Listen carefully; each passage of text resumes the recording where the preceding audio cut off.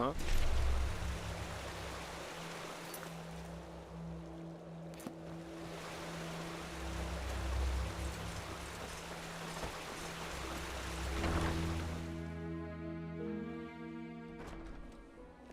Walk blessed.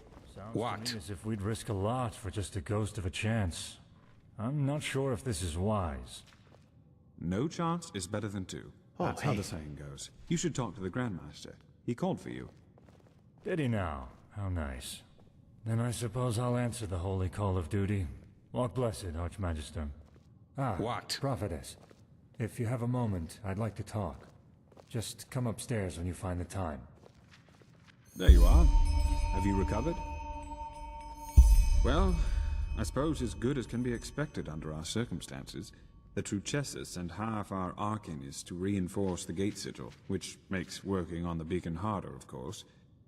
Furthermore, the nightmares have become worse, and more reports of the Red Madness are coming in. It's tragic. Truly tragic. Yes, citizens are disappearing from the city, and our outposts are finding them in the wilderness, starving and delirious. And even worse, they are extremely violent. Take care if you're on the road. Oh yes, without any doubt. The war has made things far worse. It's almost as if the High Ones draw strength from the chaos. Or maybe it's a sign that the cleansing is approaching. I don't know. Well, let's say we have a lead to a place where we could find a lead. But let me start at the beginning.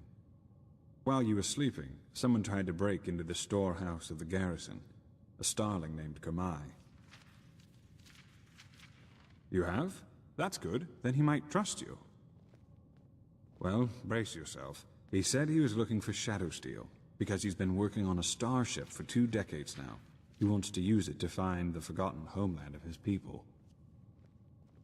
Yes. Doesn't it ring a bell? The Star People believe that their ancestors were born in a forgotten place among the stars. A place without war or hunger, where everyone lives in perfect harmony. All the technology, all the machines that we owe to them were invented to help them get back to this place. A very nostalgic idea. It really is. But unfortunately, a lot of Star People have died in that quest.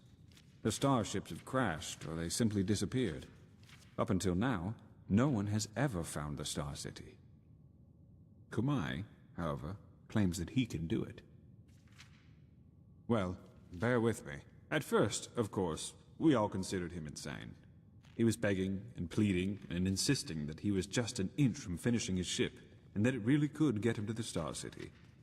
Oh, hey. Unlike the others, the Grandmaster listened to him, and he ordered the scouts in Doomville to look for the cave where he claimed his workshop was. And you won't believe it, but they found out 2 things. First of all, the ship really does exist. And secondly, he says he used ancient Starling plans to construct the ship, which were handed down for generations in Anku, the Starling city on Nerim. We had a look at them. They look very similar to the plans we used to construct the beacon. Well, either that, or the ones who created the beacon also helped the Ancient Fathers build the Star City. There's no way to know for sure, but either way, what it does mean is that the Ancient Fathers must have known about the cycle, and therefore about the High Ones and the cleansing. Well, let's put it this way. If anybody knows, it's them, and it's definitely the best lead we have found so far. So, in other words, what that means is that we need to help this Kamai finish his ship, and that we will accompany him on his journey to the Star City. Just imagine if it works. A city in the stars that has lasted for millennia. It's unbelievable. Truly unbelievable. 안녕하세요. You make it sound so easy. But in a nutshell, yes, that's what we need to do. First, you should visit Kamai's workshop in the Powder Desert. The Grandmaster and some Arcanists have already left. And needless to say, be vigilant when outside the city. The Nerimese might not be careless enough to have their camp right in front of the gates, but they have established outposts all over Enderal, as you have undoubtedly already noticed. You are familiar with teleport magic, aren't you? Here, take this scroll. It will transport you directly to the Powder Desert. I need to get back to my studies now. The more we learn about the beacon, the more fascinating it becomes. Well, well, if it isn't the prodigy. Say, is it true that you're an elementalist? One of the keepers told me. We should have a chat someday. Seems you could teach me a thing or two. Let's hope he knows what he's doing. There you are. Well, let us say that I have been thinking a lot about the decisions we make in life and where they lead us. But let's not talk about that now. I did, yes, because I require your help in a personal matter. There hasn't been a good time since the Red Madness broke out. And believe me, I wouldn't bother you with this if it weren't important. I don't think the Red Madness cares much. Hard to explain. Come. I wonder how it... Fair enough. Where do I start? Imagine the following scenario. You're in an old fortress. Suddenly a door opens and a bandit charges in. Before you even realize what is happening, he raises his bow, nocks an arrow, and fires it straight at your throat. What happens next?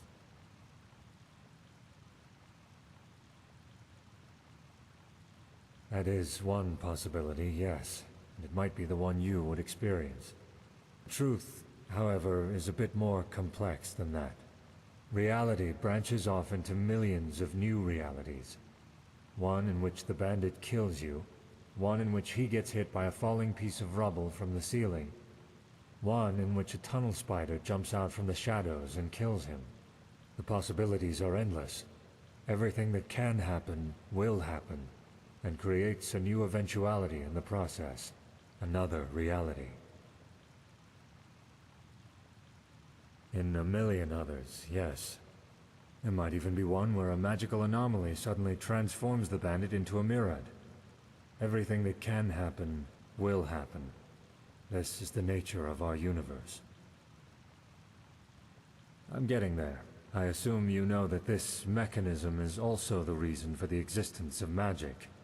An Arcanist is able to transport eventualities from one reality into another, and thus perform feats considered supernatural.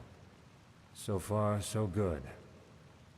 But what if there were a way to not only bring elements of other eventualities into ours, but to travel these other realities physically?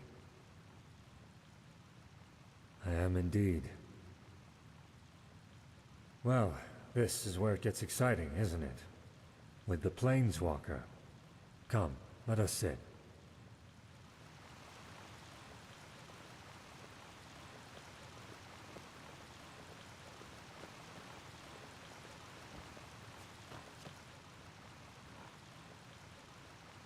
Take a seat.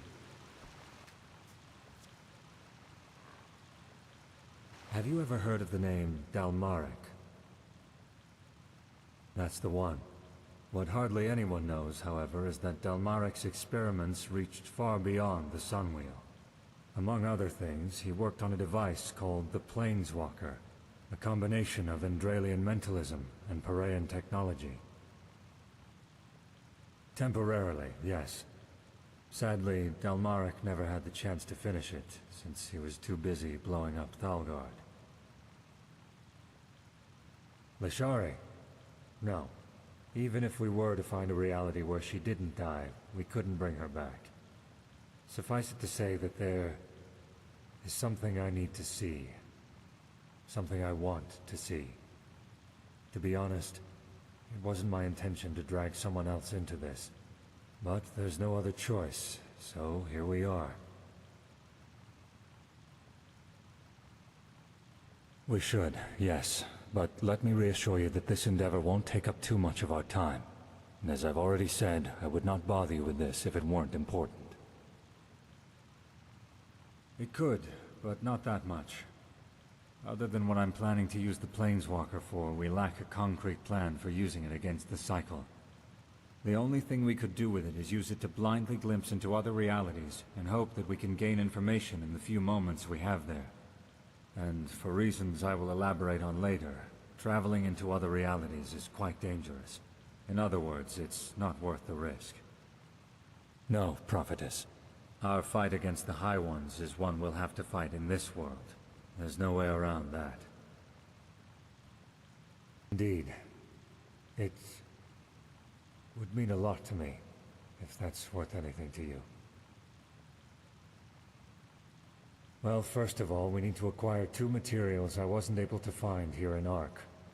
The ether crystal, and a special kind of alloy. According to my research, Dalmaric's old laboratory in Thalgard would be a good place to start our search. Yes, I'll tell you more about it later. You mean Jakil and Mjorl? Yes, they could. But their magical talents aren't anywhere near powerful enough to help with the activation ritual. Also, Sun knows why, I can't help but feel a certain amount of trust towards you. Right in the middle of Thalgard's contaminated areas, so it will be dangerous. You have a map, don't you? Here. That's where we should find the entrance. I have some preparations to make first, so let us meet there shortly. Ah, and one more thing. I would appreciate it if we could keep this matter between you and I for now. I know I've said it before, but this mission is personal, and I'd rather not have to justify it to Aranthiel. Firstly, because it's a personal matter. Secondly, it's too much of a risk as long as Khalim and his helper are still sauntering about. The less people know of this mission, the better. Oh, that's complicated. We'll talk about it once we get there. I'm not sure. Maybe later, all right? We will. I will meet you in Thalgard.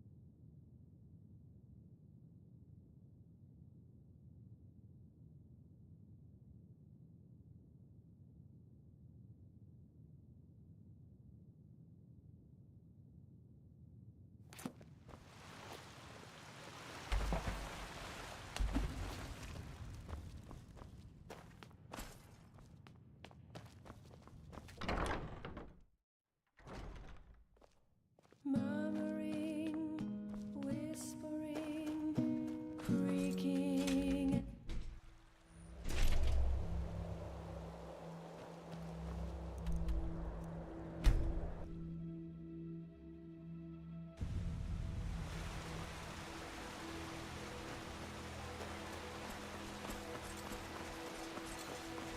I'm Obulus, my name. Please, the Lord will redeem me.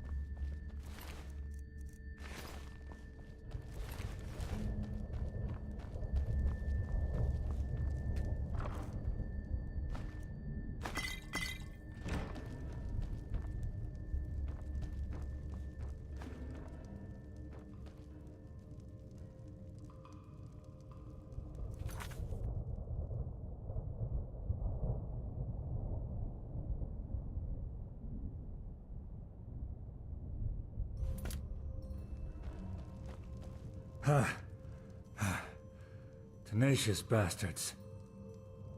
Sunborn, the descendants of those who had the dubious pleasure of surviving the Sunfire. They don't. I'm not an expert on the subject, but as I understand it, the after effects of the Sunfire crippled their vocal cords.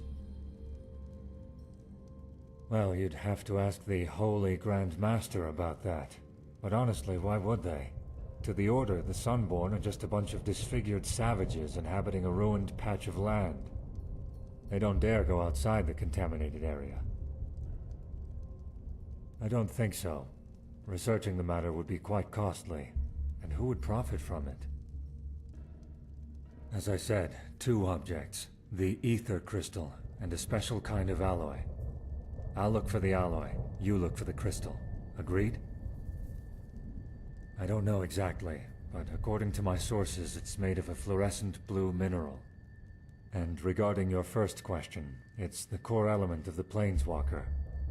Think of it as a kind of enhancer of one's gaze into the sea of eventualities. Well, the reason so many Arcanists lose their minds is that we as mages constantly perceive other eventualities. Not consciously, but as some kind of background static. The ether crystal strengthens our perception of other eventualities while we wear it. If you were to have it with you permanently, then yes, maybe. I suggest you try his old laboratory first. It should be close to the library, so further down. Come on, let's get started. Just come back here once you've found the crystal.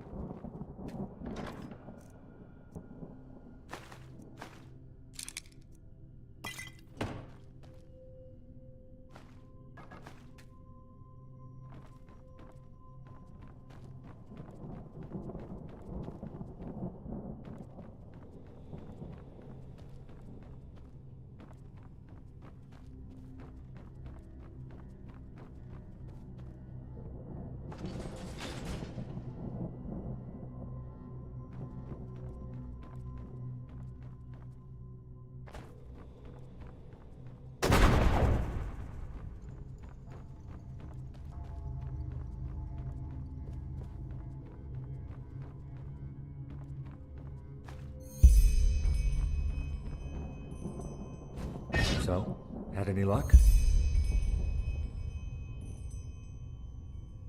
Aye, but it's all shards. The roof came down on it. What? No, that can't be. Show me. Suit yourself. No, Oh, no, no, no, no! That's impossible! Apparently it's not. So what about my pay? You'll get it.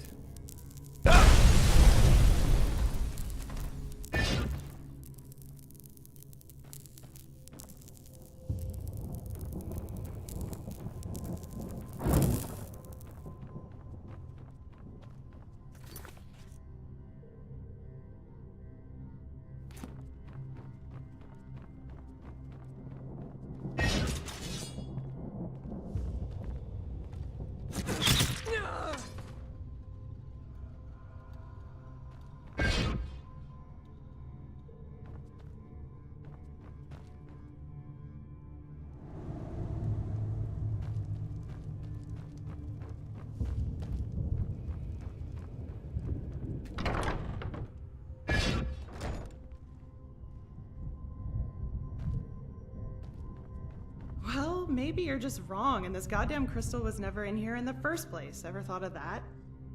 It is here. Let's keep looking. All right, all right. We have all the time in the world, don't we?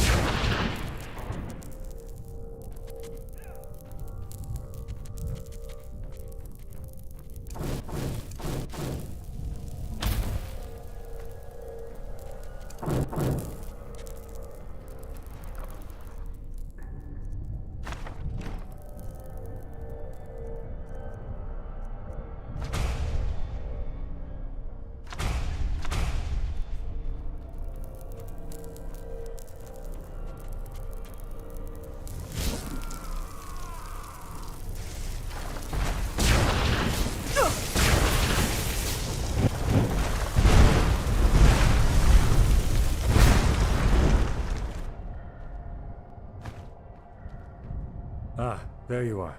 So? Doesn't surprise me. What exactly? Huh. Interesting. I suppose those were glimpses into nearby reality strands. The crystal enhanced your gaze and let you perceive elements of other eventualities in this one. The Shari. Yes, of course.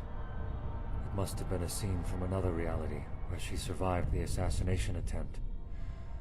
Or where she never went after the traitor in the first place. And I asked her for help instead of you, which would have been my plan if she weren't... Well, let's not talk about it. That we still haven't caught her killer is driving me insane. I did? Ah, I see what you're getting at. You're drawing conclusions about my personality because of this, right? It is. Are you aware of the fact that, quite often, a tiny event is enough to leave an impression on a person's personality forever? I don't know what the Yuzlan from the other reality went through, but it's likely that he was quite different from me. Or, who knows, perhaps the mercenary wasn't trustworthy. Either way, no need to be afraid of me. Now, may I see the crystal? Correct. Thank you. I do have the alloy, by the way. It's a bit dented, but I should be able to fix it. Huh. Fascinating. A pity we need to disassemble it. Either way, we did what we came here for. I'll take the crystal to Ark and find a safe place to store it. Here, I found this further down. Why don't you take it? It might be useful. I will need a couple of days at least to fully reconstruct the Planeswalker. I started months ago, but the crystal and the alloy were still missing. Meet me in the dust pit in the Undercity 2 days from now. It's some kind of arena, in case you haven't been there before. See you then.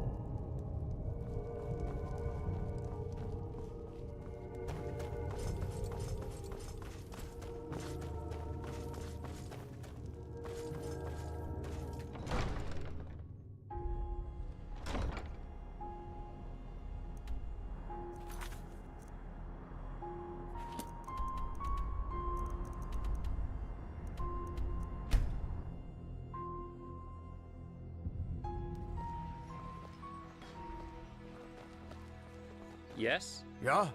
No, I just put them out for you to look at. Tell me what you need, and be quick about it.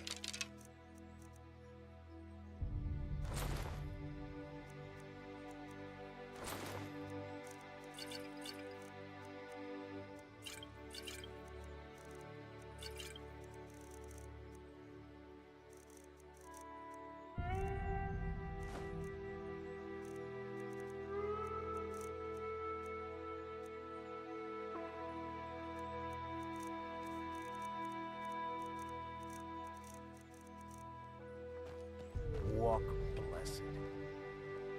Sure, take a look.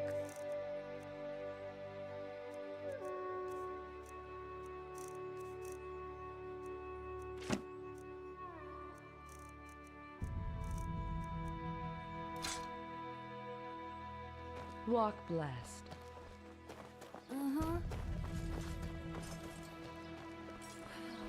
Oh, hello. I have been. Oh, a bit of this and that. Feel free to take a look.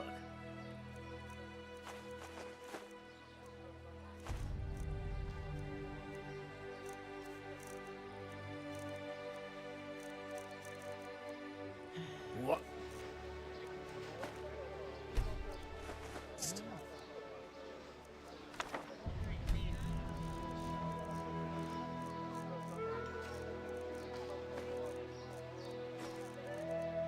Younger.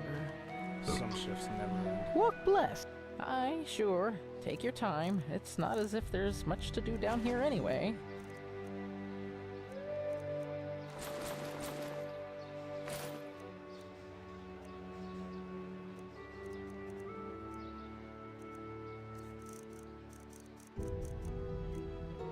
May his light guide you. Wait, I think I know.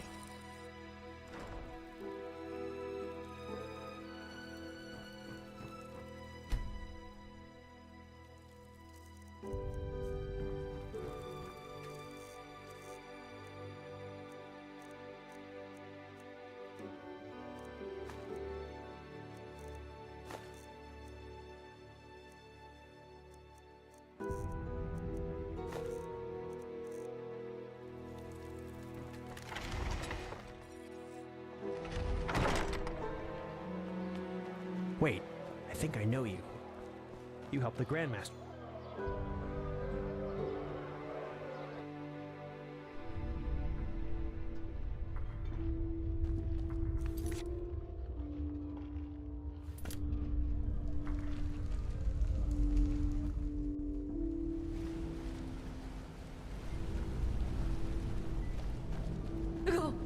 go away! You're scaring him! You're not one of the Relata's mercenaries, are you? Word has it they're hiring again.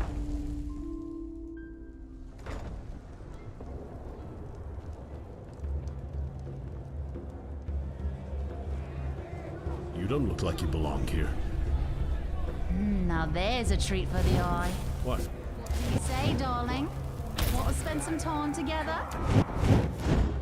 Uh-huh. From the upper city, What do you want? huh? You got guts walking around with all that stuff down here.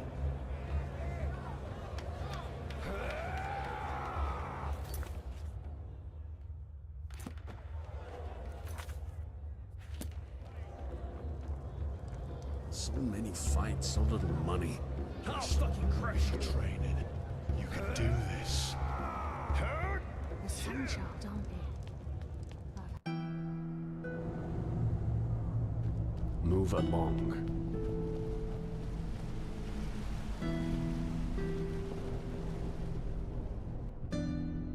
Hear my words, O path-abiding people of this holy city. Madame? This day on, Walk blessed, madame. Hide.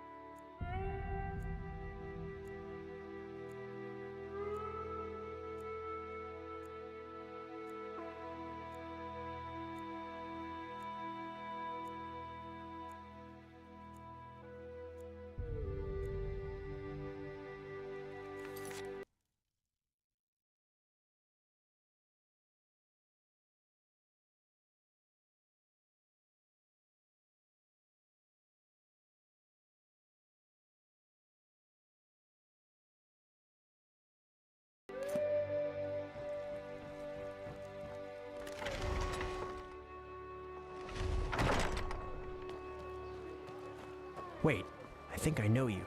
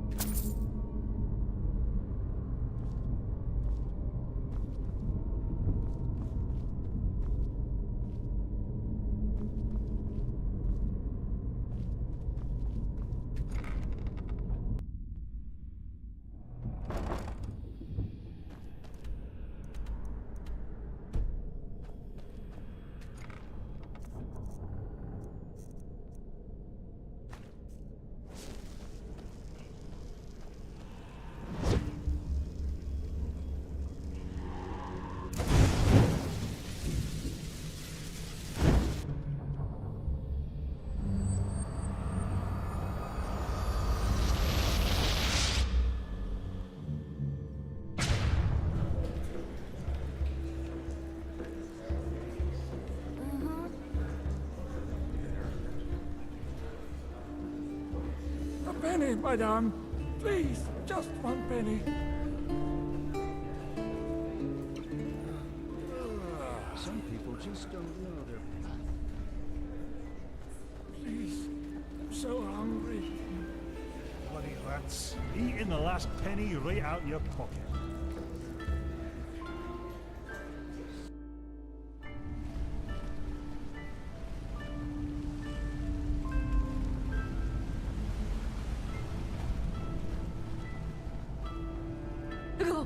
Go away!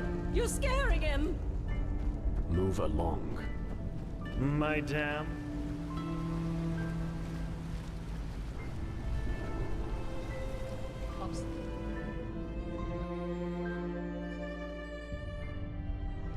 Hear my words, O path-abiding people of this whole... Madame? Wait, I think I know you.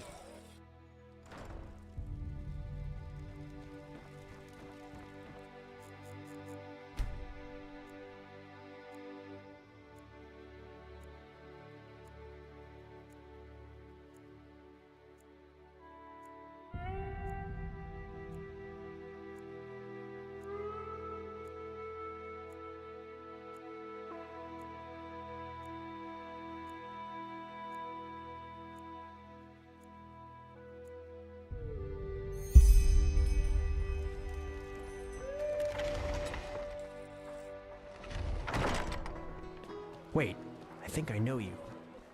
You helped the Grandman.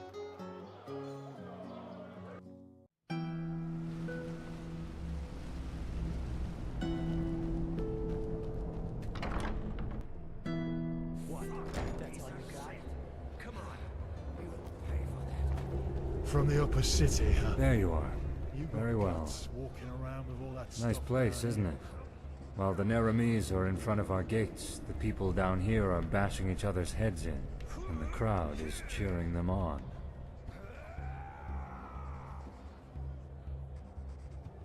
I don't have a problem with it. I don't care what people do down here for their amusement. Be that as it may, I finished reconstructing the Planeswalker. It was expensive and arduous, but the result turned out better than expected. In a safe place. Come along.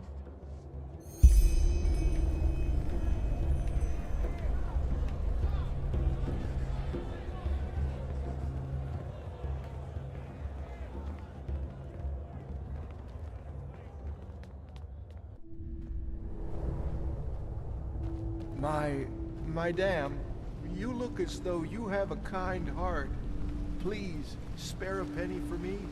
Just one.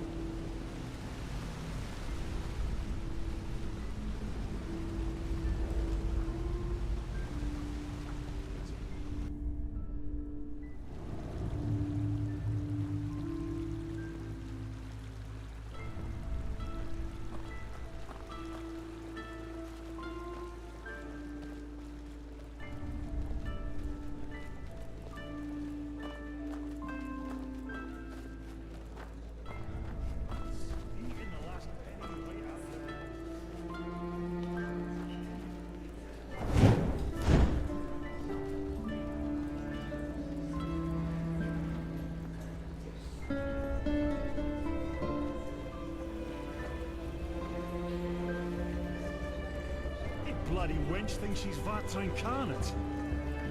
She'll get what's coming to her soon. Please, I'm so hungry. Some people just don't know.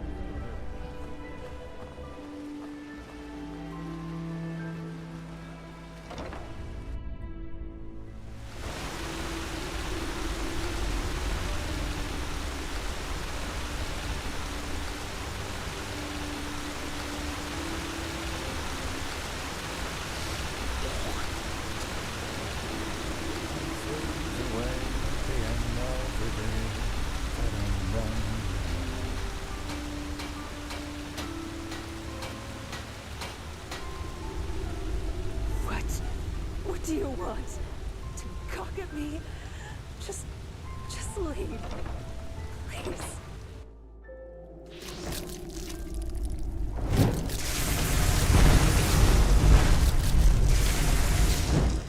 They come creeping from every corner down here, don't they?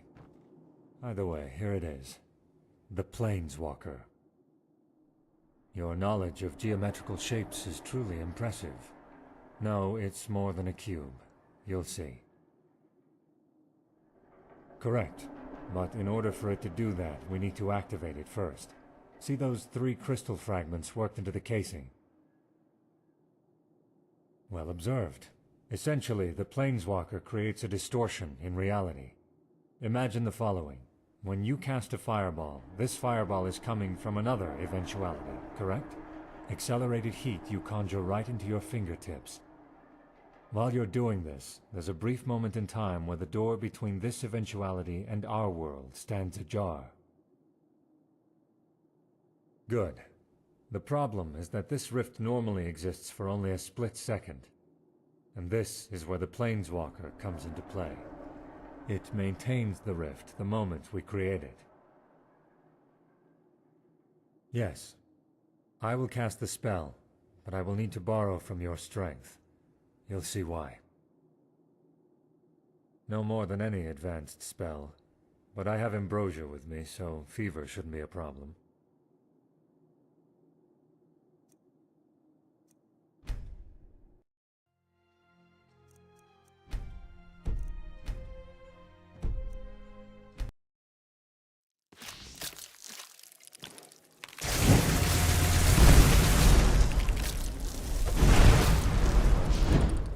Creeping from every corner down here, don't they?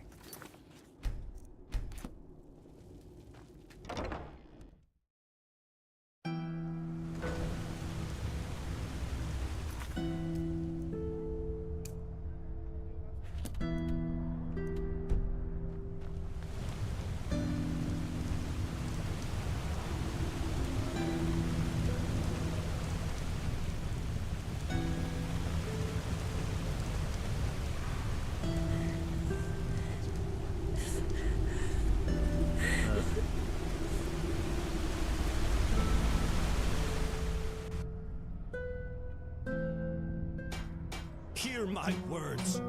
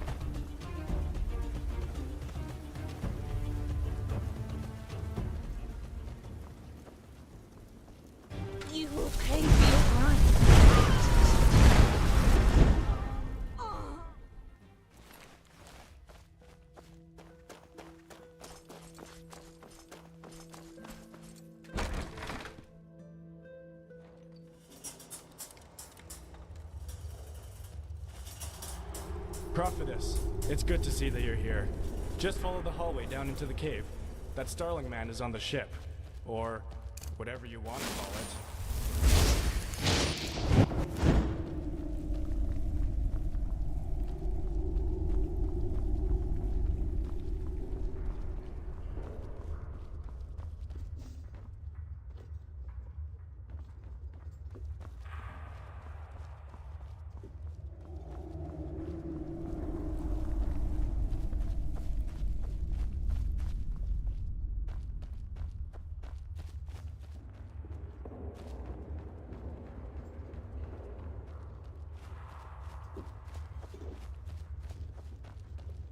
Well, he can't have built it all by himself. Just look at that thing. It's unbelievable. I know, but apparently those steel spiders helped him. Interesting creatures, really. With enough of them, we could build another sun temple. Huh, probably. Still, it would be better if we used the machines to build more.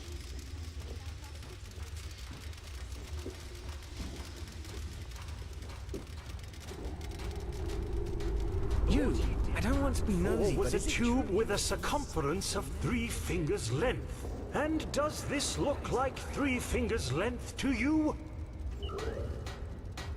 His thoughts exactly. Now bring him a new one. Chop chop.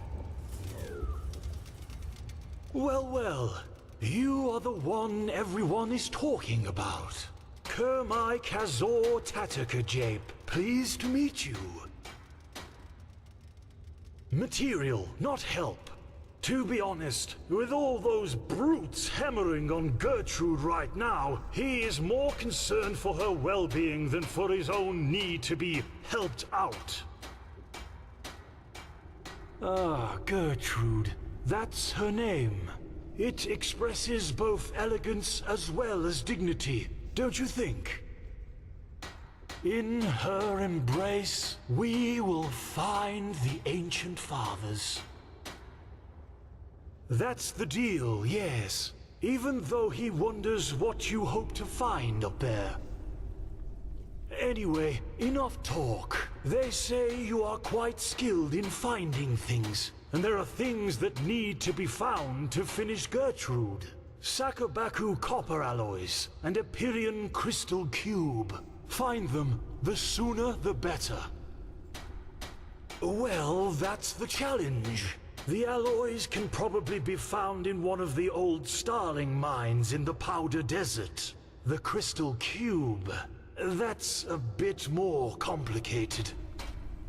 But as far as he knows, you might find one in Thalgard.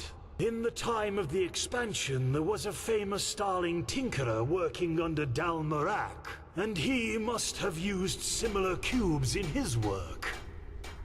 Here, I'll mark both locations on your map. Please don't die. That would be most unpleasant. Ah, and one of the arcanists was so kind as to put a teleport rune in the cave, so you can use this scroll to return here. And now, excuse him. There's a lot to do, and Gertrude does not like to be kept waiting.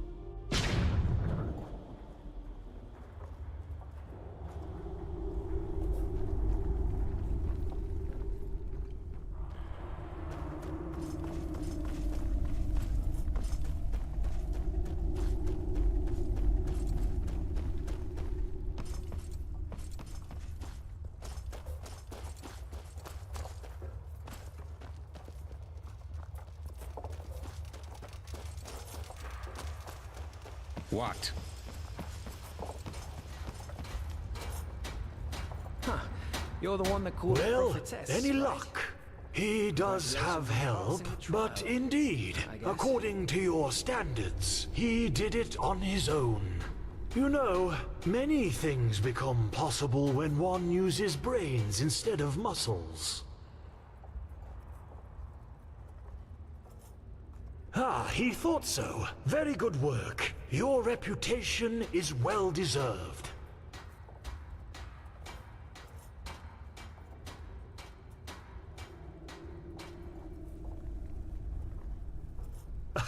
Well, you know, according to the prophecies, the Star City has existed for tens of thousands of years now. In Asatoron's days, in the days of the Pyrians, and even in the days of those who were before them.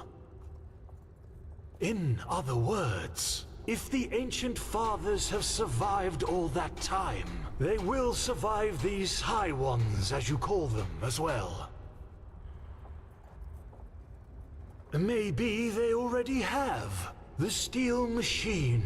This beacon you have built on the Eye of the Gods. Isn't it possible that the Pyrians acquired the schematics from the Ancient Fathers? And even if that's not the case, then the Ancient Fathers simply choose not to intervene. Can you really blame them? Look at what mankind has done to the world ever since they've been here. If the Ancient Fathers consciously avoid interfering, they have their reasons. Don't judge them before you have met them.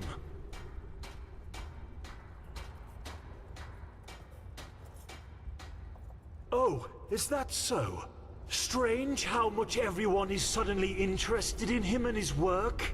Back then, when they still thought he was a poor tinkerer and had no idea of Gertrude's existence, things were quite different. They humiliated him, they bullied him, and without his inventions he might not have even had the coin to afford his lodgings in the foreign quarter. So please, do him a favor and keep that in mind the next time you judge him. And by the way, even if he did want to help you and your people, he's a creator, not a destroyer. He knows nothing of cannons, centurions, and whatever the rest of his kind have come up with to help you people kill each other. But forgive him. He should not be so harsh. You have helped him with the birds, and without them he'd probably never have come so far. Perfect, that's them. Good work. Perfect, that's them. Good work. Yes, he didn't expect it, but you and your order have been of great assistance indeed. Give him one more day and Gertrude will fly through the heavens like a fairy. Ah, and you should go to the captain's cabin before you leave. Your Grand Master arrived a short while ago, and it seems he wants to talk to you.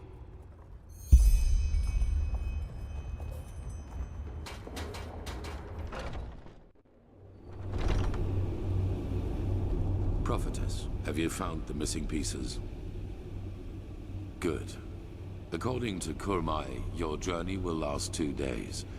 I've instructed him to first head for the Nexus Tower. According to the Starling writings, this is where the Ancient Fathers kept all their knowledge. The heart of the Star City, so to speak. And you will not be traveling on your own. The mercenaries, Sakaresh, Magistra Yaela, and her adjutant will accompany you. I expect you to be back in the temple in 1 week, with knowledge about the Numinas. As long as Sharim's barriers are holding, yes. However, we should not rely on them. They will be there when the ship leaves. Before you go, however, I suggest you return to Ark to properly equip yourself. Who knows what you will be facing up there?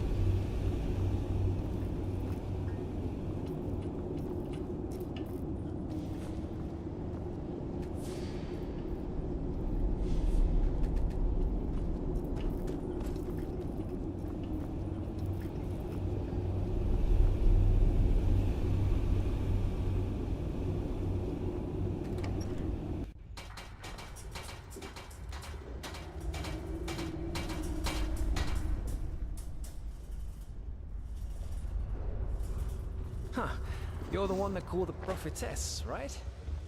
Congratulations on passing the trial.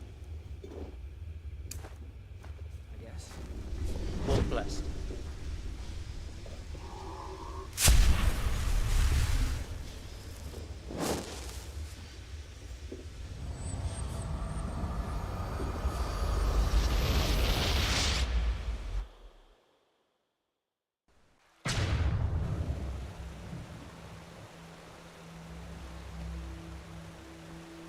Yes? Yes?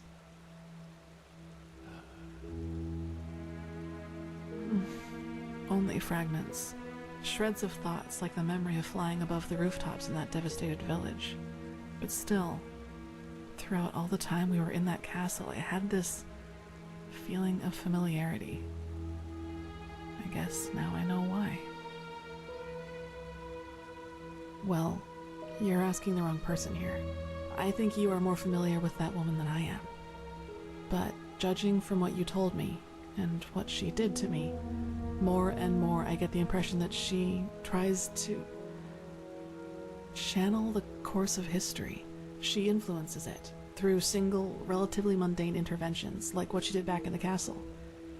But this is just guesswork, Sayira. I don't know.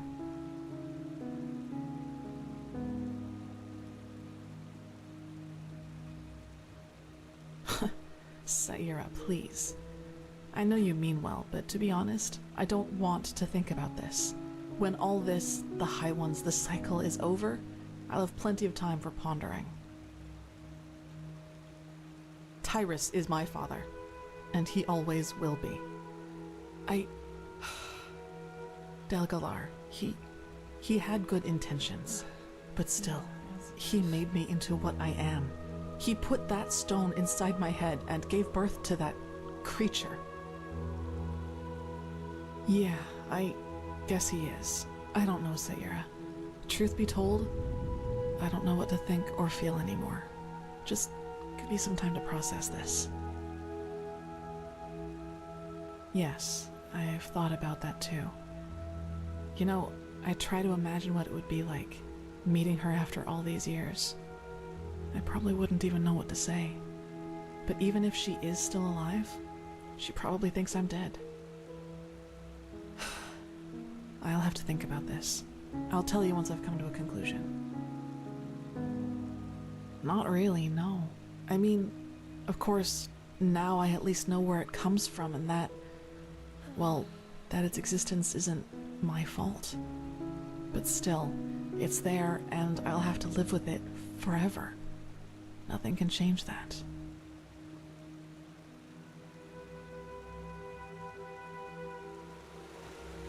A machine that can banish these High Ones.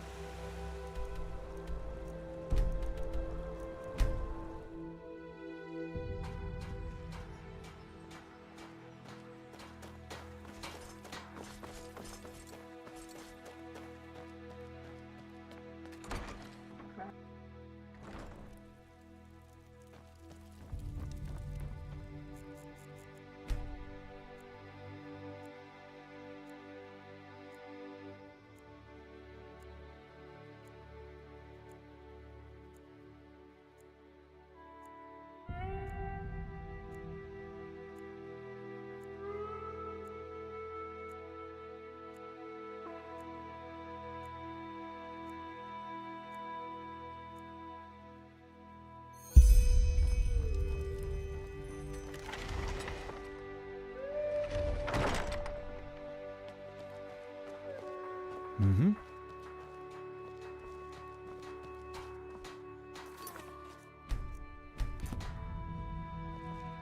The light fade. So what? At the end of the day, ta-dum-dum.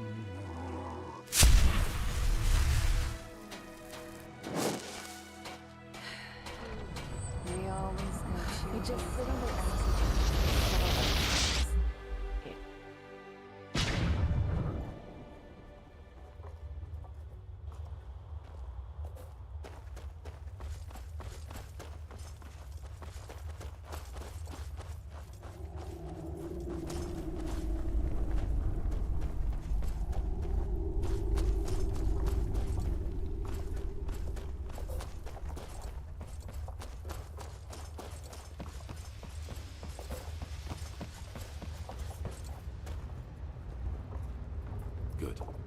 on their way back, the others will be able to steer the ship without you, correct? Yes, they won't be steering anything, to be precise, because Gertrude flies on her own as soon as the coordinates have been set. He thanks you, Tealor Aranthiel. Any other Grand Master would have laughed at him, but you have listened instead. Now he will be the first of his people to meet the Ancient Fathers. It is hard to believe that. Walk blessed, and all the best for your fight. Thank you. Look who's here. Talk to Kamai if you're ready to start. He's just waiting for your signal. Saira, it's good to see you. The others are expecting you. And there's one more thing. This amulet belonged to my son. I want you to have it.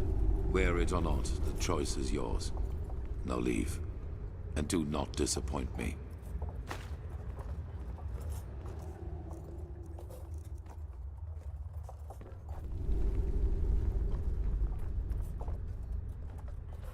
Welcome aboard. How are things going? Are you ready? Well then. All aboard! Then raise the ramp! She's taking off! And there we go. Good. Very good.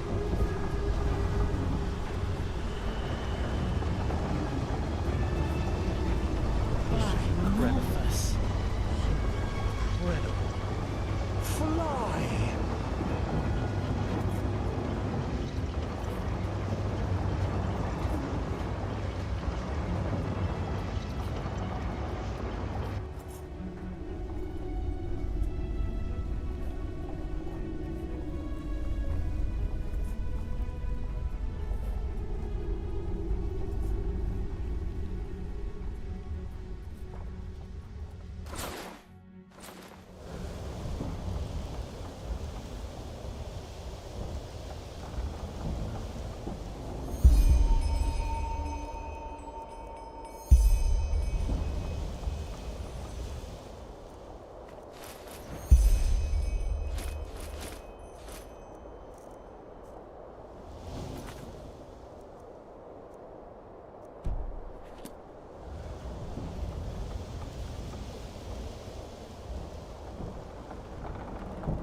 It's a crazy world, isn't it? On our way to a forgotten city in the clouds, and I'm part of it. It just sounds surreal. But anyway, it's good that you're here. I wanted to talk to you. Do you have a second? You have a point there. How should I put it? I wanted to thank you. I'm not sure if you know it, but all that's happened since I plucked you out of that thicket on the Sun Coast, it did something to me. I think I've understood something, as corny as it may sound. It's hard to put into words. You know, I still believe what I told you that time we met at the Dancing Nomad. That we all act as we do because we hope it makes us happy. But somehow, in no small part thanks to my father, I've always considered responsibility and being happy to be contradictory. But actually, that's wrong. It's the exact opposite. In order to be truly content, we need connection. To a person, to a cause, to anything. If you never find that, you'll never find yourself. Yeah, I said that. And I still think it's true to an extent. You're on your own if you want to be. I'm responsible for what happened to Adila and to Lycia, because I never wanted to be responsible. Sounds strange, doesn't it? But I can't change what happened. I'll just have to live with that. Maybe, maybe not. In the end, I can only speak for myself. The fact is, though, that that it feels like I owe this world to be right here, right now, as part of something momentous. And I like how that feels. That surprises me. No matter how all this ends, I will have no regrets. The same goes for our friendship. That's what I wanted to tell you. Despite all the trouble we got ourselves into, I'm glad that our paths crossed. For whatever reason they did. Thanks. But anyway, enough of this sentimental babble for now. You should probably rest a little. Who knows what awaits us up there?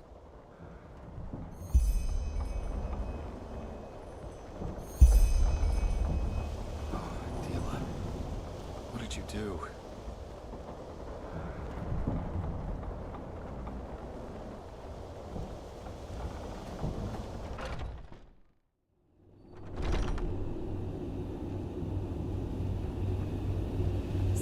How are... Okay, let's just skip the small talk. I was never good at that. I wanted to see you because there's something I need to show you. Follow me. I couldn't sleep, so I used the chance to take a look around. The thought that Kermine did this all by himself... It's incredible. It would take dozens of Undrelian craftsmen at least 5 years to do this.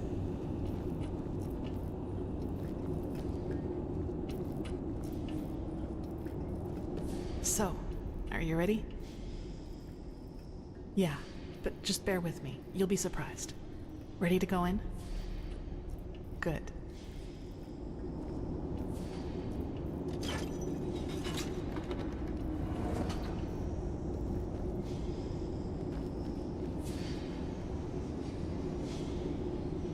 Kurmai told me about this place. This sphere is what keeps us in the air, and it draws its energy from the water. Crystal water, that's what he called it. I just had to see it for myself.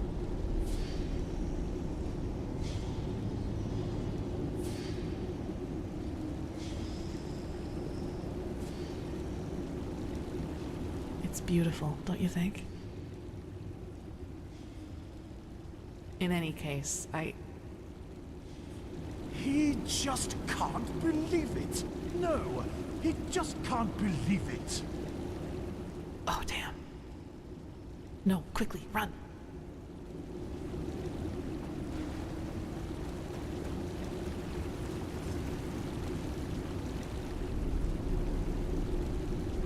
That should do it.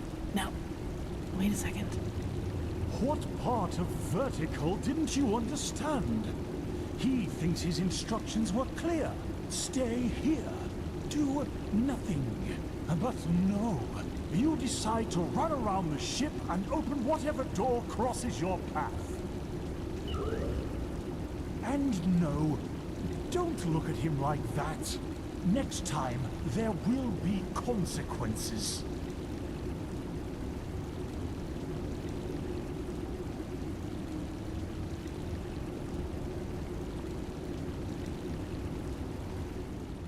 Well, okay. Yes.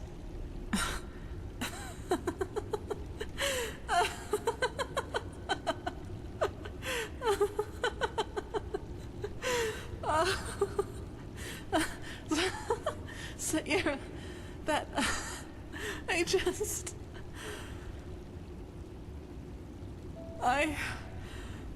by the name of the sun, I just can't believe it. Here we are, on a mission to save mankind, and instead of sharpening our weapons and talking gloomily, we play hide and seek like two little kids who just stole an apple from their neighbor. That's just bizarre, isn't it? No, it hasn't. Anyway, I guess we're safe down here, at least for a while. But actually, I don't mind. This place, it makes me feel serene. Lets you forget why we're here. Do I? In a good or bad way? That's good to hear. You know, Sayera, I've been thinking about what happened in the castle and the talk we had after that. Well, do you remember when I said that I should maybe just give up and accept that I'll never be able to fully control that thing inside me? You tried to comfort me and told me that what happened in the castle was just an accident, and that with just enough tenacity, I could make sure it would never happen again. At first I was grateful, but then I thought about it and realized that there was actually some truth in what I had said. You know, all my life, I've tried to kill that part of me because it made me feel despicable. And every time I failed, I hated myself for it and thought that I was just too weak. But that was the wrong way to look at it from the very start.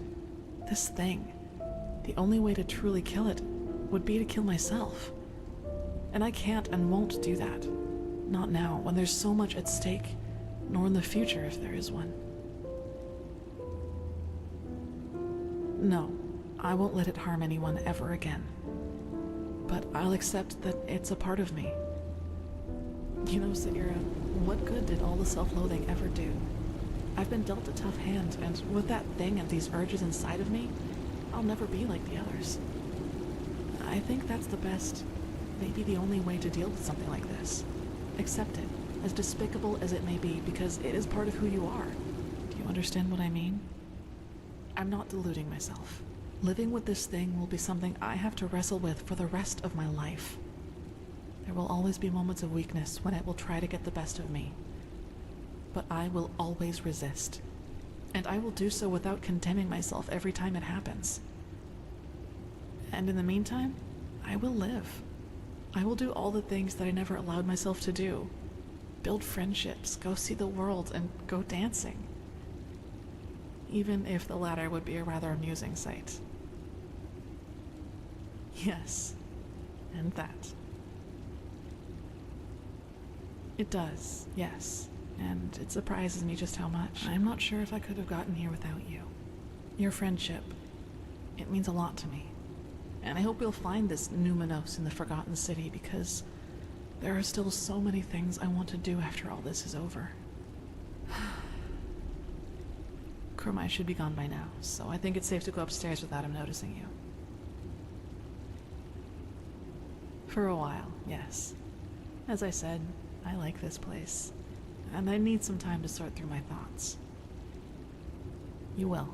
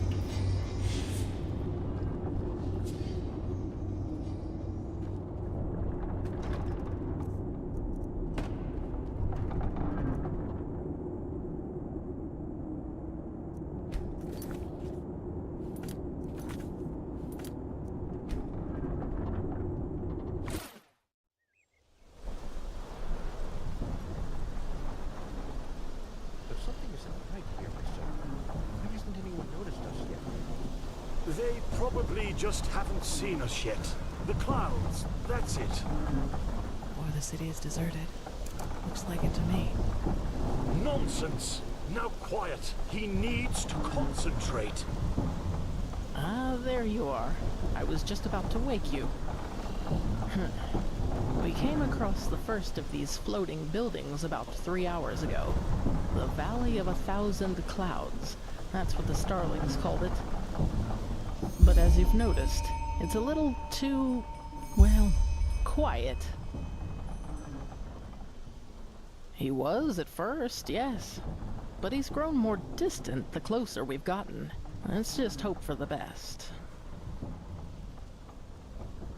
Correct, yes. The Nexus Tower. By Malphus, it's a pity we don't have the time to explore this place more thoroughly. Just imagine how much history is hidden in each one of these stones. It's incredible. Maybe we can come back here one day, once we've stopped the cleansing. No, not at all. But who knows? Maybe it's as the Starling says, and we'll be surprised. Well, first of all, let us take a look at it up close. Then we'll see. Still, no one. That must mean something, right? He will find them. He will find them, and they... Hey, wait! By the righteous path, that's Not good at all. Come on, we have to follow him.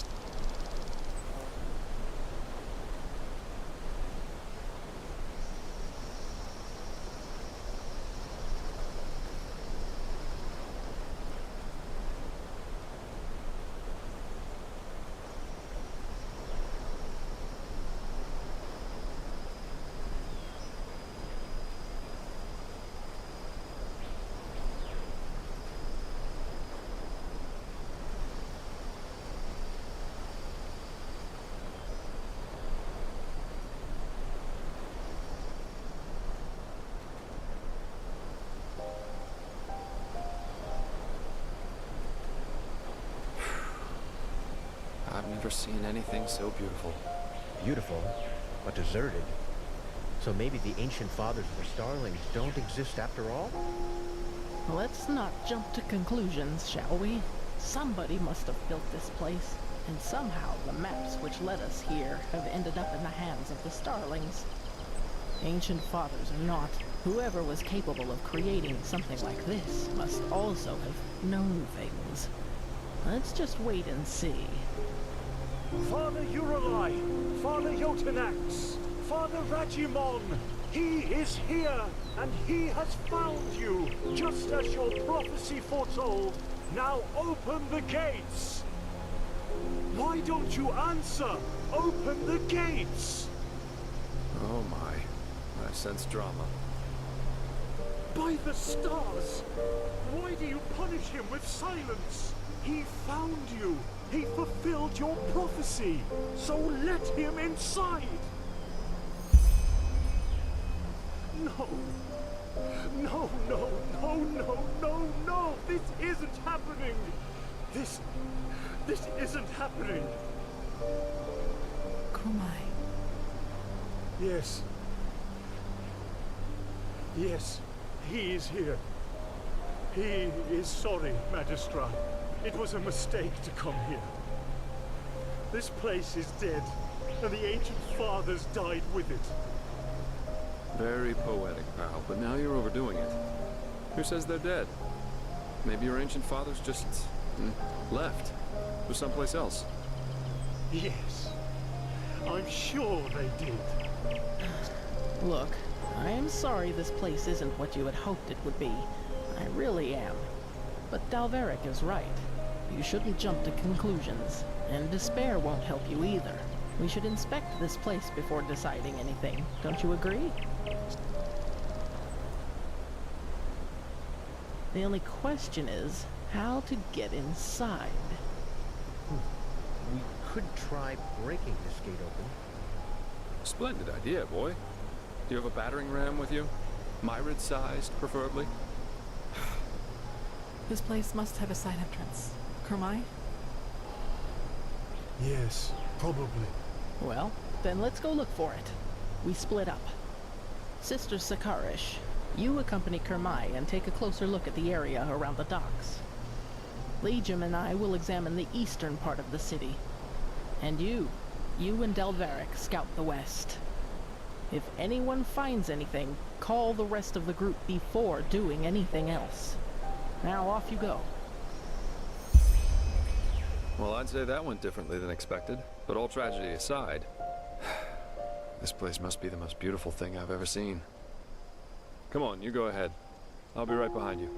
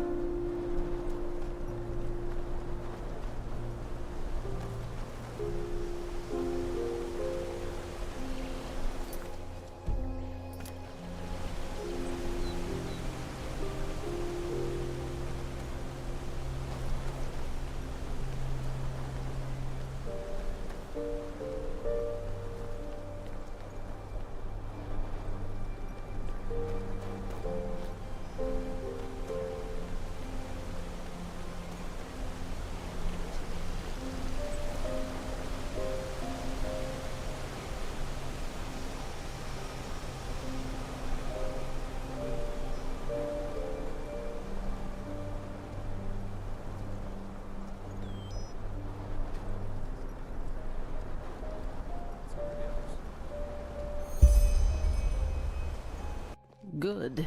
That looks exactly like what we needed. Anything we should know about the interior, Kermai? Traps? No. Well then.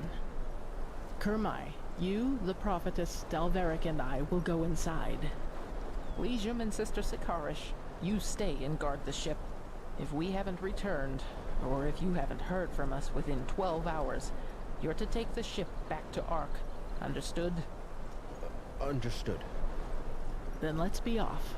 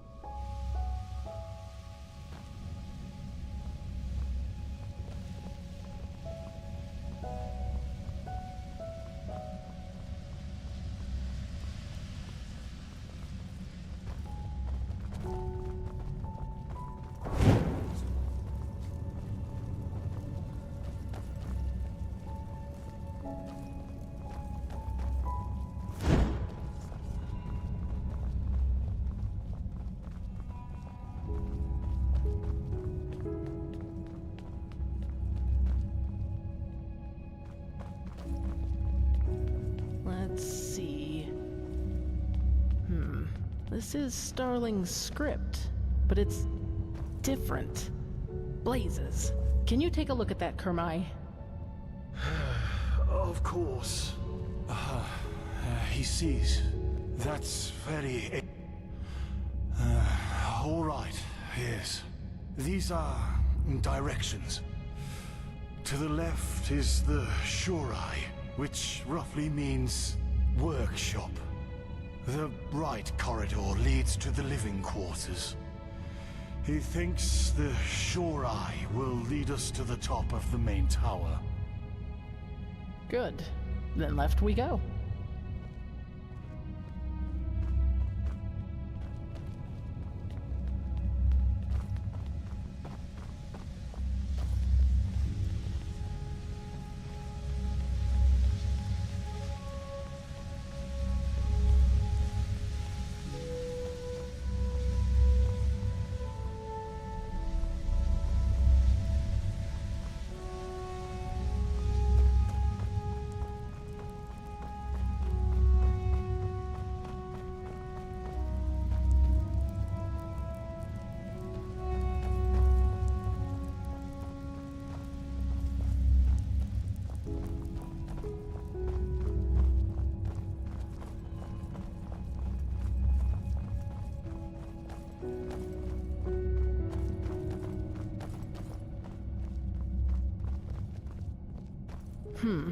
I suppose this is where the council held their meetings, isn't it, Kermai?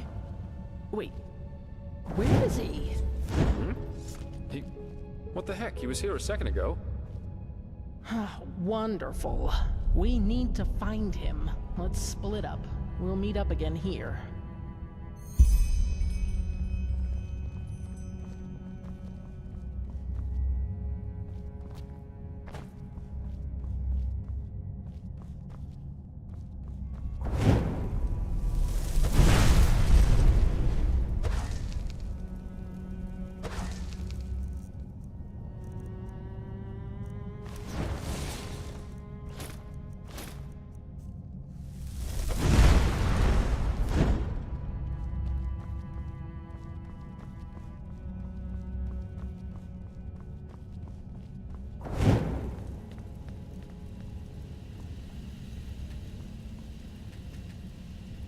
So,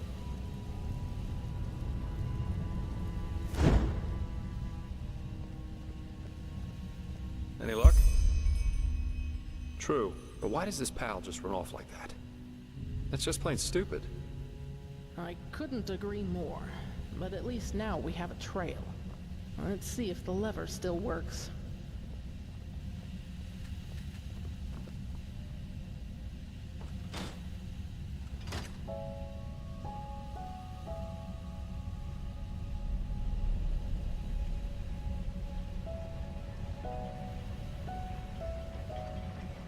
There you go. Then let's see where that leads.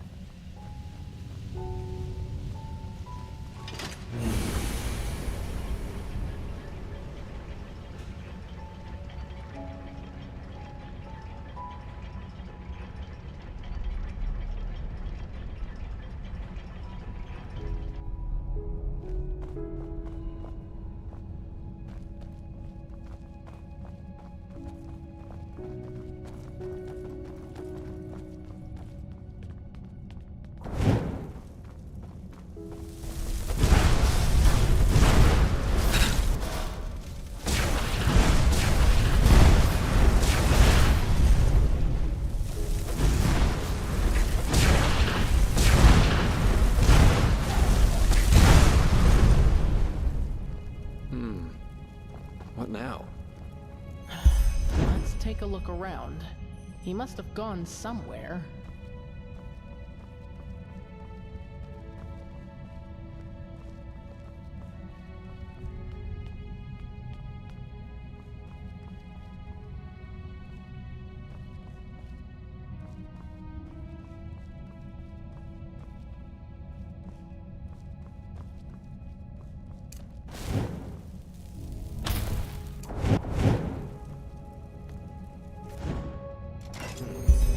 That's what I call well hidden.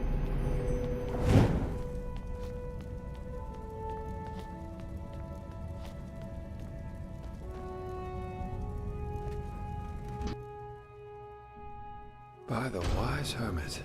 What is this place, Magistra? Can you read the glyphs? I'll try. Yes, that? Tower of Memories. That should be it. Good question. They look like energy sources, don't they? The same as the Pyreans used. And that power, it's immense. Let me read some more. Blazes, this is tricky, but by Malphas, yes! Yes? We got lucky. The prophetess was right. This is an archive. The archive, to be precise. The gathered memories of the ancient starlings. They don't seem to have memorized a lot, then. We will see about that. Come.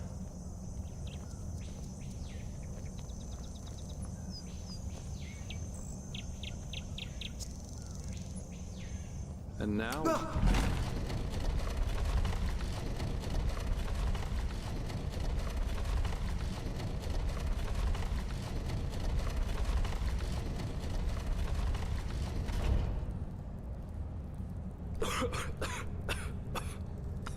So, Magistra, I'm guessing a word of warning would have killed the drama? One moment. Ah, here.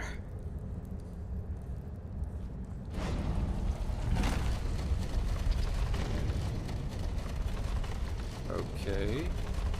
The Starling prophecies were right. The ancient fathers have lived in this place for eras, maybe eons. And throughout the years, they have documented the rise and fall of every civilization. And we're just about to see their memories of the Pyreans. Correct, and they witnessed all of it. Their creation, their bloom, and their downfall. The same goes for many, many cultures that were before them. Well, that's the big question, isn't it? But I fear we have no time to wonder about that, at least not for the moment. Correct. And yet they never helped any of the civilizations that were extinguished by it. Who knows? Doesn't that die? Maybe their hands... Who knows? Maybe their hands were tied somehow. Or that. But that's just speculation. What we do know is that neither the Red Madness, the High Ones, nor the Cleansing could harm them, and that their knowledge might be the key to completing the beacon. Oh, would you look at that? Welcome to the memories of the Ancient Fathers. Let's see what we can learn from it. Yes, the Grand Master was right about this.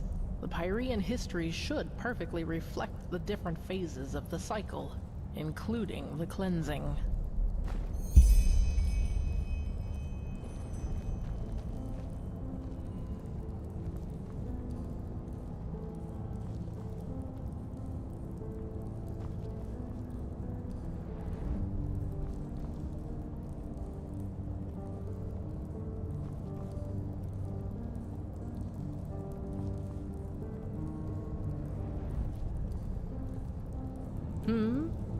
Huh? The second step of the cycle, just as the Grandmaster said. A first civilization arises, blossoms, and falls.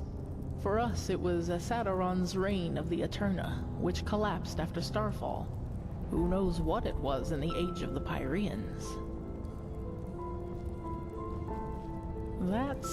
Let me see.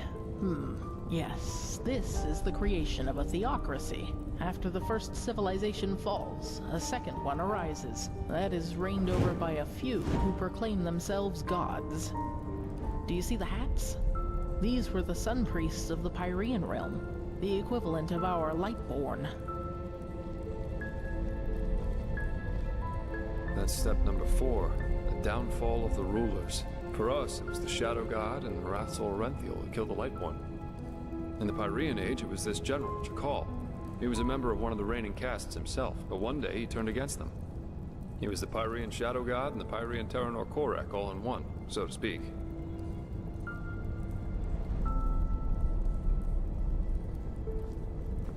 The chaos, the war, the Red Madness. This is the 5th step, where we are right now. Do you see this shape in the background? This must be the High Ones, who are behind all of it. The cycle nears its end.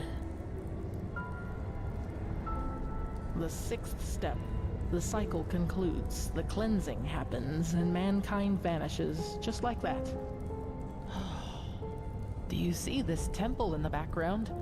This must be the temple in the city of 1,000 floods, the heart of the Pyrean realm. That's the first step of the cycle. Out of nothing, life forms itself, and from that life, man evolves and starts populating the earth. And after the 6th step, it all starts over. So this is the final proof. Everything that has happened to the Pyreans, and probably to those before them too, is now happening to us. That's the question, but by the gods. What? Farewell, mankind. It ascends to the sky, to the High Ones. Mankind doesn't vanish at the end of a cycle. It becomes a High One. That is how they reproduce, how they feed, or whatever you wish to call it. Don't you see? These shapes that ascend skywards. They're thoughts, our consciousness, our souls, and all of them together form a new High One. So you're saying what a High One really is the consciousness of an entire civilization? Yes, it's our memories, our thoughts, our dark knowledge, our collective consciousness. This is monstrous. Yes, by the righteous path, that's it. Korek is right. In a way, humanity does reach a new level of existence, because it becomes one of those beasts. Oh, yes, we do. The word of the dead. You said the aged man left it for you, didn't you? Then this is the way. The Numenos. I know what it is. Or rather, what we need to fill it with. The essence of a High One. It's hard to explain. The problem with the High Ones is that they don't have a physical shape, and this makes it hard to fight them. They are everywhere and nowhere, just like the air. This is why we need the beacon to fight it. It has the power to banish them. It's an assumption, but a well-grounded one. What the beacon does is channel massive amounts of energy and unleash it on its core. Isn't it logical, then, that we need something of what we want to banish? Like an energy signature inside it. It might sound far-fetched to you, but it feels right. You're correct, it is not. But I don't see that we have any alternatives, do you? Well, this is where it gets complicated, but I think I also have an answer to that. The word of the dead. We need to use it on a High One, to enter its mind. If there is any place we can find a High One's essence, it is there. Well, that's peachy. Now all we have to do is find a High One who allows us to use the word of the dead on him. Should be an easy task, considering that they've already been so cooperative. That is correct, but I know where to find one. Where the last cleansing took place. That is where we need to go. And once we are there, you need to listen to the echo. Of course, you can see what happened back then. Correct. The echo grants you the ability to feel and relive the memories of this world. But since the High Ones are immaterial and will not reveal themselves to us when we want them to, all we can do is travel back to a point where they did. The last cleansing, where the Pyreans became one of them. Yes, this means that we have to find the holy city of the Pyreans, where the last cleansing took place, the city of floods. Yes, but we just learned that devouring us is what allows the High Ones to create a new one of their own. In other words, death is what a High One consists of. It's a giant, sentient, and ethereal corpse in a way. If the word of the dead doesn't work on them, it shouldn't work on anything. At least, that is one way to see it. Let us hope I'm right. Well, I hope this place can help us find the answer. If the ancient starlings witnessed the entire cycle of the Pyreans, then they surely knew a lot about the geography of the world as it was back then as well. We need to keep searching. Come, let us go back to the tower. Entities reproduce by devouring the consciousness of an entire civilization. If I didn't know that all this was actually happening, I'd say that someone had had one drink too many. It just sounds so bizarre. Is it? Don't we ourselves breed pigs so that we may eat them once they're fat enough? In a way, the High Ones are just like us, except that it's our thoughts that they are after rather than our bodies. It bears a certain kind of logic. You cannot deny that. Oh, yes, totally. You know what's kind of funny about all this?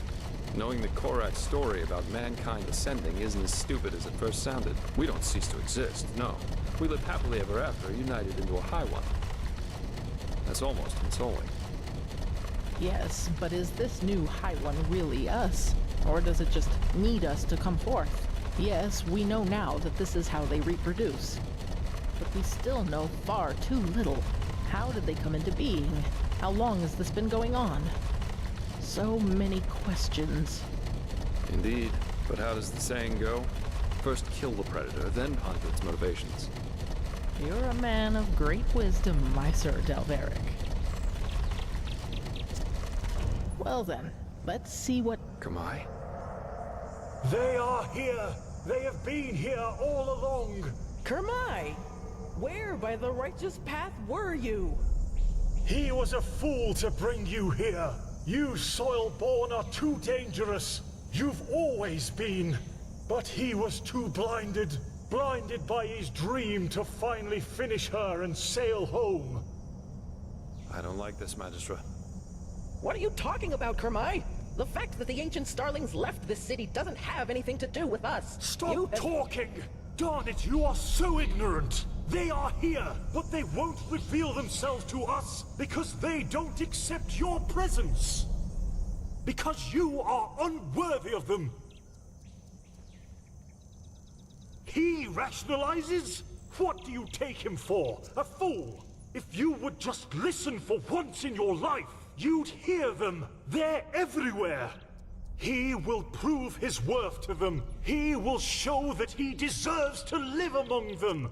The Soilborn have to die, and then the Fathers will reveal themselves. But how? Kermai, stop this! Right now! The defense system, of course.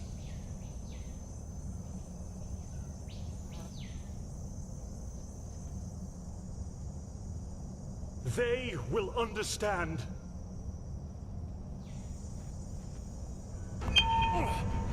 To arms. What is this?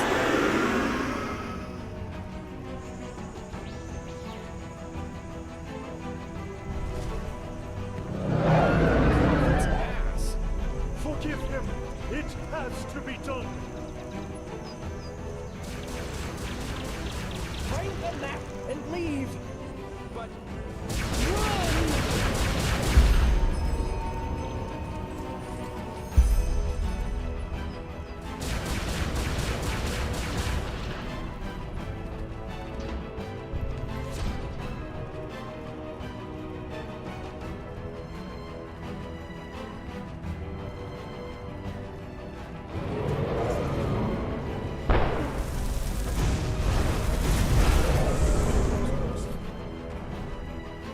Shit! Defend yourself!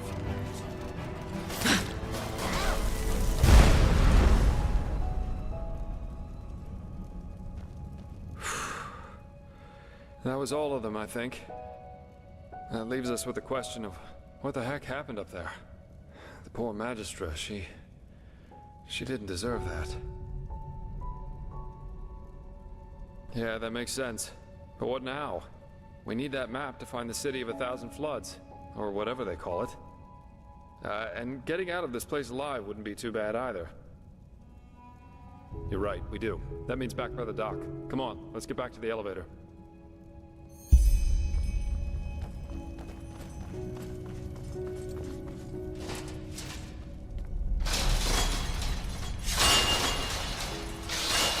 Damn it. So much for that. I guess so. Let's look around.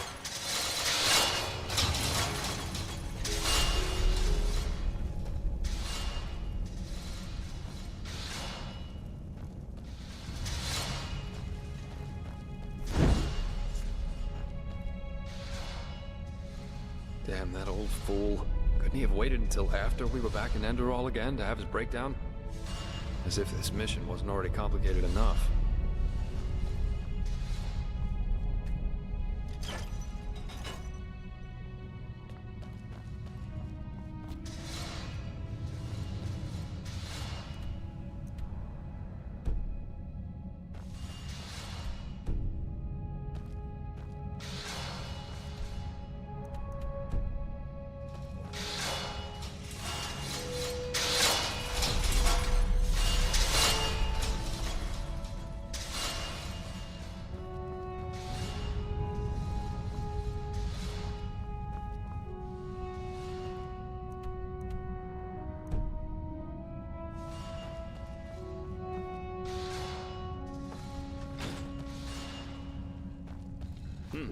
That looks good. Let's hope it also leads us down to the tower.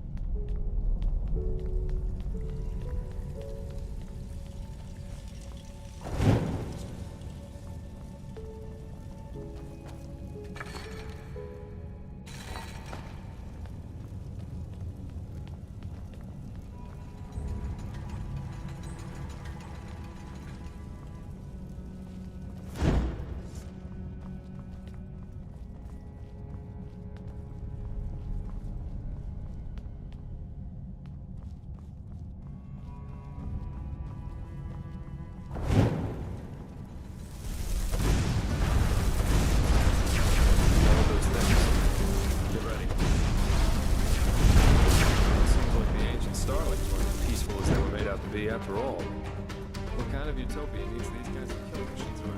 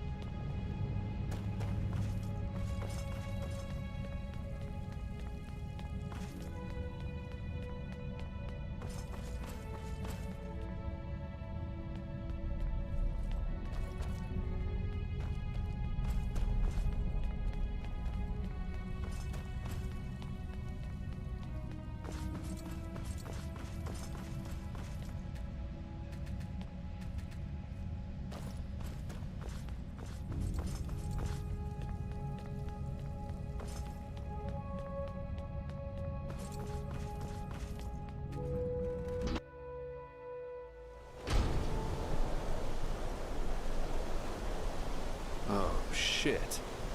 That doesn't look good.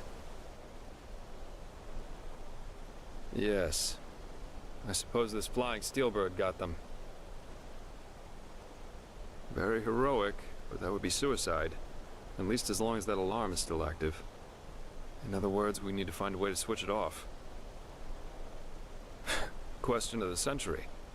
But my first guess would be somewhere within the tower itself. The Shuriai. Kamai said it meant something like workshop. That sounds like the best place to go right now. Come on, let's go back inside.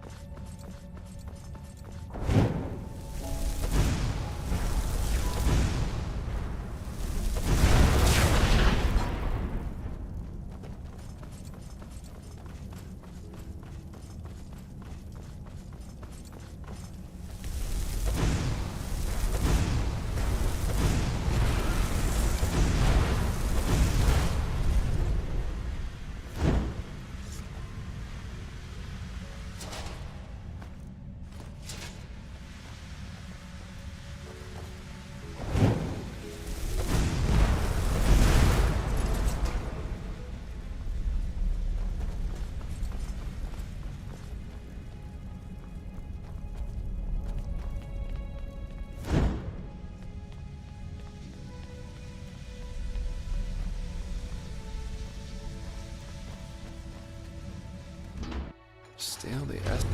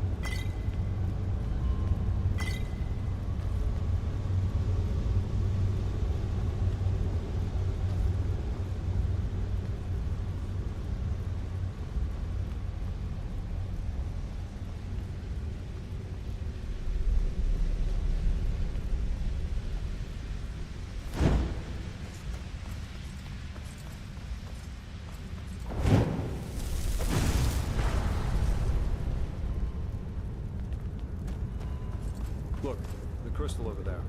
That looks promising.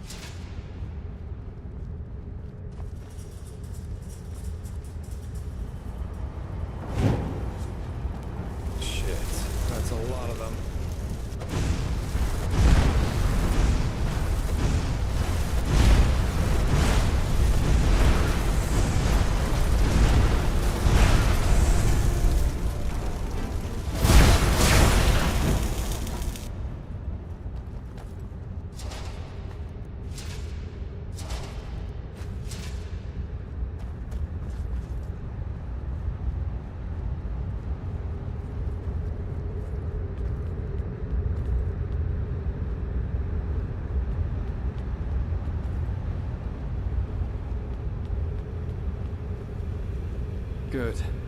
Now let's see what we can do to deactivate this alarm. So, did it work? Damn it, but... Run!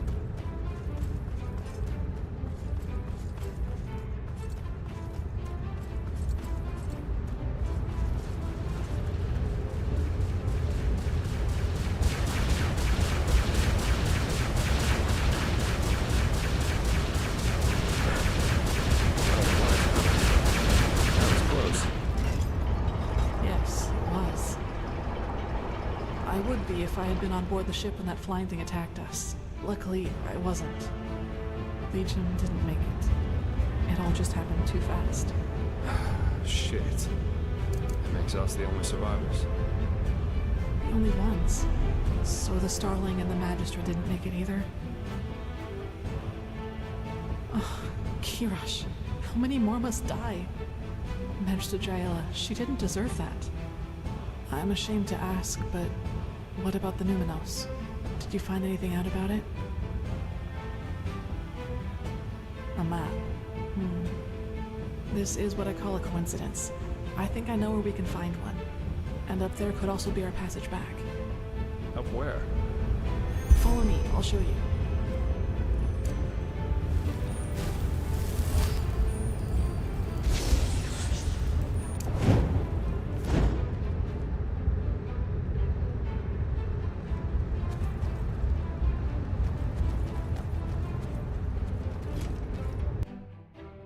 How did you make it here, anyway? And what is this, some kind of tunnel system? I think so, yes. They must have been shortcuts for the ones tasked with keeping this place running to quickly get from one point to the other. Just what we need right now. And concerning your first question, I suppose I simply got lucky. There was another entrance to the tower we overlooked.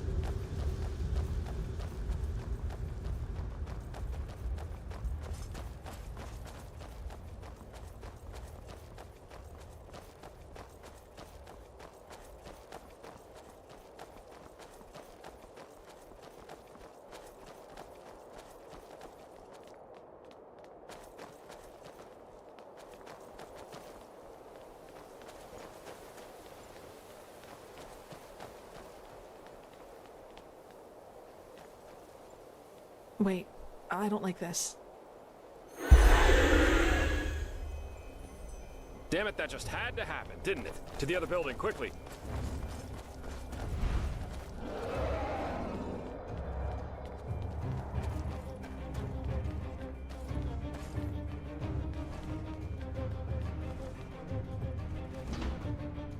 That won't hold up for long. Care to fill us in on your plan now, girl? First we need to find the map. And then, well, then we each take a seat in one of these capsules and let ourselves drop. We let ourselves drop. They are escape pods.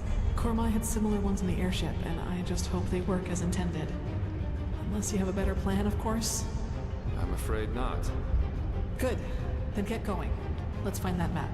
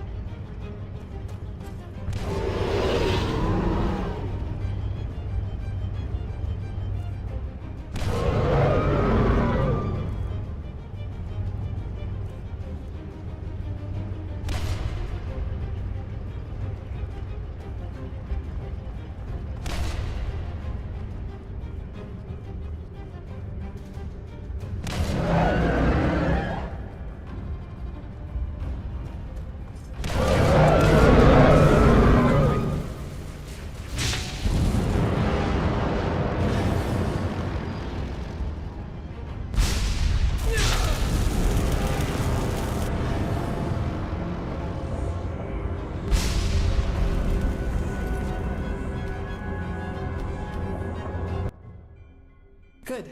Then get going. Let's find that map.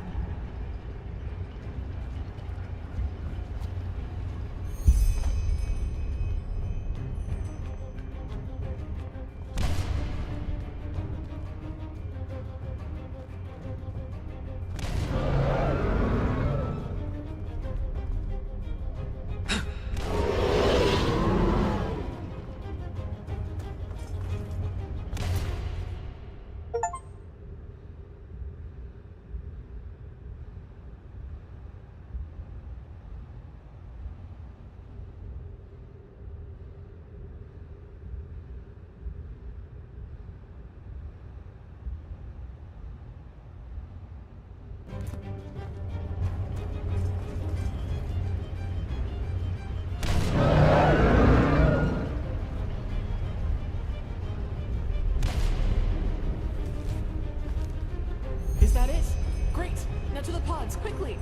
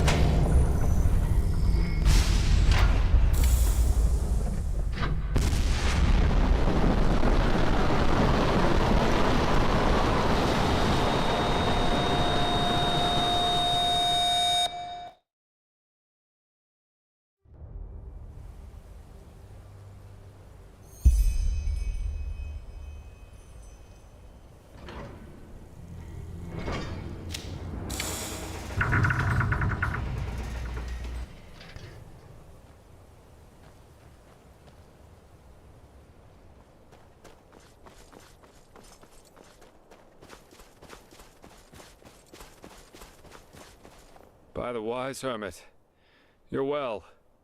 Either these ancient starfolk had butts made of shadow steel, or they should seriously rework the landing parts of these things. Come on, let's go look for the girl. She can't be far from here.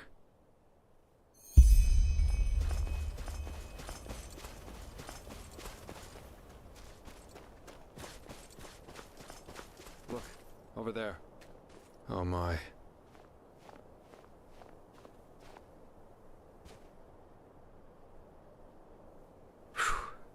She lives. Looks like a minor laceration to me and maybe a broken rib. I guess the force of the impact threw her against this rock. Still, we should get her to a healer. Do you have the map? I think teleport magic should work again down here. Good. Then at least all this wasn't for nothing. Let's go.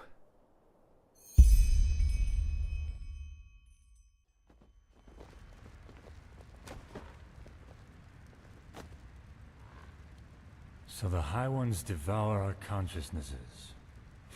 Now that's what I call ironic. Maybe Koarik and his free people do become part of these higher beings they so adore after all. We should tell them. Maybe they'll be so delighted that they will abandon the siege and sail right back to Nera. Spare us your jests.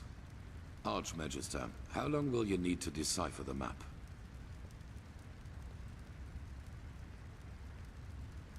Archmagister? I don't know. A couple of days, at least. I should start right away. Excuse me. What's the matter with him? Jaela was his mentor during his novitiate. But he will get over it. He has to. You did well, Prophetess. Despite the complications, the mission was a complete success. A complete success? What in blazes has happened to you, Tila? Nothing. And now is not the time for quarreling. Jaela is dead, Tila. Just like Jorek. Jorek for the name of the gods. And none of this would have happened if we had just given Quarik this idiotic machine. Please, Tila, if my opinion means anything to you, let go of this madness. I don't care about your opinion. Jorek was a traitor, and Jaela gave her life for something greater than herself. But the latter in particular seems to be something you cannot relate to. Now, silence. I've had enough of your attempts to hinder our mission. Back to the topic at hand. Sharon, what do you make of Jaela's plan to use the word of the dead to enter a High One's mind? I always thought it only enabled its user to relive the last memories of the deceased. Well, if the High Ones are made of a collective subconsciousness, they are different in that regard. They consist only of memories, and a lot of them. That is, of course, if the Magistrate's theory about them is true. I'm no sage, but having seen the Starling's murals, I'd say it is. Mankind ascends to become a High One. This is what the cleansing really is. Then it might work. Used on a High One, the word of the dead could allow us to enter its spirit. We will take the risk. The walls still hold against Korek's armies, but we need to hurry. As soon as the Arcanists have figured out the map, we will set out to find this city of 1,000 floods. If you have any unfinished business to attend to, you should do it now. Many things will be decided by what's to come. I feel it. And the apothecary said that Sister Sakarish will live. She's in the Curarium, in case you want to pay a visit.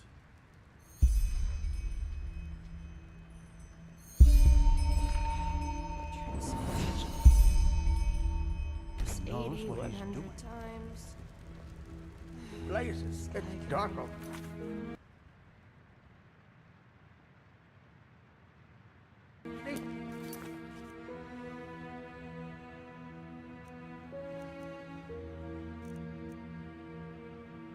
Time really does fly by.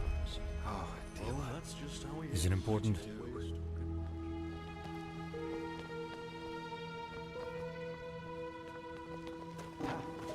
Wherever you look, where is this supposed to lead? Remind me not to burst into Yes. Yes. Korek will not dare sending his troops straight against our walls. That would be tactical suicide. For now, we are safe. However, the red madness is getting worse by the minute. The cleansing is closing in. I can feel it. Yes, it makes sense. The same I thought before. They are our enemies, and they want to destroy us. I do not care about their motives, even though I have to admit that knowing their true nature is a disquieting thought. An entity created from the collective consciousness of a civilization. Something like that should not be allowed to exist. You know, I know Natara better than you might believe, and I know the reason for her untouchable demeanor. Fear. She's afraid of losing something important to her, something that she helped to create, and that is the Order. You probably do not know this, but unlike most keepers, Natara was not born of the Sublime Path. Even more than us, she had to fight for her place here. And through immense willpower and discipline, she made it. Not only to become an ordinary keeper, but into the highest league. Correct. It is all she has ever lived for, and she's afraid that change will destroy it. Your admission into our ranks, our truce with Narazul's mages. She believes that my imprisonment made me into a fool whose only intent is to get his will. She does not realize that all that has happened burdens me as much as it burdens her. And that I would give a lot for her support, rather than this ridiculous bickering. Everybody needs someone to back them up from time to time. You know, as humans, we are not so different from animals as some try to make us believe. We are like wolves, and every pack needs a leader.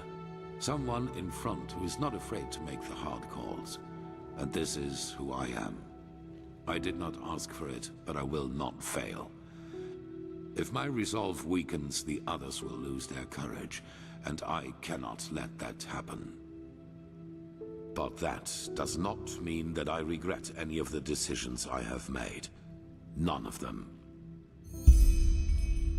That's none of your concern, but I presume you have your assumptions.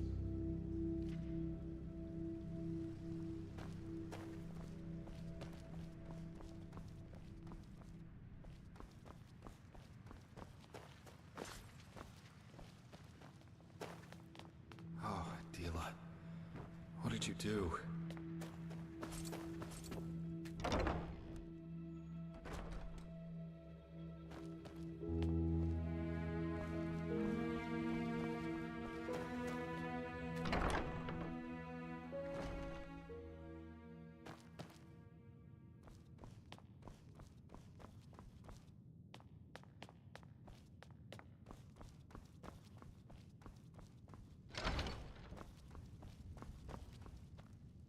Saira, what are you doing here? Better. Thanks for asking. I suppose it looked worse than it actually ended up being. I see. I don't think this is the end, though. I will be back on my feet again in a couple of hours and will help defend the temple. Nothing is worse than lying around like this. Just find the Numenos for us, Saira. That is all that matters.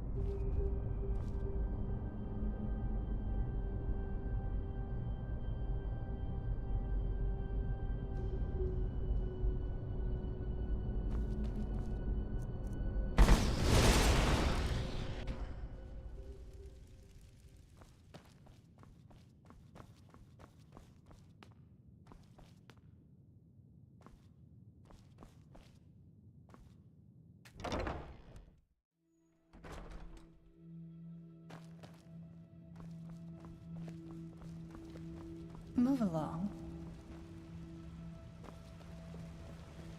The fabled prodigy. I hope you can live up to what they say about you. I really do. Huh?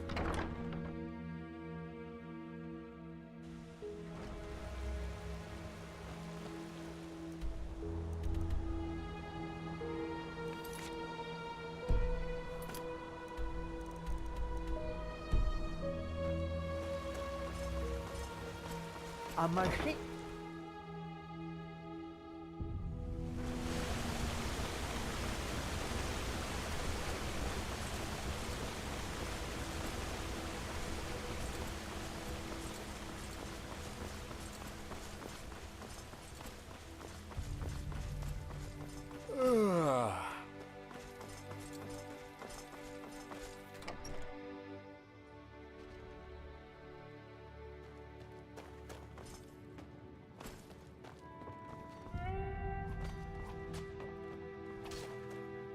They just sit on their asses.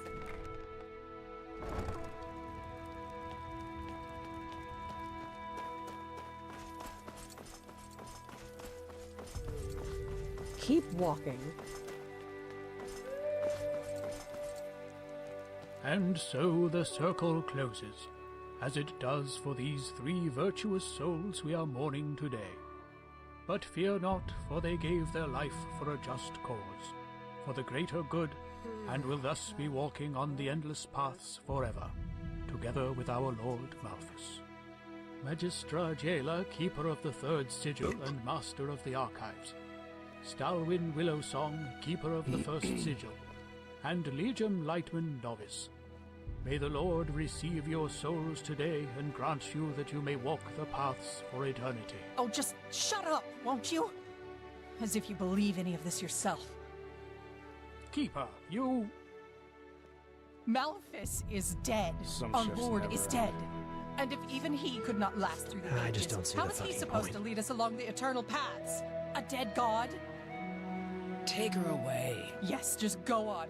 Close your eyes and pretend that none of this is happening. It's what you've always been good at. The cleansing is our punishment, don't you see? The punishment because we failed the Lightborn. That we let someone kill them. And the High Ones will take us all. Do you hear me? They will take us all.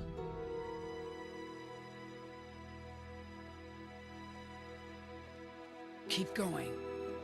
But... Keep going! Magistra Jailer, Keeper of the Third Sigil and Master of the Archives. Stalwyn Willowsong, Keeper of the First Sigil. And Legium Lightman, Novice. May the Lord receive your souls today and grant you that you may walk the paths for eternity.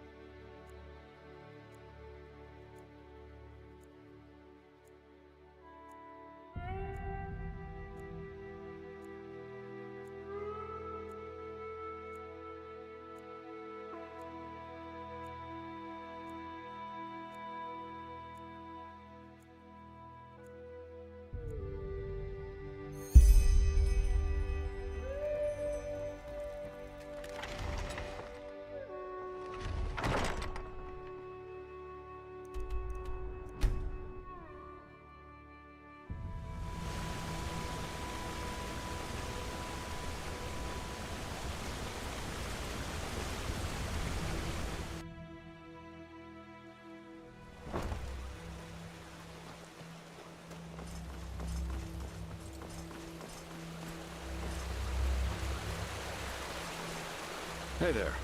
It's good to see you. So, shall we do this? The Grandmaster said Sharim was able to decipher the old maps.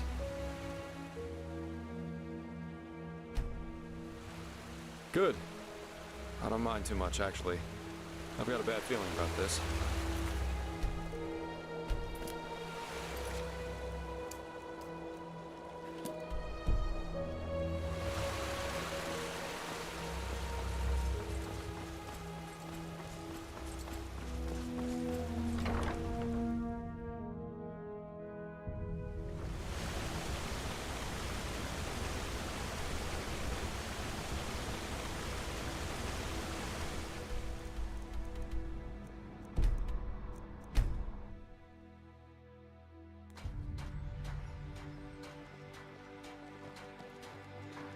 Huh? Can I help you?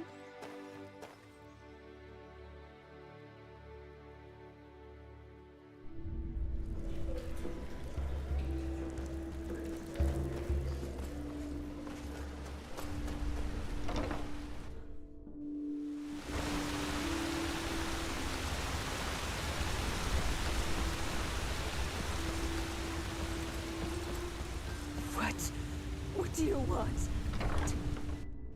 Either way, here it is. The Planeswalker. Your knowledge of geometrical shapes is truly impressive. No, it's more than a cube. You'll see. Correct. But in order for it to do that, we need to activate it first. See those 3 crystal fragments worked into the casing? Well observed. Essentially, the Planeswalker creates a distortion in reality. Imagine the following. When you cast a fireball, this fireball is coming from another eventuality, correct?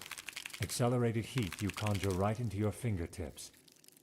While you're doing this, there's a brief moment in time where the door between this eventuality and our world stands ajar. Good. The problem is that this rift normally exists for only a split second, and this is where the Planeswalker comes into play.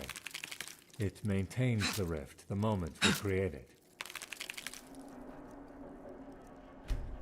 Yes, I will cast the spell, but I will need to in a moment. Once the rift is... well, in other words, massive...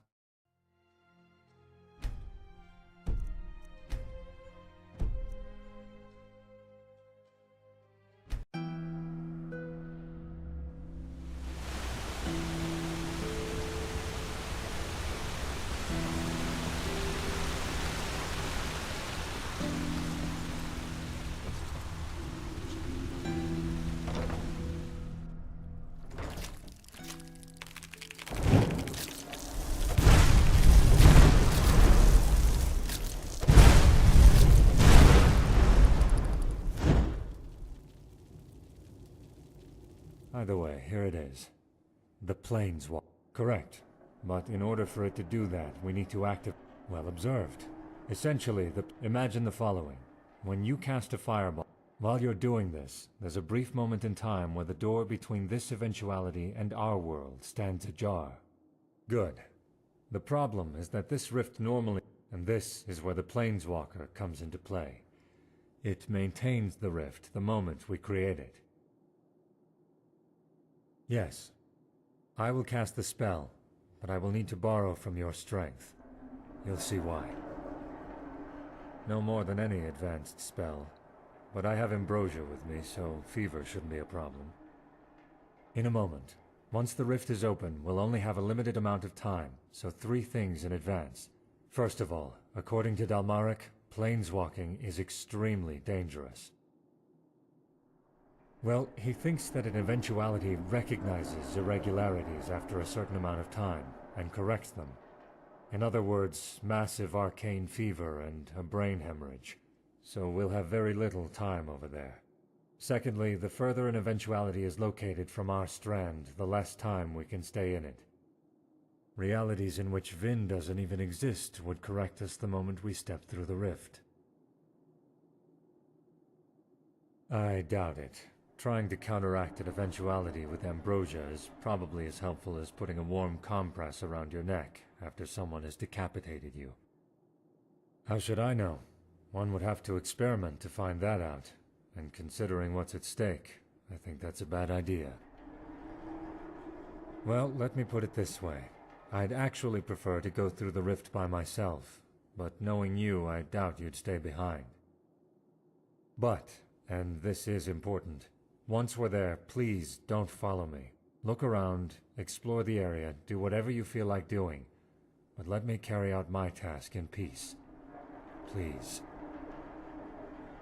It involves a person who was once very important to me. Are you satisfied, or do I need to pour out my whole heart to you? Good. Now let's waste no more time, shall we? Here, take this and cast it at my command. Do it from... wait. Yes, from over there. Let's begin.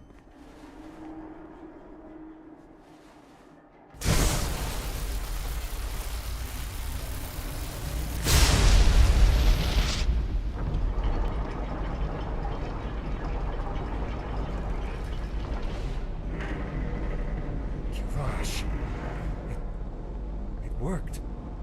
By the name of the sun. It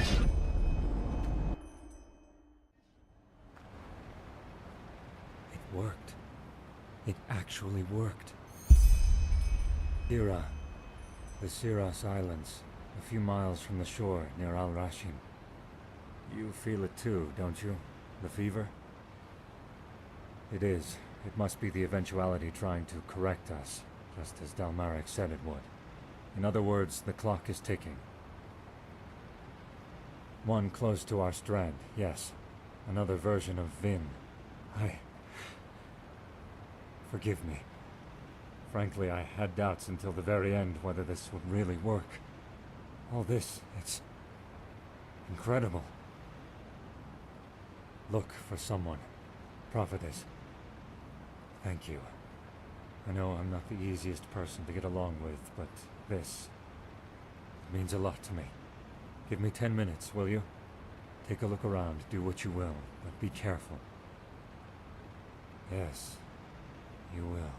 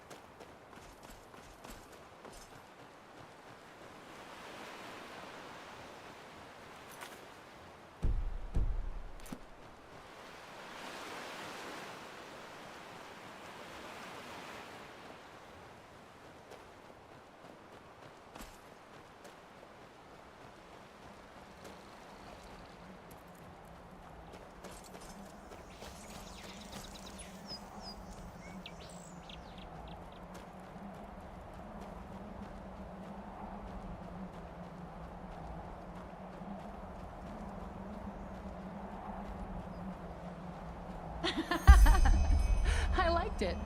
What do you think, love? It was magnificent. We'll make a great bard out of you yet. Really? Really. And you know what? Because you did so well, I'll tell you a secret. What is it? It's a secret, so I can only tell you and not Mommy. Come over here and I'll tell you. Hey, that's not fair. Nothing in the world is fair, love. So, Princess, what do you say? Okay. Just a little closer. The secret is... The tickle monster is hungry again! You too. Do you want to know another secret? The little princess is way past her bedtime already, and she knows it. Because I have told her before. Alright, I'm going. Look how she's grown. Time really does fly, doesn't it? No argument there. I'll finish the letter, okay? You go upstairs and get some sleep. You've earned it. Okay. Don't be too long, all right? Don't worry, I won't. Hey, I love you. I love you too, Naya.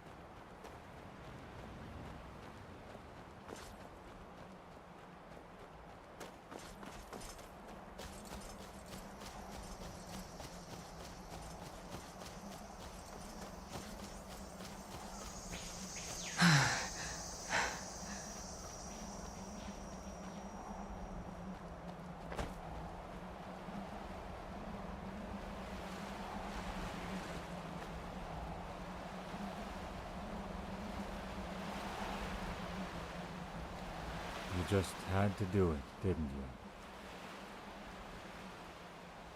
well observed. Yes. Yes, I do. Huh? I'm afraid I've changed my mind. I'm staying. How touching. My daughter, and my wife, Naya. The man that world out there made me into. I never wanted to be like him. All I wanted was to live a normal life, like the Juzlan of this world gets to. But that's just the way of things. The world doesn't care what you want. It decides. We endure.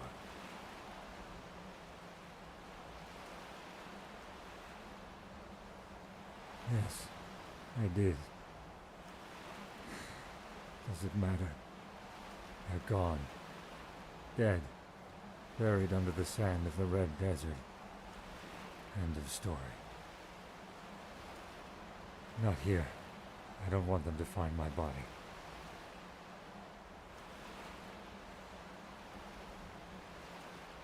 Spare me the pathos. The dead are dead, and what they would have wanted is irrelevant. Though it might amuse you to know that, until recently, I would have agreed with you.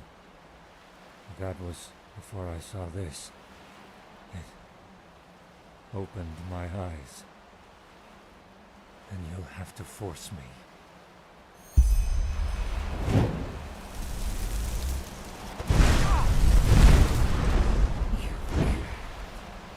Naya, did you hear that?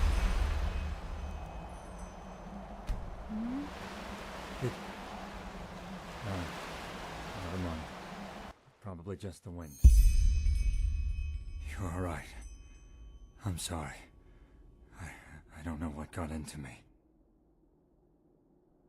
Yes, so am I. The house. Their voices, it was simply too much to bear.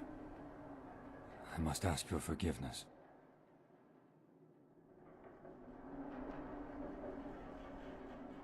Of course I did. I don't know. Maybe I thought it would help me to see them, provide closure. Or maybe it was just the desire to see what might have been, as painful as it was. You've also lost people. Wouldn't you have done the same?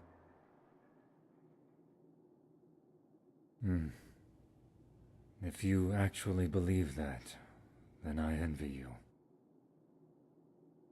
I do not want to talk about it.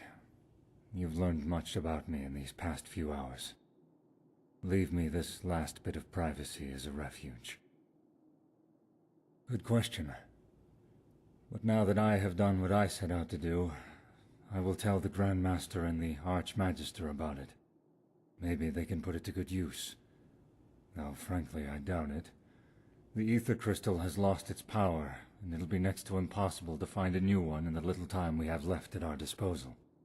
And even if Heranthiel can get his hands on another one, the correction happens far too fast for us to gain worthwhile information about the cycle from other realities. But I'll leave the choice to him.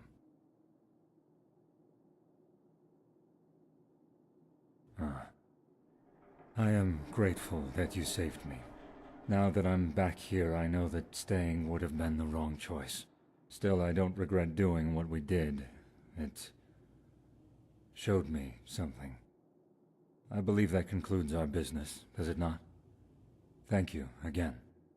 Here, this is the least I can give you for your efforts. Now I suggest... Wait, what is this? In that pouch of yours? That flower. Kirash, is this a dream flower? Where did you get it? In the other reality? By the name of the sun. That is fascinating. Then you want to brew the potion, don't you? The dream flower elixir. No, you wouldn't do that, would you? All right, listen, that's a bad idea. The dream flower is dangerous. Extremely dangerous. No.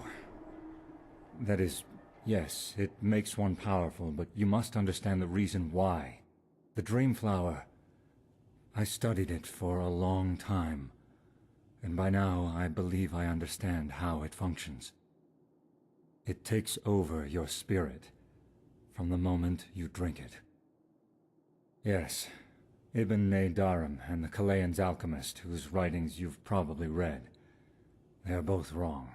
Yes, the Dreamflower improves your arcane skills, but it neither makes you immortal, nor does it allow you to seamlessly jump between realities. Instead, it puts you into an eternal slumber. Do you understand? From the moment you drink it, you're asleep, trapped in a dream where things always go the way you want them to. An Elysium. So did I. Believe me, I know what I am talking about. Drinking the Dreamflower elixir means leaving reality forever.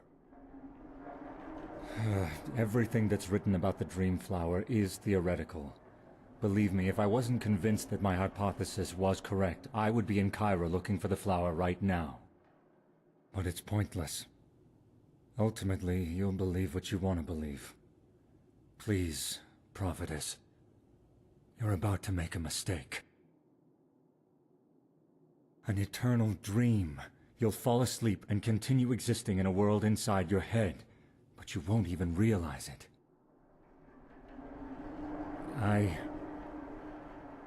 Give it to me. I believe I can brew something out of it that contains the positive effects the flower has on your arcane abilities, but without putting you to sleep. Please, prophetess, don't be a fool. You're toying with things you don't even remotely understand.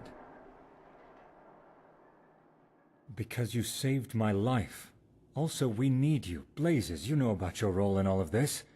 Didn't you recently accuse me of being selfish?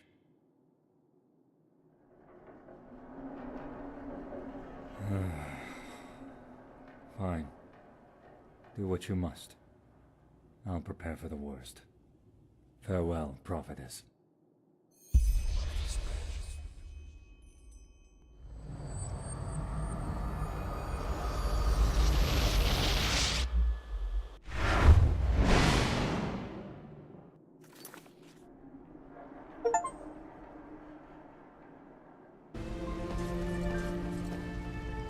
Move along.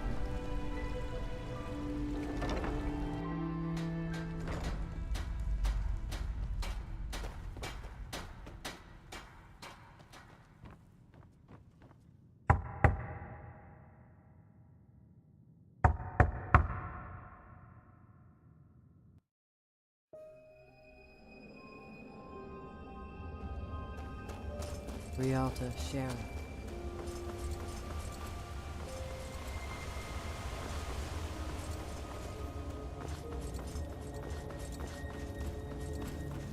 Father will take care of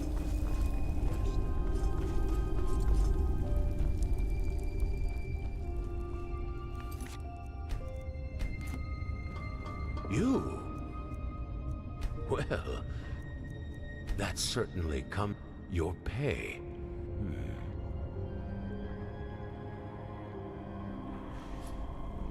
Here, this is more than enough.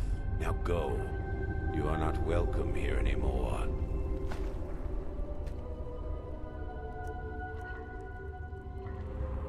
Would you look at that?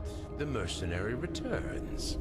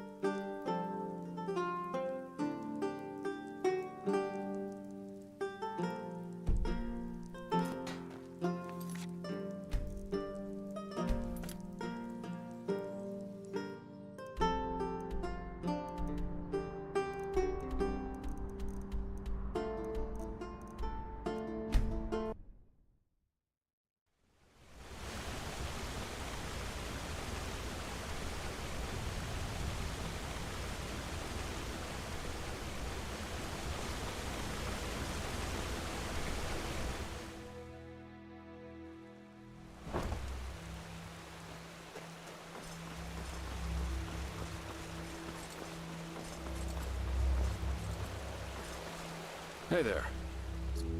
To see you. So, all right then. I guess there's no point in delaying the inevitable any further, is there? You go on ahead.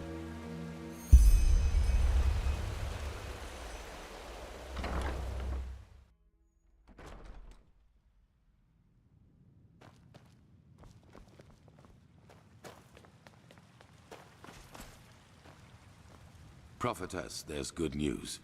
We were able to decipher the Starling's maps, and we now know where to find the City of 1,000 Floods.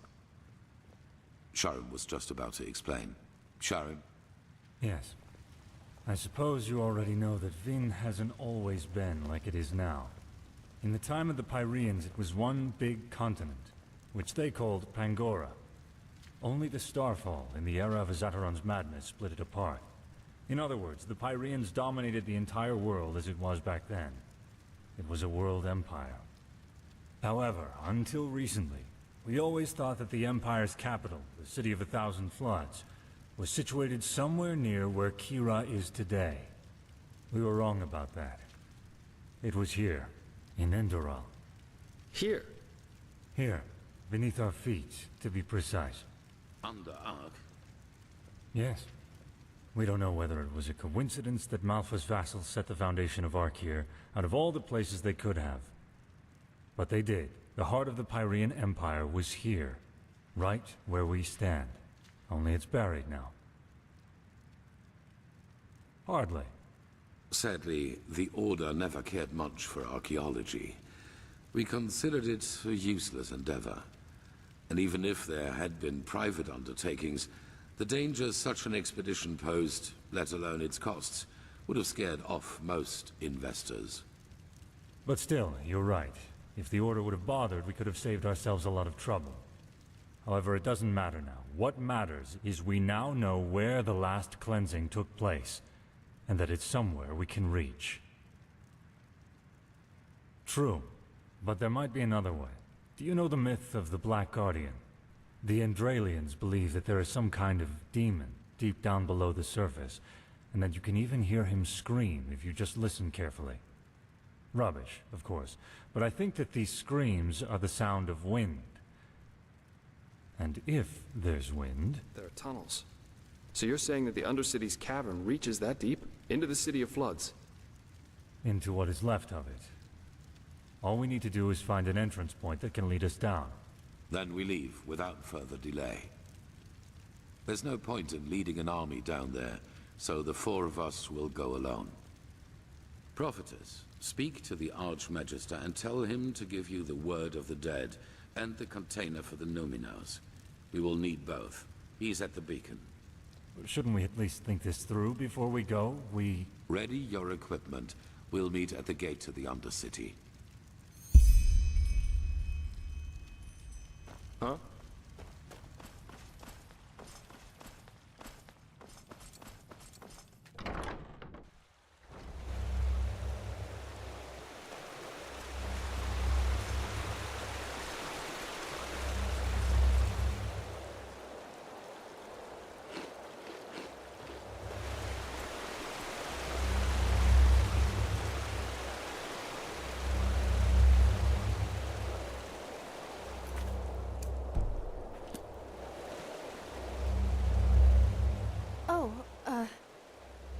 Aren't you...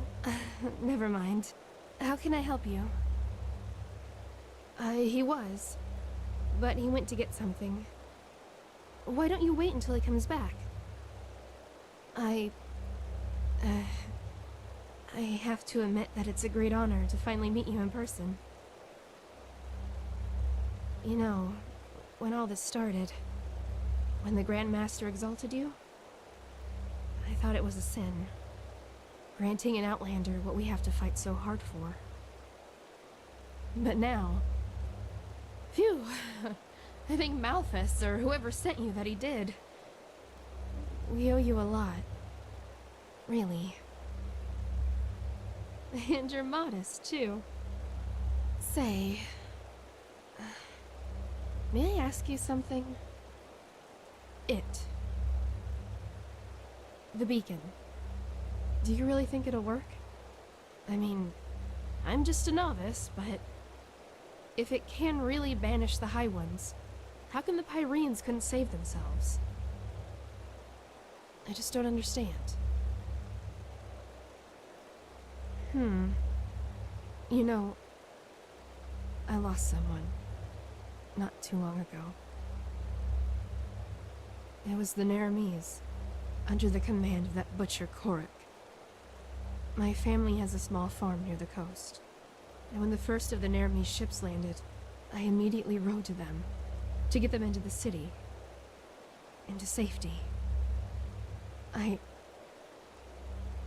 sorry. This isn't easy. Our farm, it's on a small cliff near the farmer's coast, just a few miles from Ark. I already had a bad feeling when I set out. And then I saw the smoke. And then there was that smell. And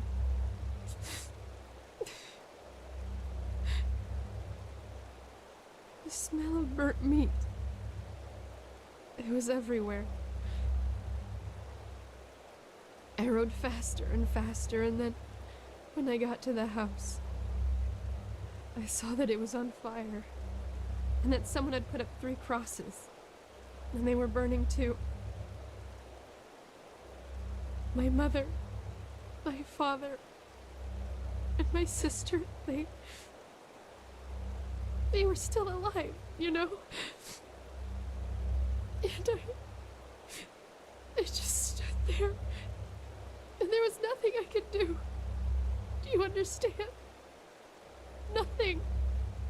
And it doesn't matter how I try to look at it. It all amounts to one thing. I was too weak.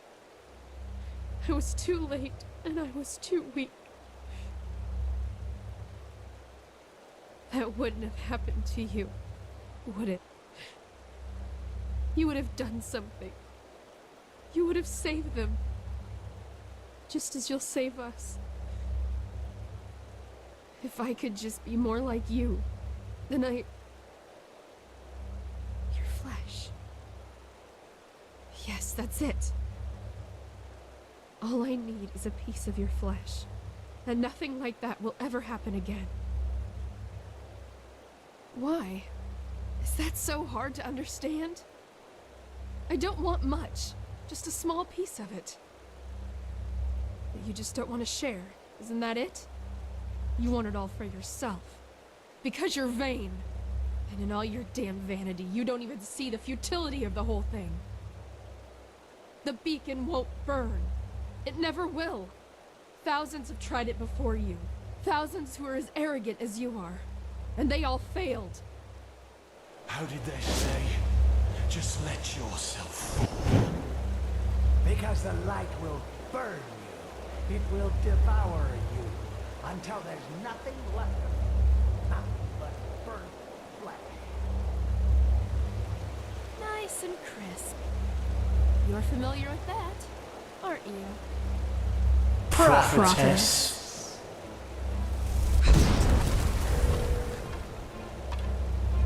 By Malthus, we need to stop.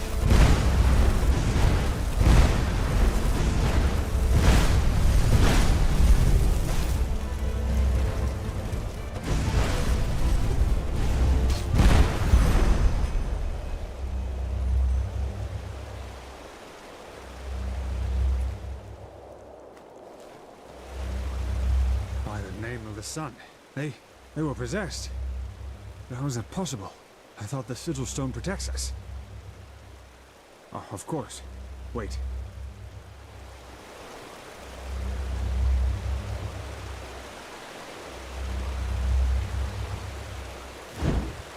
Oh, the damage is within acceptable limits. Nothing we shouldn't be able to repair. But wait, what is that noise?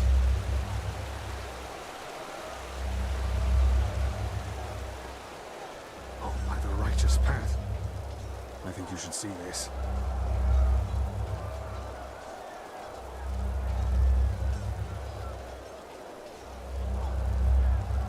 What in blazes happened here? And what is that noise? The Naramis. They are in the city. Their entire army. What? No. This is impossible. This is impossible! And this? What's the meaning of this bloodbath? I don't know, Grandmaster. The High Ones somehow were able to possess the Keepers here. They tried to destroy the beacon and kill the Prodigy. What? But the stone, we... Grandmaster, you have to see this. What? That the Narimis are in the city? I know that already. No, we know how they did it. The true Chessa betrayed us. Nonsense. It's the truth. She and almost a third of the Keepers followed Bartar's example. Come, you should hear it for yourself.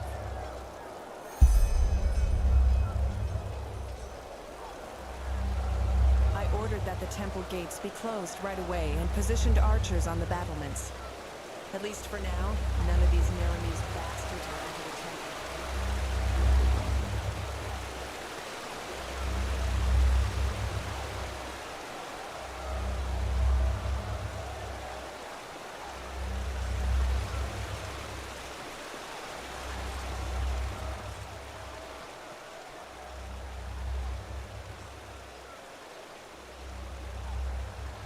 There. She survived it. Open your eyes, traitor. What? Hi, Grandmaster. I'm so sorry. It shouldn't have happened like that. Oh, my mouth is... What have I done? Tell us what happened. Of course, Grandmaster. I will. The Trechessa. She contacted Korak and asked for... Relax. She's bleeding to death, Grandmaster. We need to get her into the curarium. We will, once we're done. Continue. The Trechessa arranged a meeting with Korak. What did she want from him?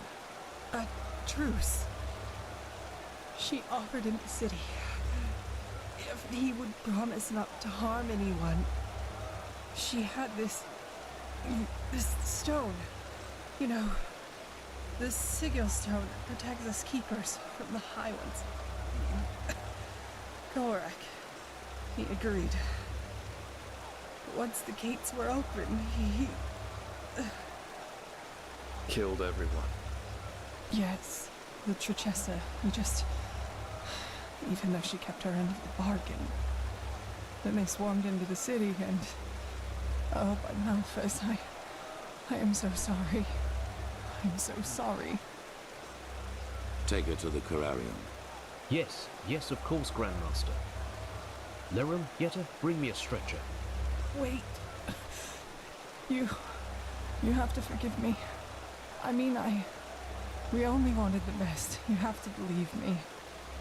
Please don't let me die as a pathless. Please. I forgive you. Now go. Yes, of course, Grandmaster.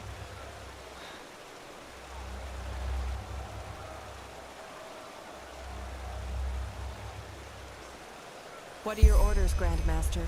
We aren't many, but if we use cunning, we might be able to drive them back out of...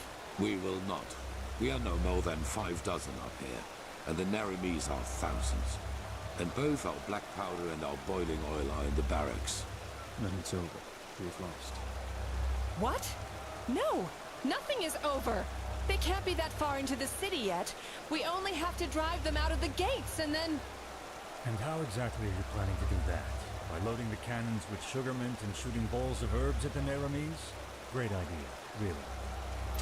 You sodding! Quiet! Narajil and Sharim are right, Commander. Ark is lost. But our war against the High Ones isn't. The beacon still stands, and it will continue to do so as long as we hold the temple. We've lost the battle, yes. Not the war. All we need is the Luminars, and then the beacon will be lit. And what then? I don't think Korek will withdraw once we've destroyed his vision of this ascent. Correct, he won't. Which is why we will surrender. What?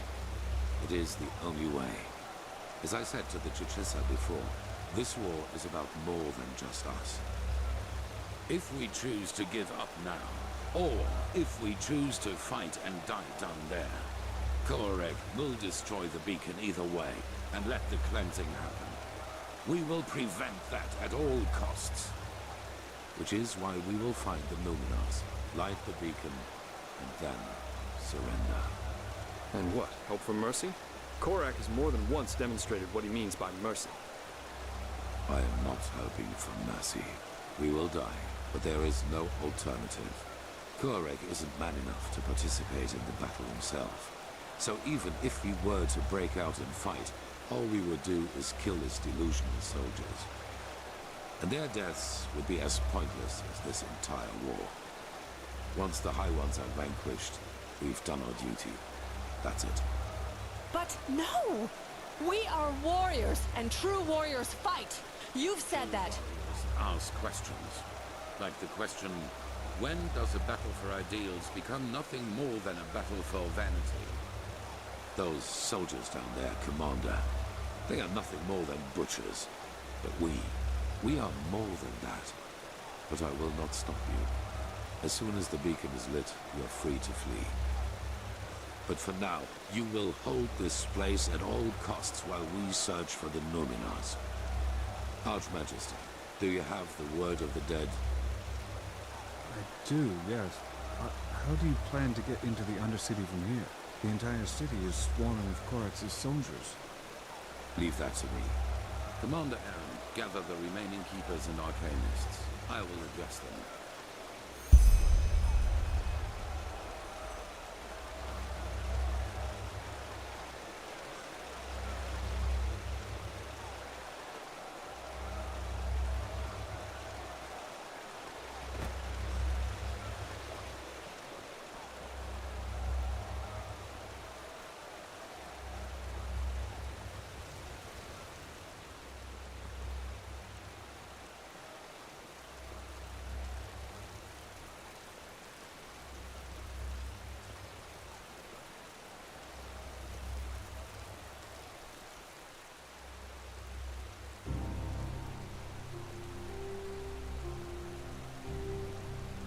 You all know what has happened.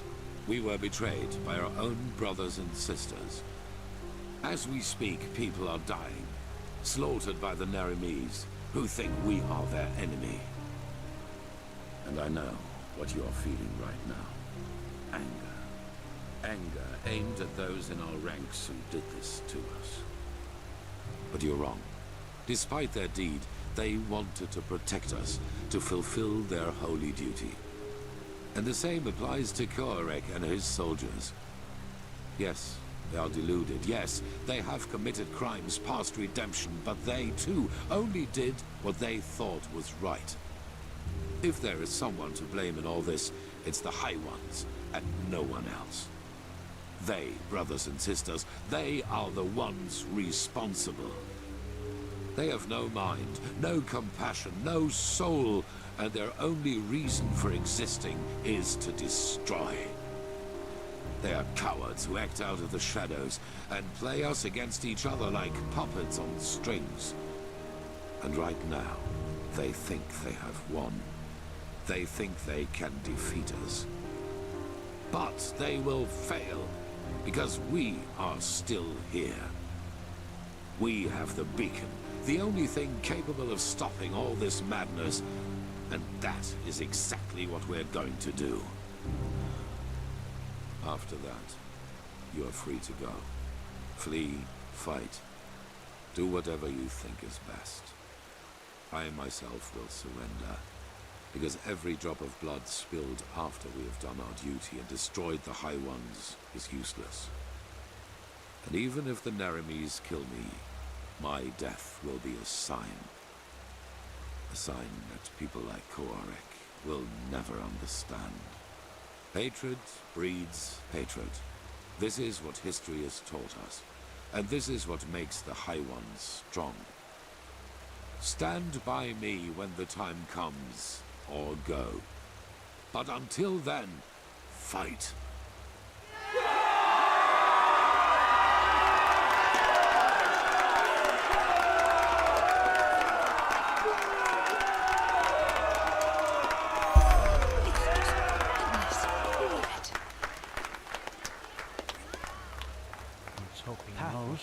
Wherever you look, where is this supposed to lead?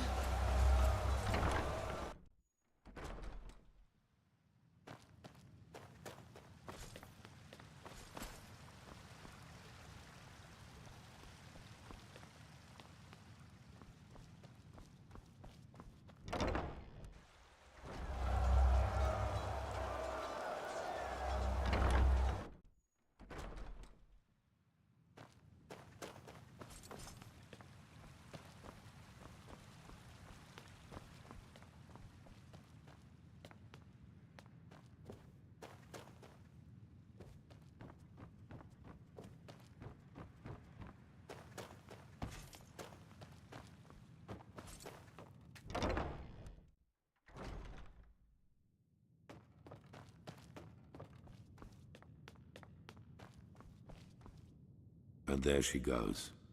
4,000 years this city has stood. And now she is aflame. It is a tragedy. There is another way. I suppose you already know that the Order was never proud of the fact that something like the Undercity exists. And due to your dealings with the Relata, you also know that we, the Order, had an informal agreement with them. They rule the underground and we rule the surface. In reality, however, this is only half the truth. We never handed over the reins entirely. There is a Plan B in case things get out of control and the Undercity's inhabitants revolt, like they did once during the Blood Moon riots. Probably. I will make it short. There's a set of tunnels throughout the King's Mountain on which this temple was built, and they lead all the way down into the Undercity. They were built to release poison gas into the entire cave system. It would have been an option. With the gates to the surface barred, no one would have survived. Down and back up again, yes. The Nerimes do not know about these tunnels, and when they find out, it will be too late. We descend, we find the Numenors in the City of Floods, and we light the beacon. After that, you know what I will do. There is a way into the tunnels through the dungeons of this temple. Meet me and Sharim there once you're ready to depart. And bring the mercenary with you. Prepare yourself. We will meet in the dungeon.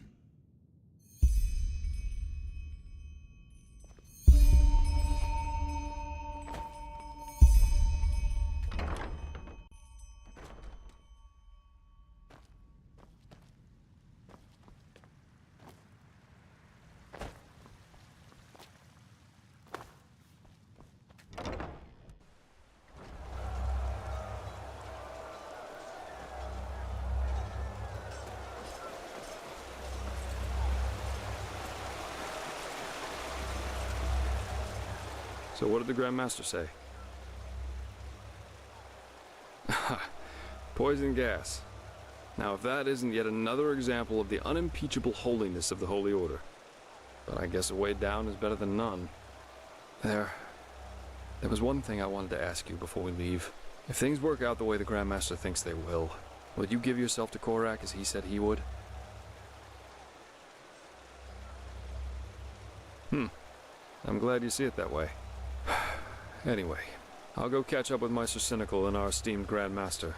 Couldn't ask for better company on a suicide mission like this. Just meet me at the dungeon once you're ready to set out.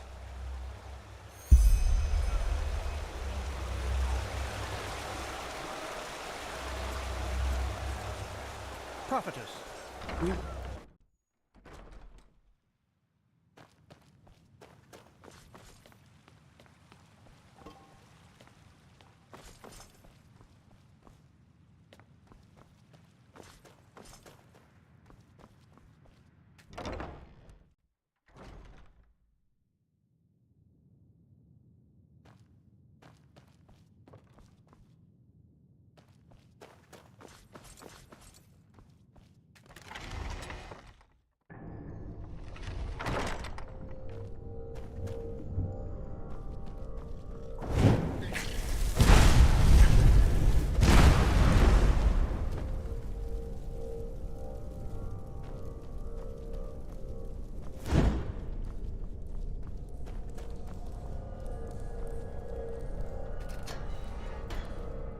gas tunnels. If there's one thing the Holy Order has always been, it's creative. My respect for that, Arenville. They're here. One moment.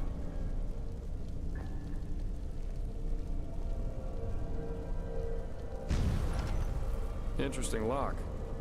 It's a sigil, and it can only be opened by one bearing the Grandmaster's sword. Follow me.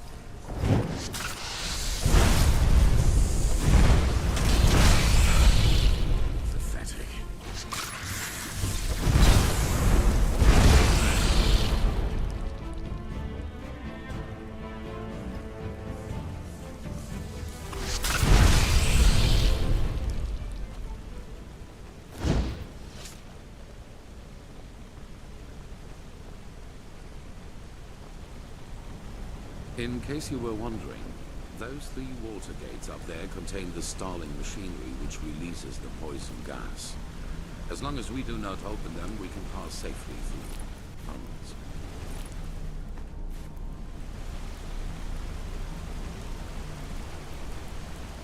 So, this tunnel system, how many exit points does it have? I assume that a single exit into the Undercity wouldn't have sufficed it. No. There...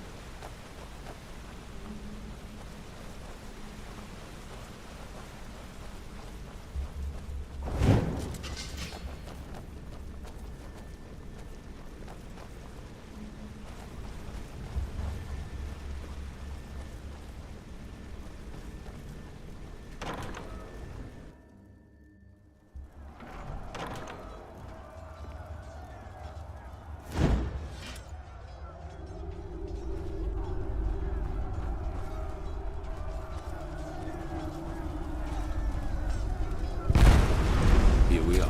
Lead the way, prophetess. You know this area better than we do.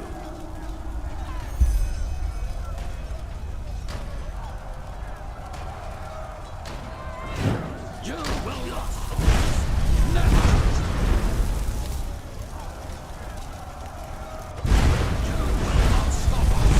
Never! What a waste of time. Idol worshiper. You will not stop us! Never!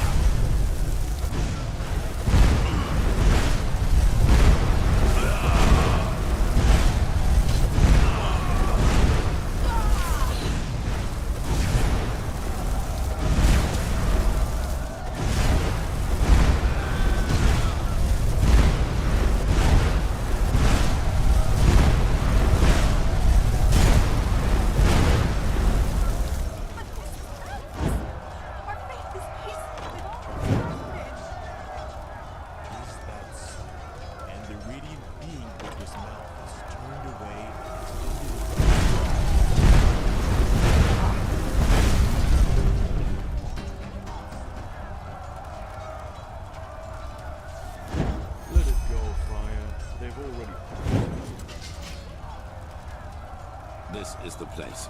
Sharim.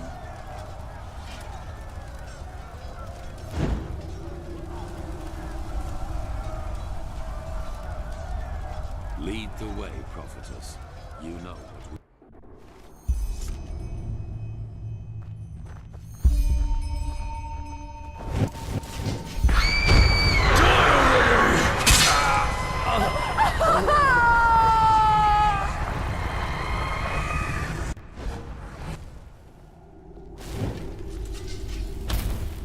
Hey, you alright? You look pale for some reason. It was the echo, wasn't it? Stronger? That might be because we're getting closer to where the last cleansing happened. If we just follow the visions, they might lead us directly to the temple.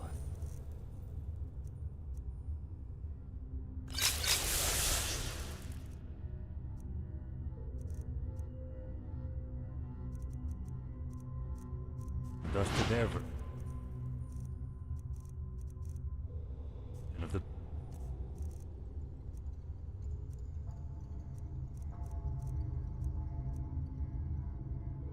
can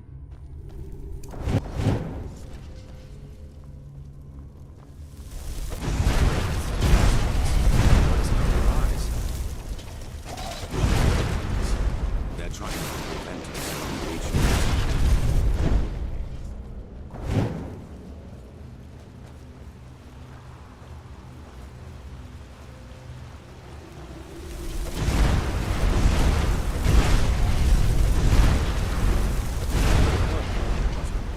Good fight.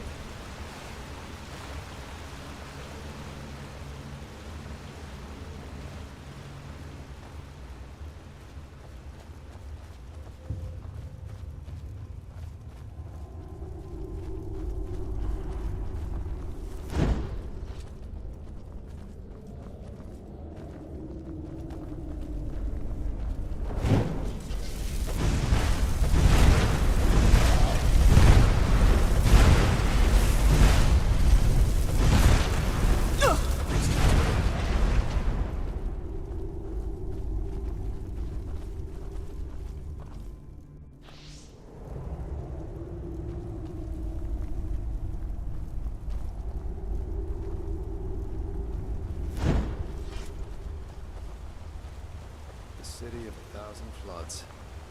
By the wise hermit. It's so beautiful. And dangerous. Come, we need to get down there. He has betrayed us! Jakal opened the gates and now they're killing everyone! The temple! Retreat to the temple! You had a choice, and you've chosen ignorance. Now pay the price.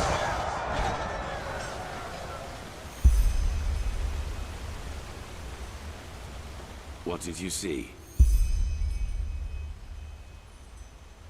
What? In other words, all that we have done so far is almost identical to how things went for the Pyreans. We are still part of the pattern. But does that mean everything we've achieved hasn't made any difference at all?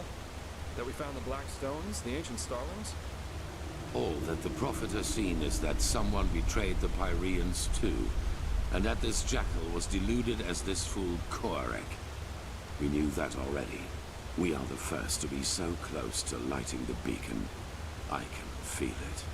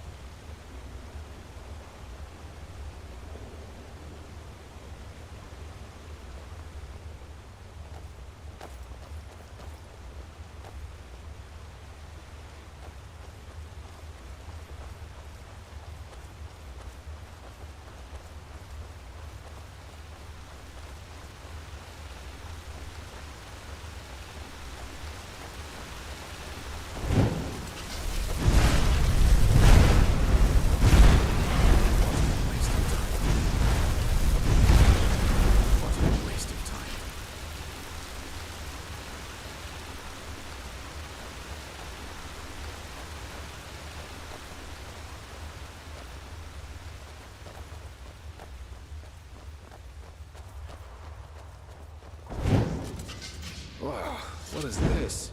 Some kind of messed up puppet theater? How can these corpses still be here after all this time? They should have decayed long ago. Good question.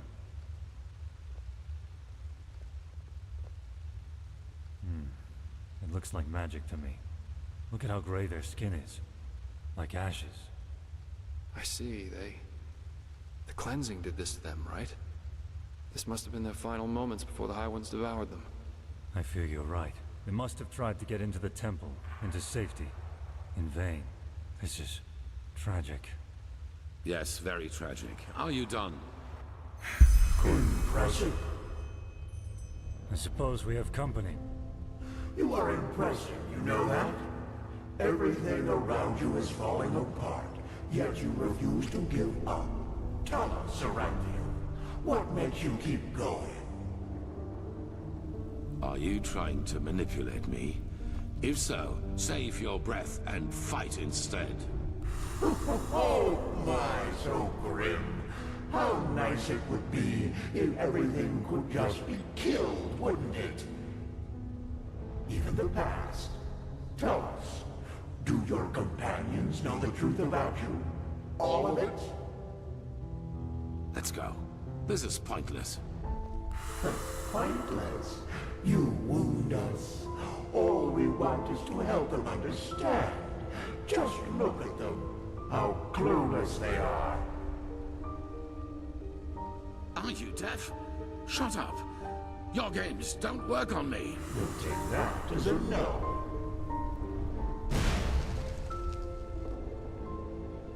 But there has to be a way. Not here in Inodan, Tilo. We could hide the pregnancy, but a living child? A lightborn and a mortal. It's blasphemy. As ridiculous as that may sound coming from my mouth. You could flee with him, you know. Take him somewhere where no one will find you. What? Erlander, that... No. They would recognize us for who we are. Not if we took precautions. But even if they did, no one would dare oppose a Lightborn. No one. Tealord, please, don't let him grow up without a father. He will be special, I can feel it, and he will need you. What is this? But... No, I can't. The Council, Erlander. You know what they said about me. They want to do it. You mean the exaltation? I can't believe you just said that. This is about a child, Tealord. Our child. Yes, our child. Why don't you tell me another 1,000 times? I have... Stop this! Damn it. And you should know that better than anyone else. You know how hard I've worked to get here, Erlander. And now you want me to give it all up? For this thing? Tealord, how? I just don't know what to say. Being a seraph, it's a title by the name of the sun. A title. How can that possibly be more important to you than... Oh, I just can't believe it. I just can't believe it. Of course you can't. You've never known what it means to have to fight for something. We will give him away to one of your servants. It is better that way, for him and for us. What would have happened if you had been there for your son, I wonder? Would he have ever started to blame the gods for this deep hatred lurking inside him? You made your son into what he became, and all because a promotion was more important to you than your own flesh and blood.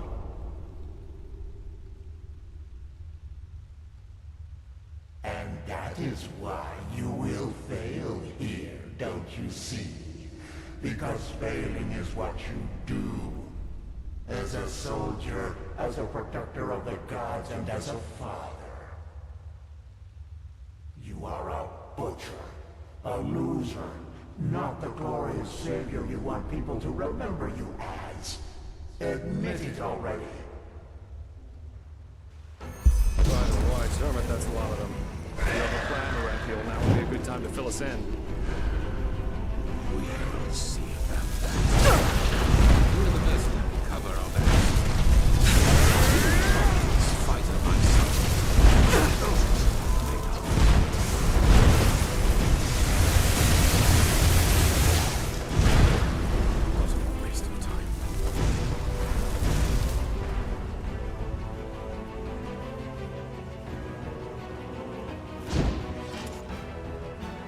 this. Yes. They're blocking the way. Advance!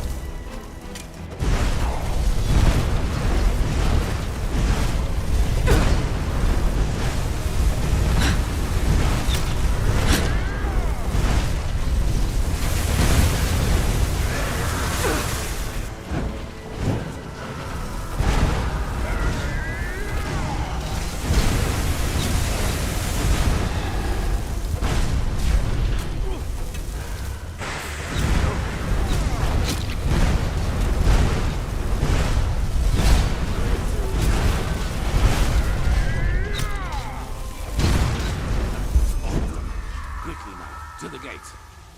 Courage. We will break it open. Do you see the ballista up there? Dalvarig, you... Wait. Do you feel that? By the wise hermit, I have a bad feeling about that. For the sun.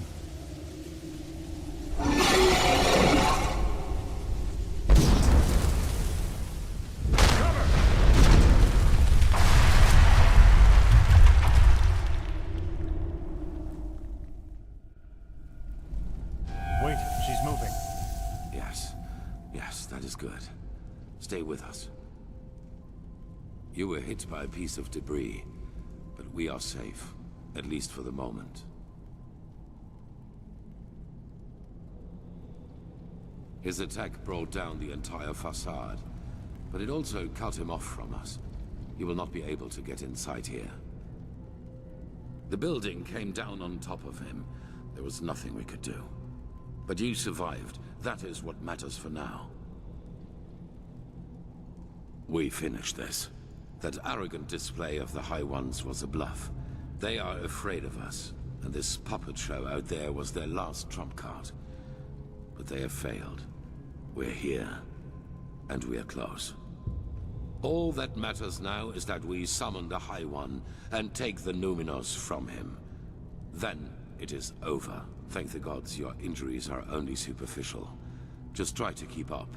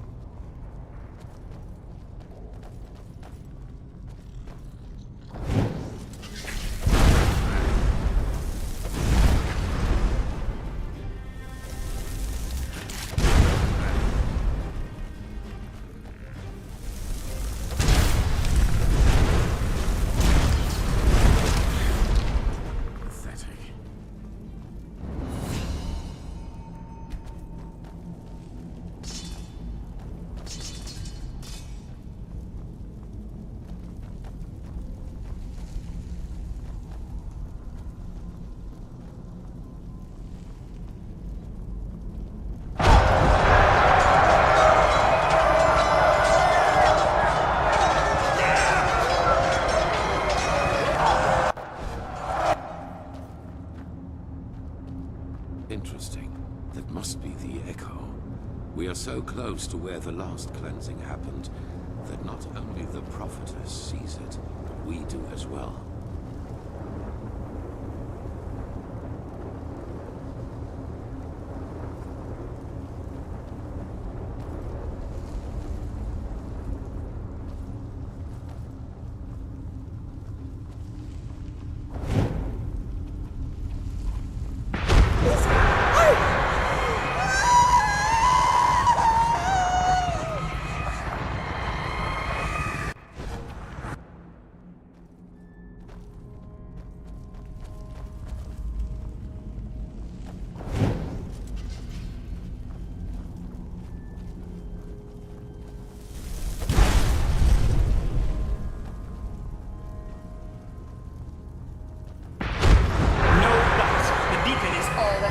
Understood?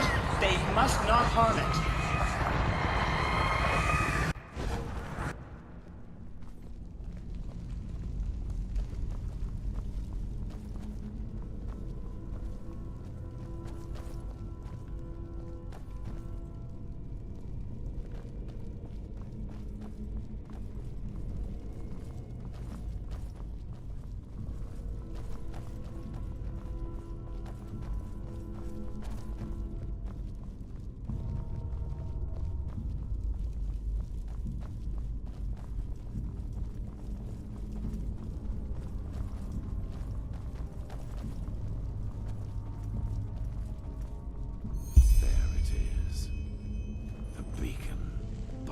gods, how similar they are. Sharim, do you have the word of the dead with you? Yes. Good. Then place it in front of the beacon, and prepare yourself. Prophetess, it is now up to you. Somehow you must recall the moment when the last cleansing happened. If Yaela's theory is right, this is the only way to get our hands on something close to a physical form of a High One. No, but maybe you can somehow lure it. According to all that you have told me so far, the Echo seems to react to things or situations connected to the cycle. Take a look around and see if you can find something. All right. They are similar to magic, or the power responsible for the tides. They are pure energy.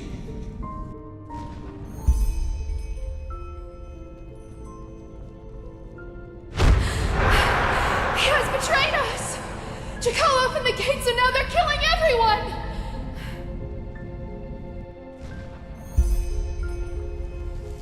The core of this sickness is in people's heads. It is a way of thinking. But you will never understand that, High Priest. Will you?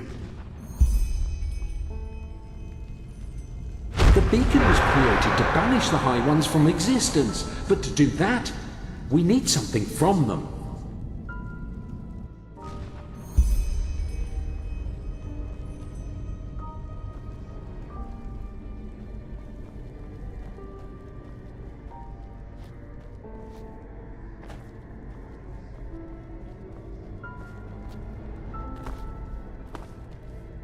It was almost as if the beacon longed for the stones. They are the key. I feel it.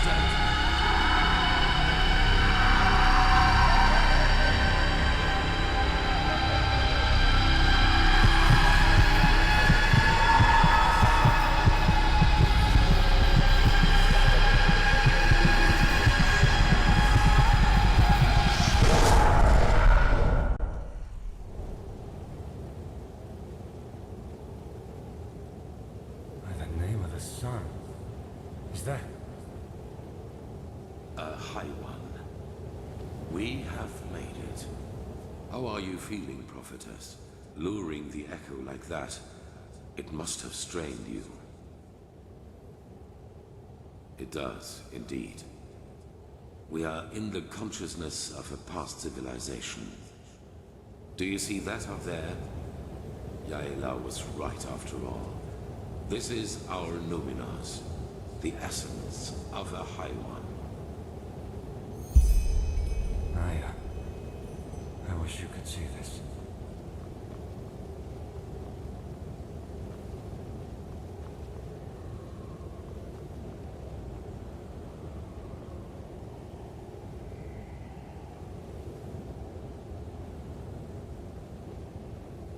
Unbelievable.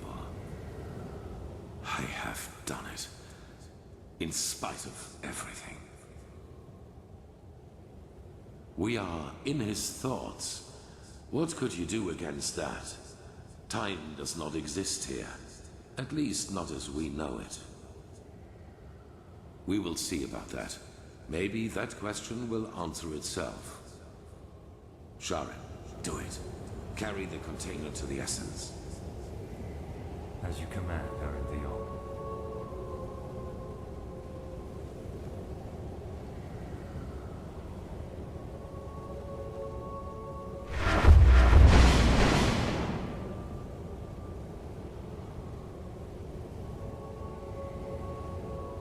What is it?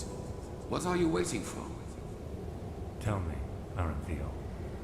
Back in the ruins, when the High One showed you that memory, it was the first time I saw you express real agitation. Not anger, but agitation. What you did to your son, do you regret it, I wonder? That you abandoned him in exchange for prestige and power? What? I don't think you do. What got to you was being reminded of your own failure. Regret? You don't know that feeling. You never have. Not even after Kira. Child, what are you? I hired the mercenaries with Khalid. I helped him kill Lashari. And I let the Naramis into the city. And still, you don't have the slightest idea who I am, do you? By... you were there. The night of 1,000 fires. Yes. I survived your massacre. One of only a few. Then you did not follow my son because you shared his ideals. You did it to get to me. What for, Yusna? Justice? Justice. I am done with this world, Aranthio. I have been for a long time now. The only reason why I'm still here is a promise I made to someone. The promise that one day, I will be the one who takes everything from you. Yusna, this is madness. Whatever you are planning to do, it will affect the whole world, not just me. If you want my death, why not just wait, damn it? Once we have lit the beacon, Korek will kill me. That way, all those innocent lives will be. Just shut up! You take me for such a fool? As if there's anything in this world you would want more than to die a martyr! Teodor Aranthio, conqueror of the High Ones, savior of mankind. You like the sound of that, don't you? You like it so much. You know, at first, I was so frustrated with all the setbacks. When the Prophetess saved Lashari's research in Alt-Rashengrad, and when Quarek's first attack on the city didn't succeed. But then I realized that all of this would be so much more gratifying than anything else I could do to you. Your final attempt, and so close to your target, only to fail by my hand.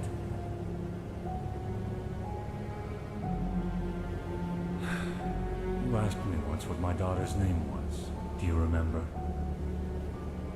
Yes, I beg you, please. Lena. Her name was Lena.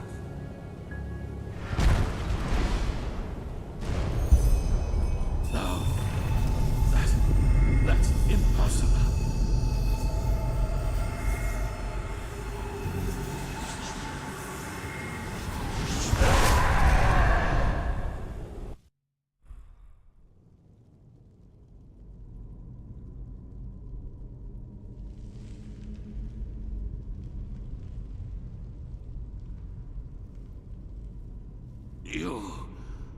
You fool.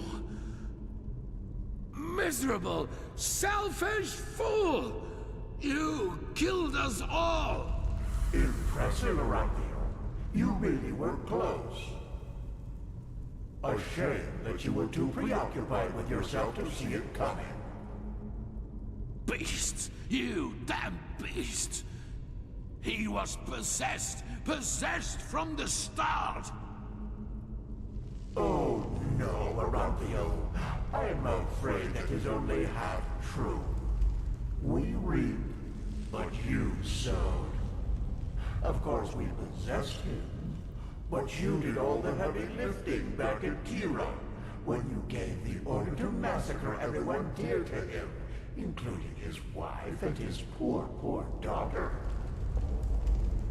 And so, it is a happy ending after all, isn't it? Without the Norinos, you have nothing to use the beacon's power on. And the only thing it is good for now is the destruction of your own beloved city.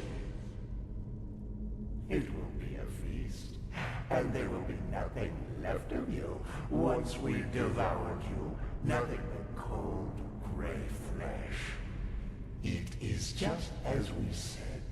You have failed as you always have done. What is it, Aranthio? Lost your tongue? No. No, I have not. Not at all. You have just presented me with a solution. Are you deaf? There is no solution. The cleansing will happen, and you will all die. Yes. Yes, we will.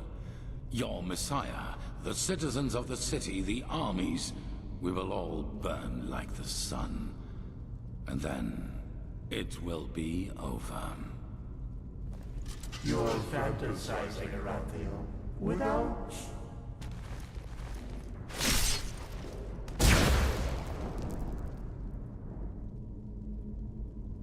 Not this time. Here we must go our separate ways.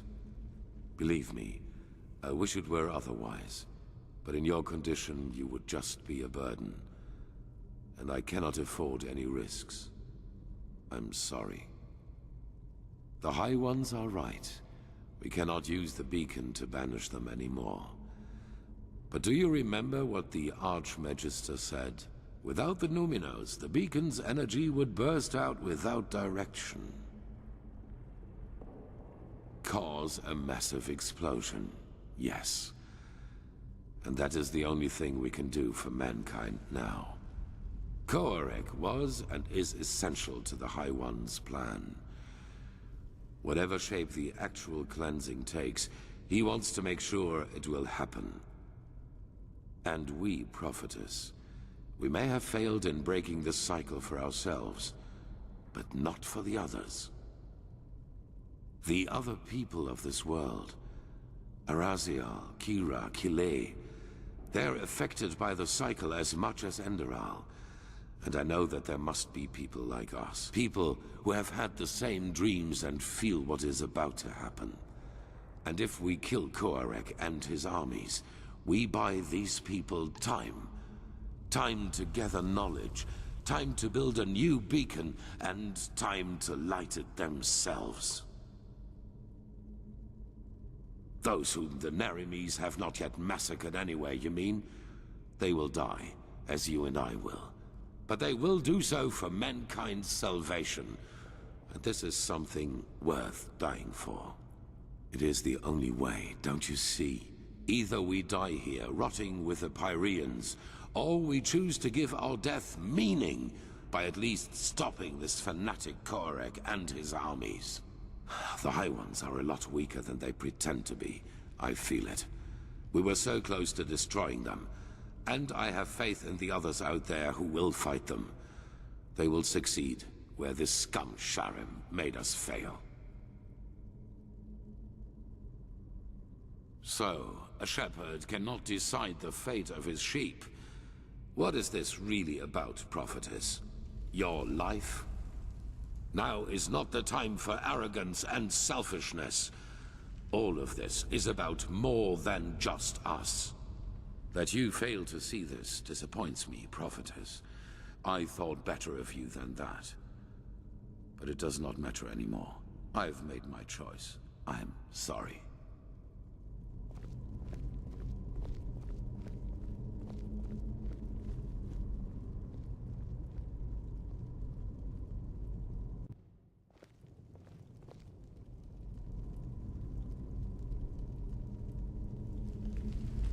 It all begins with the dreams. Breathe.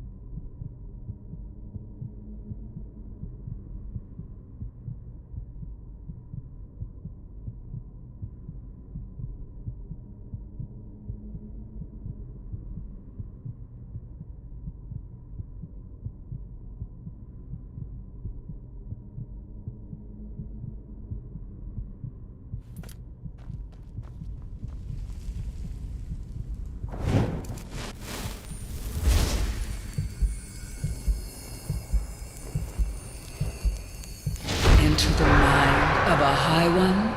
I hope you're joking.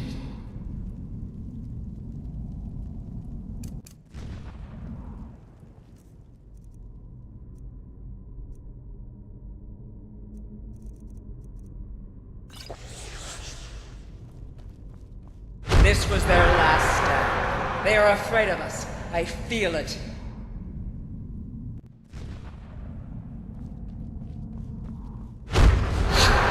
You've killed us! You've killed us all! You have just shown me the solution.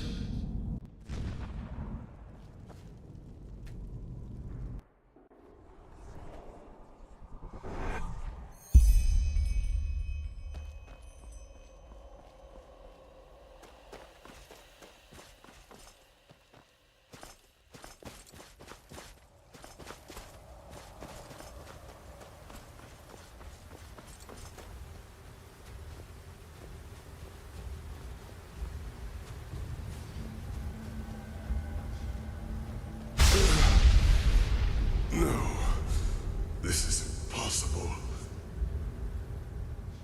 Why are you here? Be gone, Phantom. Be gone and leave me to my slumber. Then this isn't a dream. You really are here. But why? The Prophet dies when the Emperor leaves him. This is the course of the game. It has always been so.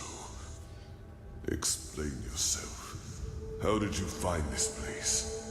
And why do you still exist? Her? But why? She does not have a mind. She does not have feelings. So why should she do this?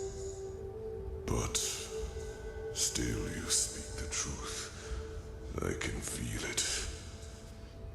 Then could it really be that the unlikeliest of all eventualities has become reality and brought you here? Coincidence or caprice, I do not know. The veiled woman cannot be understood. I am sorry. It's been too long since I've spoken to anyone. I have had many names. The Arcarians called me the God of Death. The Moonskin people, the Warden of Dreams. The Pyreans, the Demon of the Deep. For your people I am, or was, the Black Guardian. Pompous names, I know. However, I am none of these, neither god nor demon. I am only an eye, condemned to observe again and again. As you measure time, older than your most daring chronicles go back, by far. I have seen them all, since our people fell. Every civilization, every cleansing, every turn of the cycle. But, no. The Starlings came long after me. I was only a fool who wanted to save his own skin at any cost. I knew the cleansing would come. I had known it long before the Red Madness and the war started. But I also knew that fighting it as my people did, and as most do, was pointless. So I looked for another way to prevail. And I found it. What you see here is the result. The Goliath, as I liked to call it back then. What is it? My self-dug grave. What it was meant to be was a body of steel, an immortal machine with which I planned to merge my consciousness. Only organic life could be reaped by the High Ones, and I thought that by becoming a machine, I could fool them. by the name of the sun. How brilliant I thought myself. I wanted to become a god, laughing in the face of time. But let me spare you my self-pity. What happened, happened. No. Joining the Goliath meant immortality. All I had to do was sleep and awaken once more when the cycle started again, and new life came forth. Except that this new life would not have been defenseless. I would have been a true god to them, one capable of protecting them from the High Ones. No imaginary figure like the Creator, no false gods like the Lightborn were, to speak in your language. As the only one of my people, yes. But it happened faster than it should have. And when the cleansing occurred, the Goliath was not yet finished. And as the Emperor unleashed the light, I had no choice but to complete the joining too early. A fatal error, as it turned out. I did survive, yes. But I am trapped inside this unfinished machine. And ever since then, all I can do is watch. Again and again. Yes, but a part of the Goliath is the eye. It allows me to see what happens on the surface everywhere. Not as literal as you imagine, of course. I see schemes, feel emotions, similar to your gift, to the Echo, but they are enough to understand. Yes, it was not how I planned it. The Goliath in its final form was meant to be divine, a synthesis of man and steel. But I overestimated myself, and I acted too quickly, driven by fear. No, you do not understand. You are stumbling through the fog, even now that it is almost over. By themselves, the High Ones are not the problem. If we would just see them as they really are, they would become powerless. Yes, it is hard to put into words.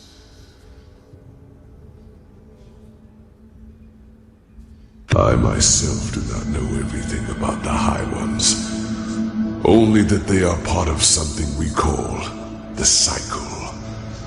The civilization arises and blossoms, and then, always at the same stage of their development, the High Ones appear, and with them, the Red Madness. People start losing their minds, wars erupt, and chaos rules. Until 2 or 3 years later, the cleansing happens. The moment when the High Ones devour the collective consciousness, the gathered minds of this civilization, to give birth to a new one of their own. Despite all of this, nobody knows what drives them. Perhaps they act out of malice, out of an urge to survive, or perhaps they do not even have a will of their own, but are like a force of nature. But I do know one thing, as powerful as they might be, it is mankind who gives them that power. We make them into what they are, because what nobody understands is simply this.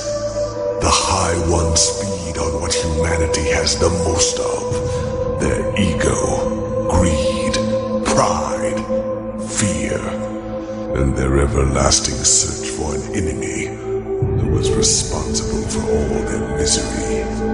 It is those traits the High Ones make use of. These characteristics are what make us human. And by themselves, they are harmless. Only when we bury them, when we deny them, then they play into the High One's hands. So why is this, you ask? It is simple. The High Ones alone cannot make the cleansing happen. Only a human can, with the beacon. My knowledge about it is as limited as my knowledge about the cycle. It has existed since the beginning of time, and despite what you might now believe, the ancient writings about it are true. Lit by the ones who carry the Numenos, it can banish the High Ones once and for all. But it can also destroy us. Because what happens when it is lit without a core is far more than an explosion. It is the cleansing, the triumph of the High Ones. And even as we speak, a human, Teodor Orinthiol, has done it again. A bright light will appear from the heart of the machine and open a hole in the sky. And within hours, it will spread throughout the world, and they will all feel it. A fire that burns them from within. A white light which will break through their flesh. Do you understand now? The High Ones have no power. All they do is to feed on our weaknesses, manipulate us into bringing about our own destruction. It is we who forge the sword that kills us, we who lead them to their victory, even though the key to salvation has always been in our hands. But instead of realizing our folly, we make the same mistake. We repeat the same fate over and over, and only because we refuse to see the truth. Yes, the High Ones are our enemy, but who wants to hear that it is our ego, that dark voice within us, that empowers them? It is so ironic. The moment we would realize all this would be the moment it all came to an end. But we do not.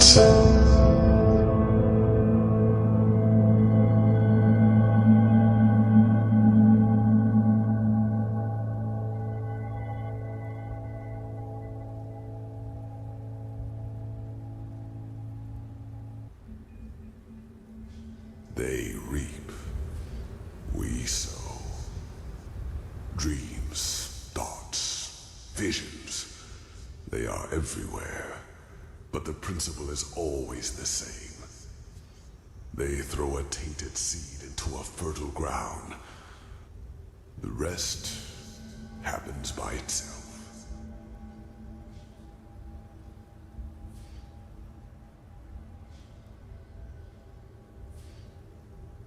Just think for a moment. When did the High Ones ever do anything other than manipulate you? Did they ever physically influence any events? They incited the Naramis to march against you, and time and again confirmed the righteousness of both your causes. All they told you, all they showed you, was what you wanted to hear, and what you wanted to see. And yes, if you, Teodor Orinthiol, his order, and the Naramis had never acted, the cleansing would never have happened. Maybe there is, but if so, I do not know it. But the more turns of the cycle I witness, the more I get the impression that it is some kind of trial. A cosmic game, woven by powers we have not even come close to comprehending. Maybe this is just wishful thinking, to give all this pain a meaning, when it does not have one. Maybe the High Ones are simply a law of nature, a concept. and we give birth to them by believing there is such a thing as an ultimate external enemy in the first place. The eternal struggle with ourselves. Perhaps that is just part of what it means to exist.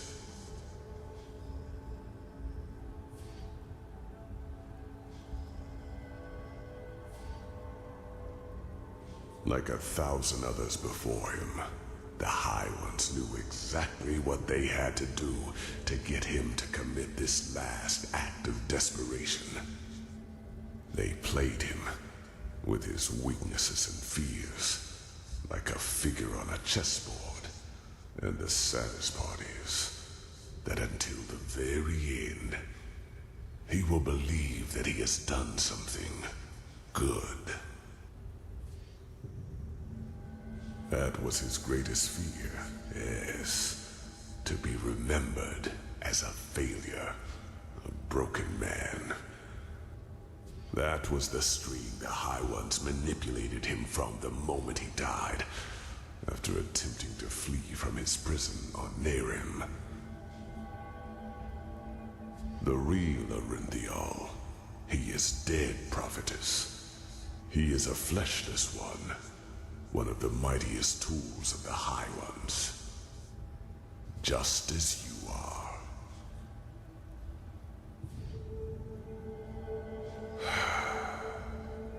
I wish it were. The methods of how the High Ones influence us are plentiful, and the red madness and their ability to enter our dreams are not their only means. Their mightiest tool is the creation of projections, fleshless ones, or emissaries, as they are also called. If a person dies, and if this person has one last unfulfilled wish, a compulsion, then the High Ones have the power to create a projection of him, an immaterial image of the deceased, which thinks itself real and is perceived as such. What no one notices, not even the projection itself, are two things. Firstly, it is driven by this last unfulfilled desire. Secondly, it becomes an idealized version of its former self, almost tailor-made to free itself from the last compulsion, that ultimate scourge. The daughters of fishermen become warriors. Broken generals become charismatic and driven leaders who seem almost too determined to be real. You are one of these projections, as are all of the emissaries. You are a fleshless one, a spirit searching for liberation from something. I do not know your past before you came to this land. Because before you became the prophetess, you were insignificant. But what happened to you and your friend on that ship? You never survived it. You drowned in the Red Sea.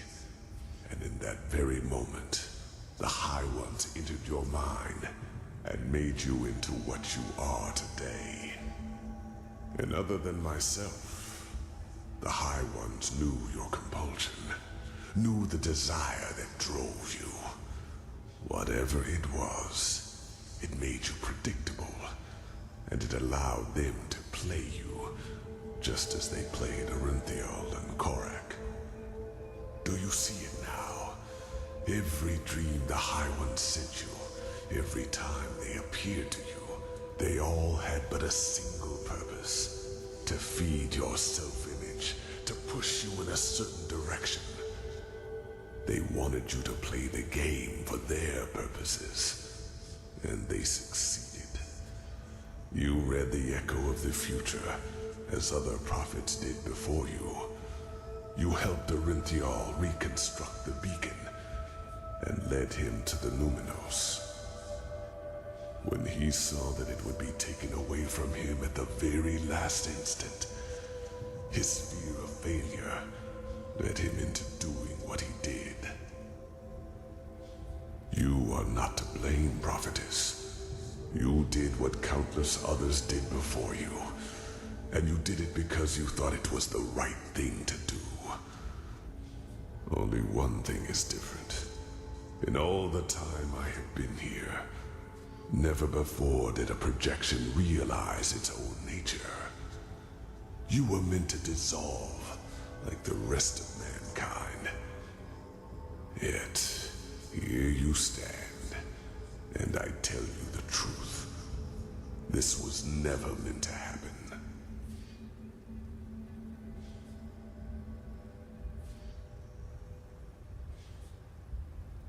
No, it is as I said.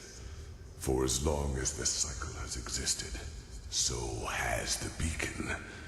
It is an element of the game, and it has the power to end it, whether in favor of the High Ones, or in favor of mankind.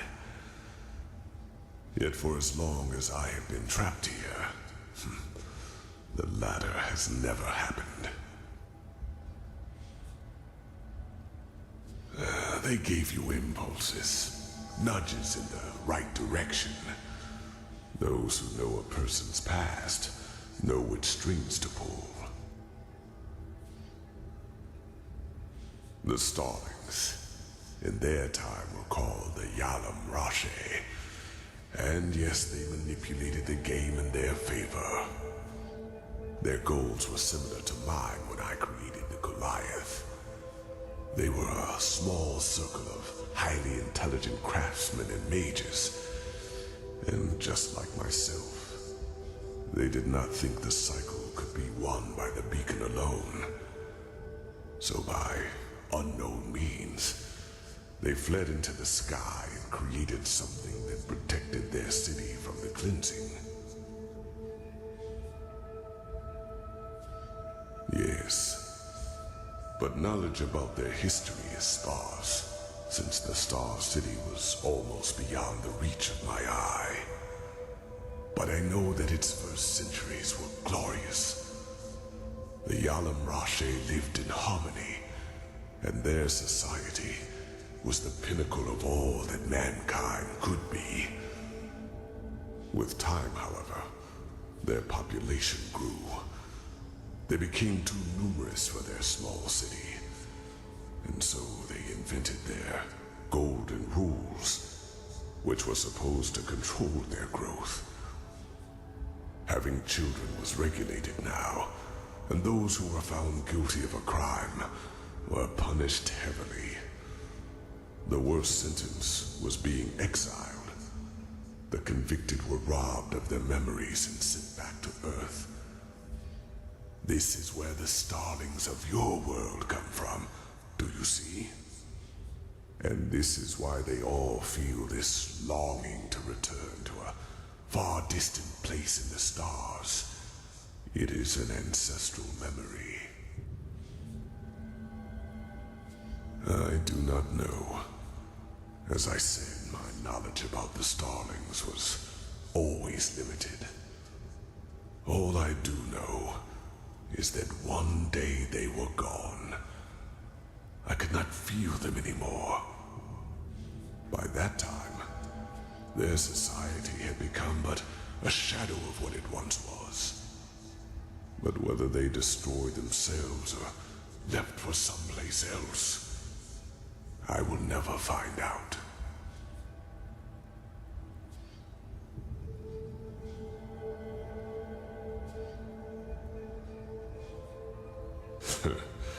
Oh, believe me, I have.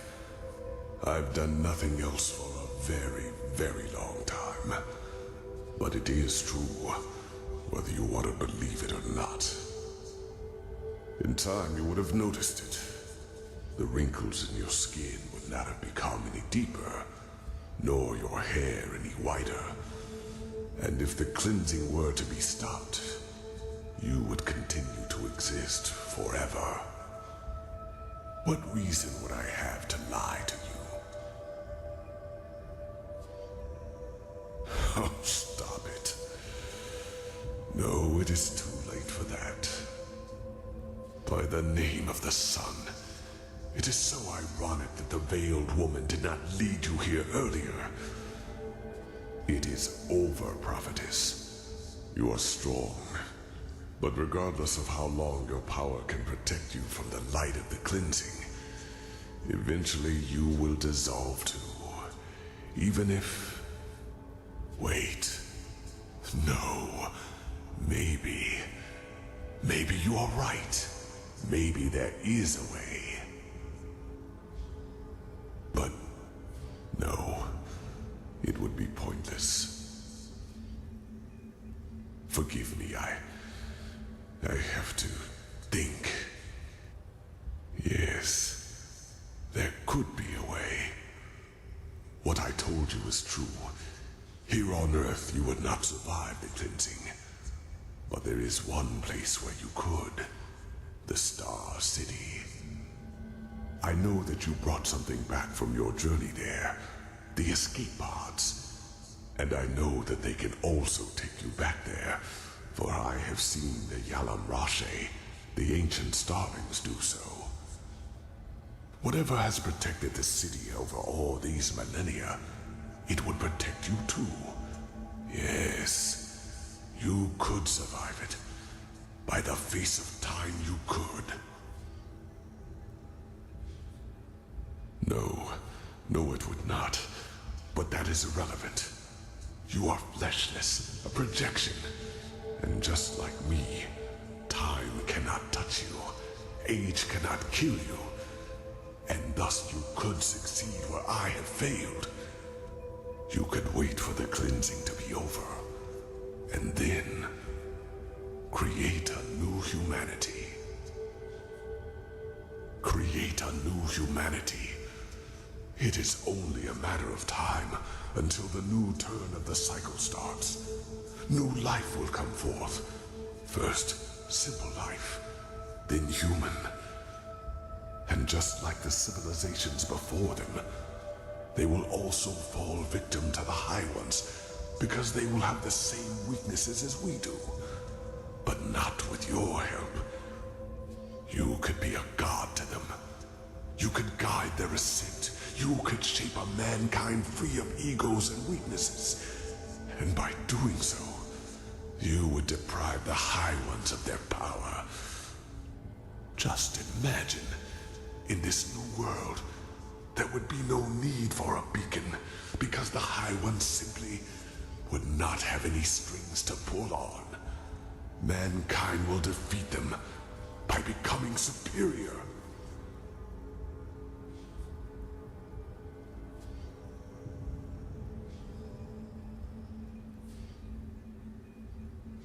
Yes, because that old starling did harm to the city by trying to destroy a crystal. That awoke the Guardians. But they are asleep now. I can feel it. You would be safe, believe me. No, they are already dead, damn it. Orinthiel has lit the beacon. And unlike anything else you could do right now, this would be a chance for permanent change. By the face of time, do not let all of this become meaningless. Every second you waste doubting lessens your chance to get to safety. The High Ones reap, we sow.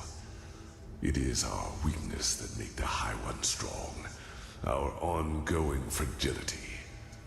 And if not for that, the High Ones would be powerless. You could be the one to create a humanity like that.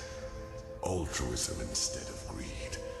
Self-responsibility instead of the continuous search for an enemy. Awareness instead of blindness. The Lightborn tried to force their ideals onto an already rotten people. Just like the Pyrean Sun Priest and the countless false deities before them. You cannot save a tree whose roots have already withered. But with you as a deity to lead this new mankind, it would be entirely different. You could completely change what it means to be human. And would it not be presumptuous to rob the world of this chance? Simply because you are afraid of failing? Believe me, I would give a lot for this chance.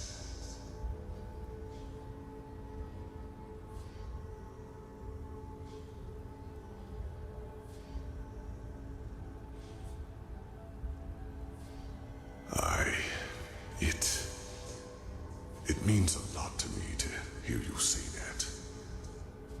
What is important now is that we act quickly. The cleansing is already happening, and you will not have much time left to flee.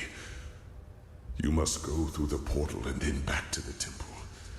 Then you have to activate the pods, and the rest will happen automatically. When all this is over, I will try to reach out to you. He is. I'm sorry, but this is one more reason why you have to do the right thing. Please, make his death matter.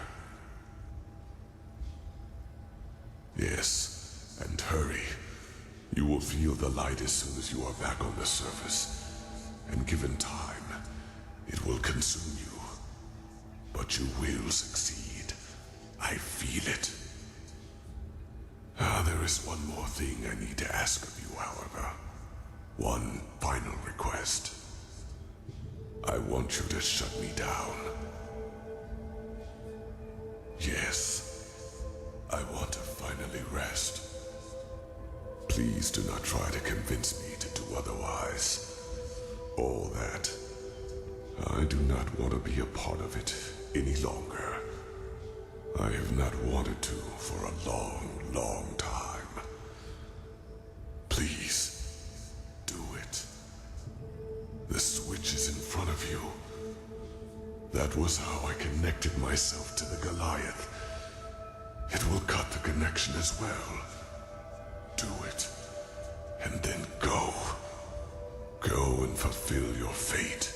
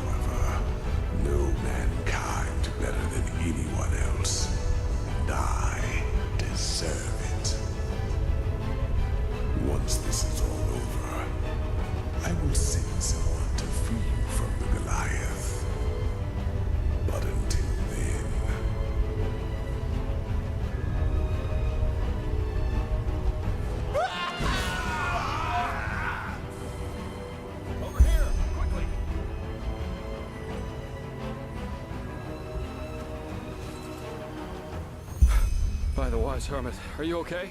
I was so afraid. You... Miserable fool! I would have kept my word, but if you want to play games, fine! I have had enough time to practice! Oh, shit!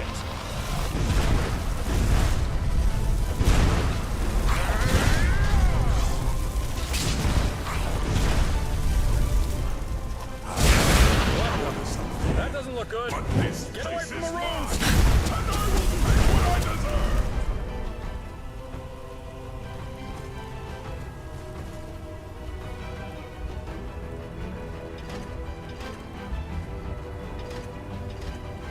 Holy shit! Get away from the glowing one, quickly!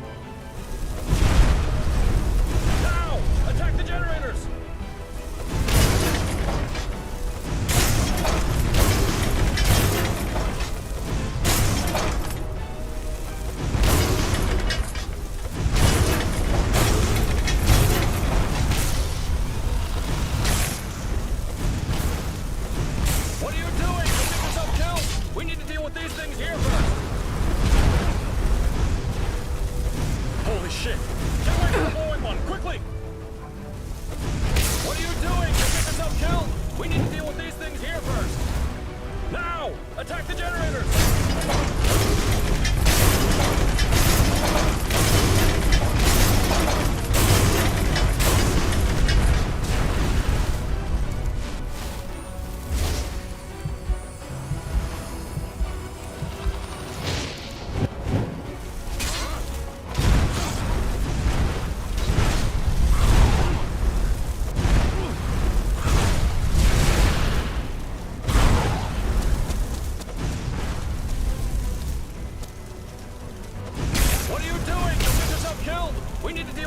Here first!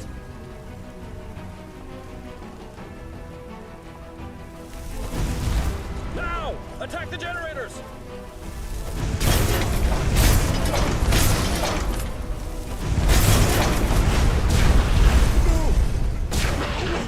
What have you done?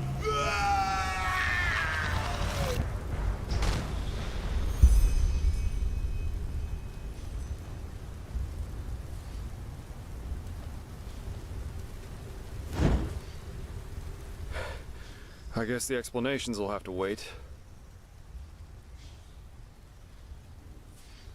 I had a feeling that might be the case. Go on ahead. I'll follow. Yeah, I guessed as much. Yuzlan and he didn't even try to get me inside after that dragon attacked us. Lucky for me, I found another way in. Otherwise, I never would have found you. And you were... My skull, it feels like it's on fire.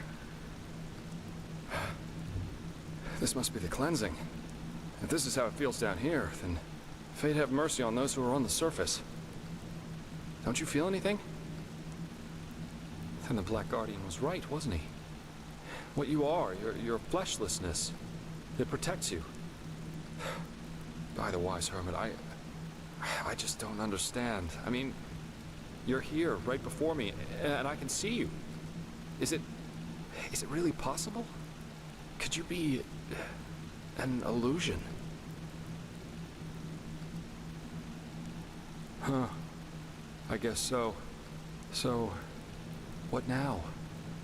Your decision, is it final?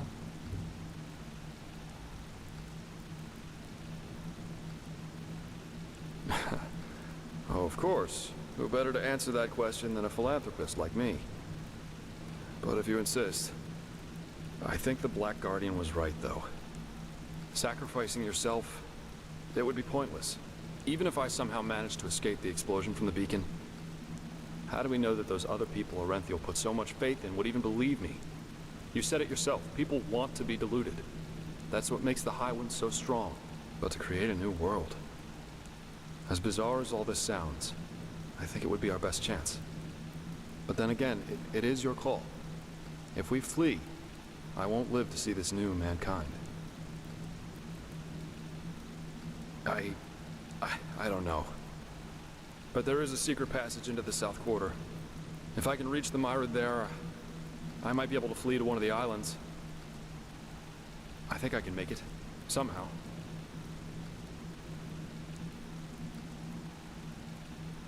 Yes. Then, in a few hours' time, the two of us will be the only survivors of mankind. Hey, that sounds so unreal. You have to prepare the escape pods. I'll wait for your signal. Now go, before it's too late. And be careful.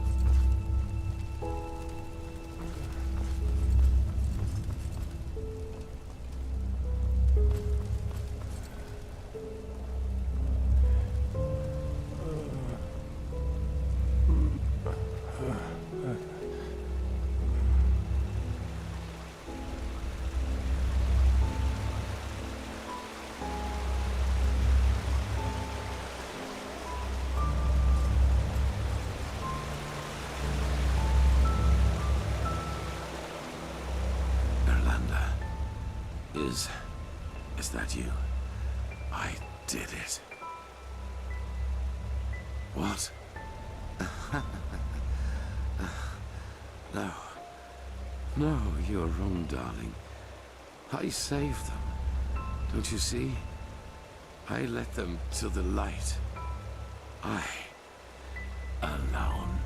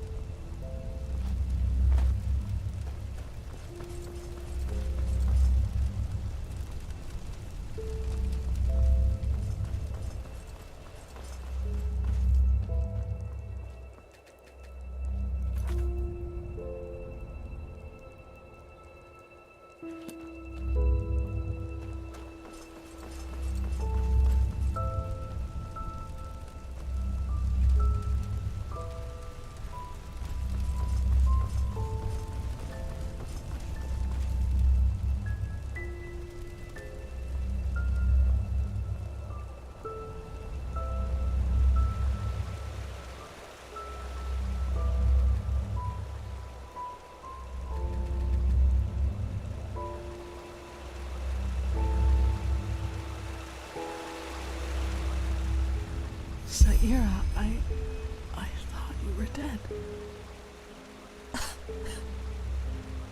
The beacon, the Naramis. They tried to storm the temple, as the Grandmaster said they would. We tried to stop them, but there were just too many of them. Orenthiel, he came back just when we thought it was too late. That the High Ones killed you. Sharim, Jespar, all of you, and that he found the Numinos and would save us all. Then he went to the beacon and...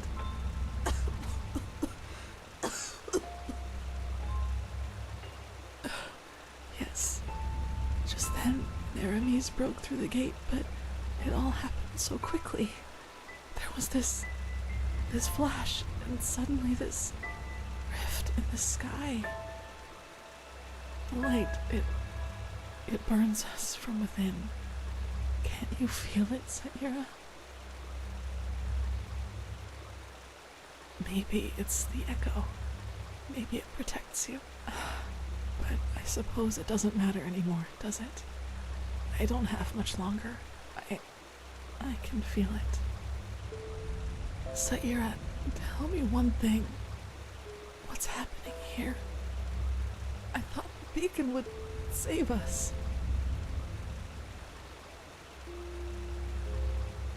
What? But you're here. That must mean something, right? You can stop it. You can save us.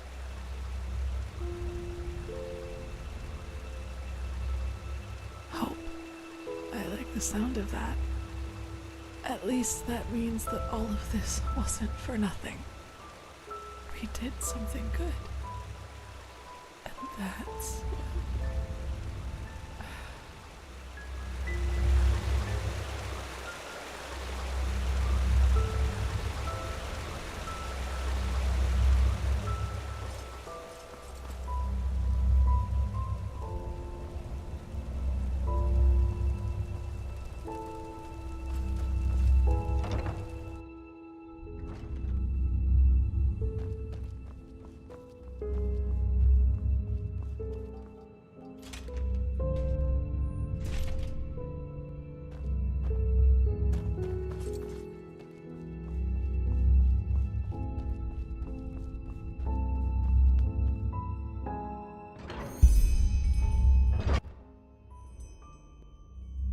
Quickly.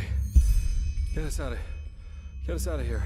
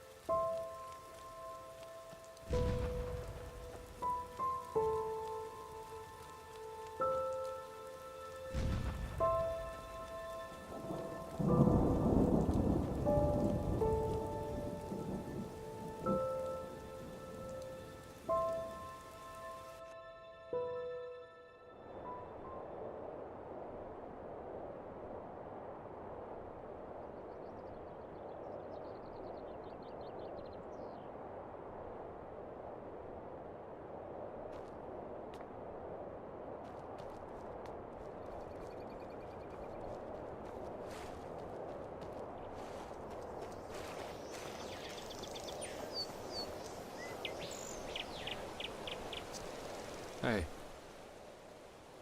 I don't know. When I woke up, we were here.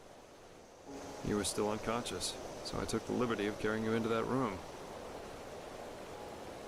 Just look at that.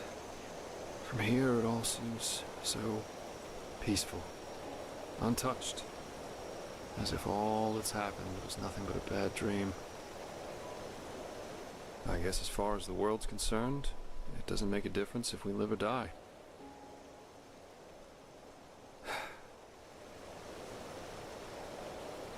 Now it's up to us.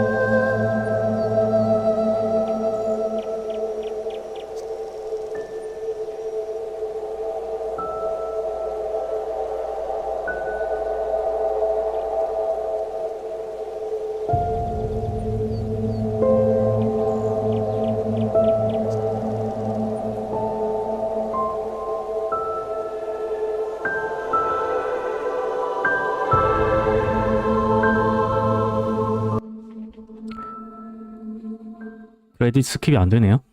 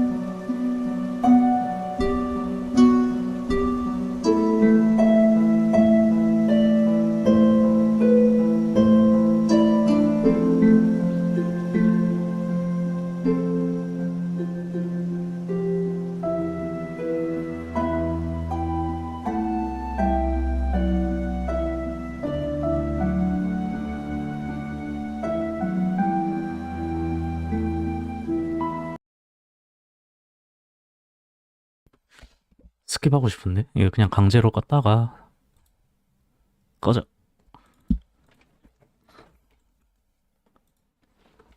꺼지지도 않네.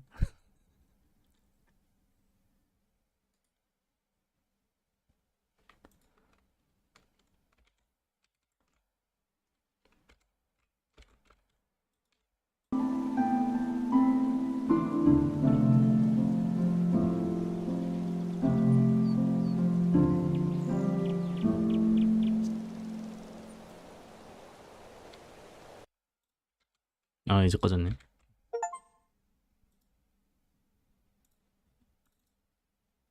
이렇게 하고 다른 엔딩도 봐야겠죠?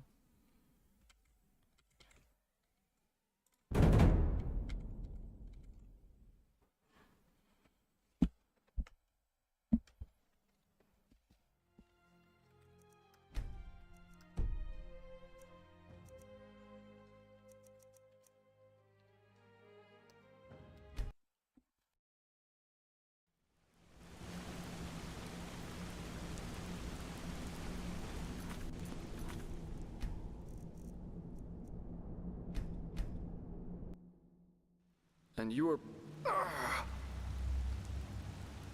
This must be the cleansing. Then the black... You're here, right before me. Huh. I guess so. I hope you're right. I really do. Then I suppose I should start looking for a way out now, shouldn't I? Kira would be a good place to start. Maybe the Golden Queen will listen to me. It was a pleasure. Farewell.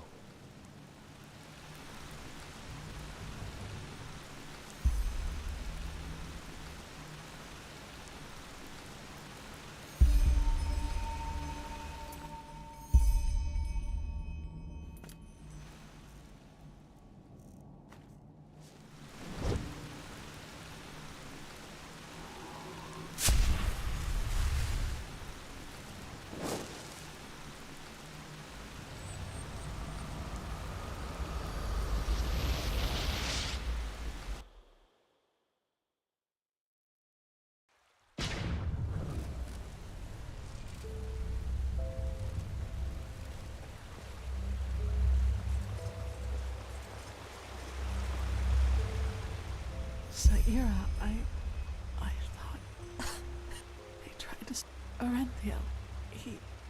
The High Ones killed you. The light, it different. But Saira, tell me what? But you're here. Yes, of course you will. It's what you do. At least that means that all of this wasn't for nothing. We did something good. And that's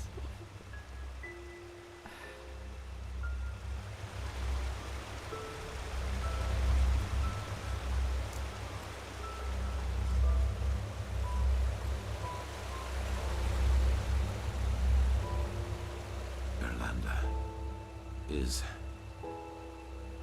I saved them. Don't you see? I let them into the light.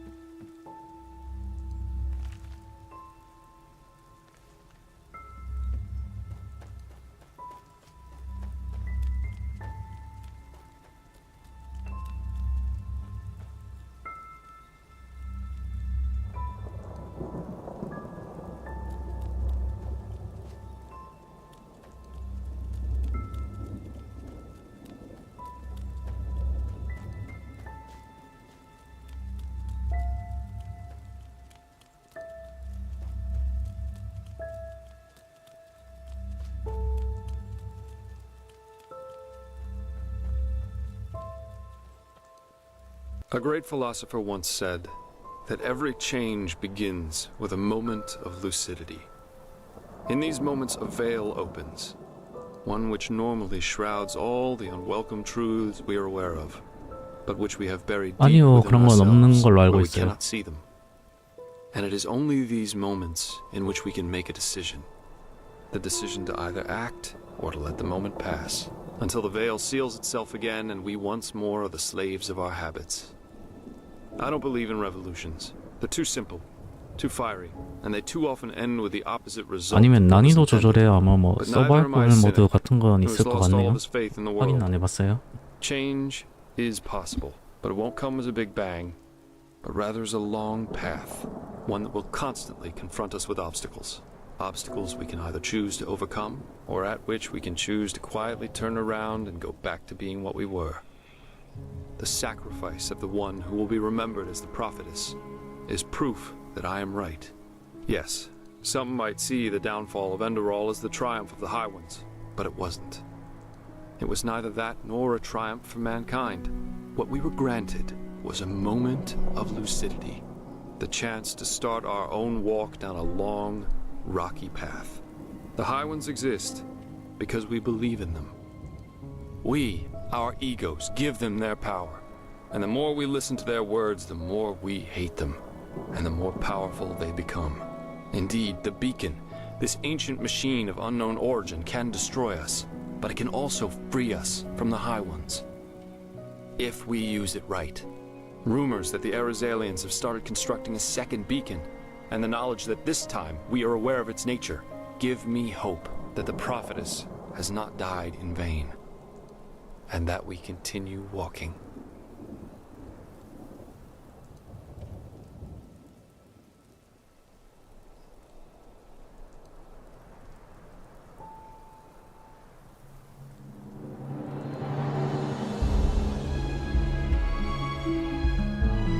이러고 또 바로 엔딩이네. 그쵸?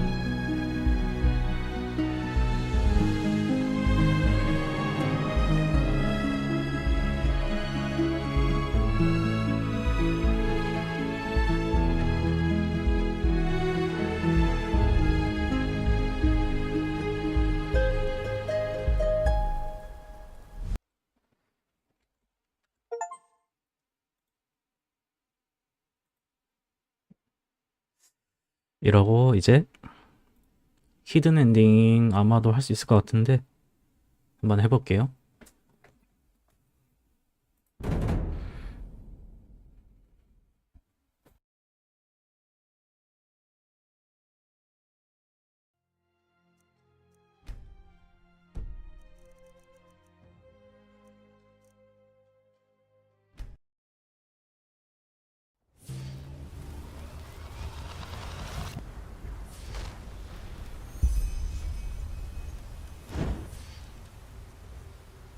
히든 엔딩은 아마 마지막 바로 전에 이거를 마셔야 되는 걸로 알고 있었는데 아마 지금도 되겠죠? 네. 한번 해보고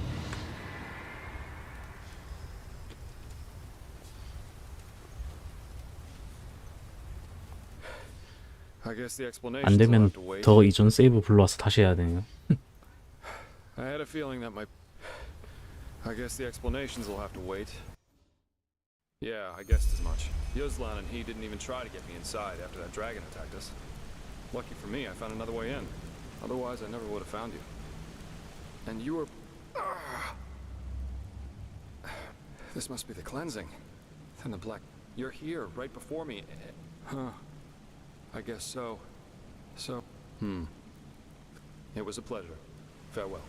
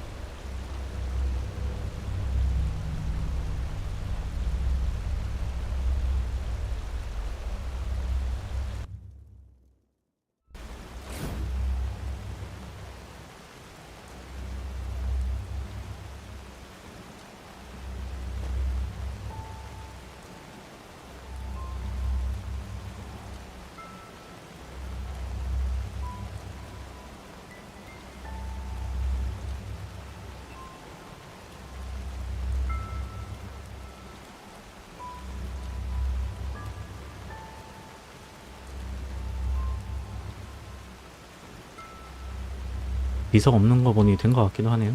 날씨도 좀 우중충한 것 같기도 하고.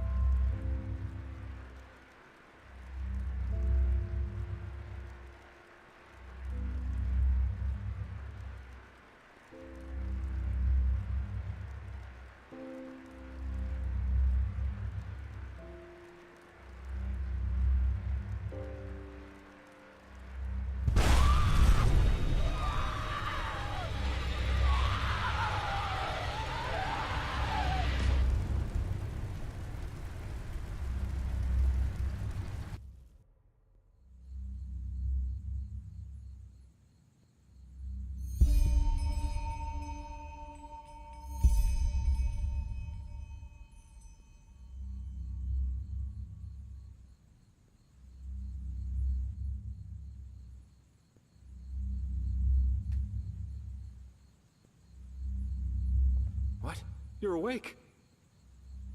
But I thought you were... Sorry, I just don't know what to make of this. Yes, because you were asleep for 2 weeks. I thought you'd never wake up again. This? Al-Rashim. We're in Kira. You made it. You destroyed the beacon, and you stopped the cleansing. It's possible because I came back to get you. Come, I need to process this.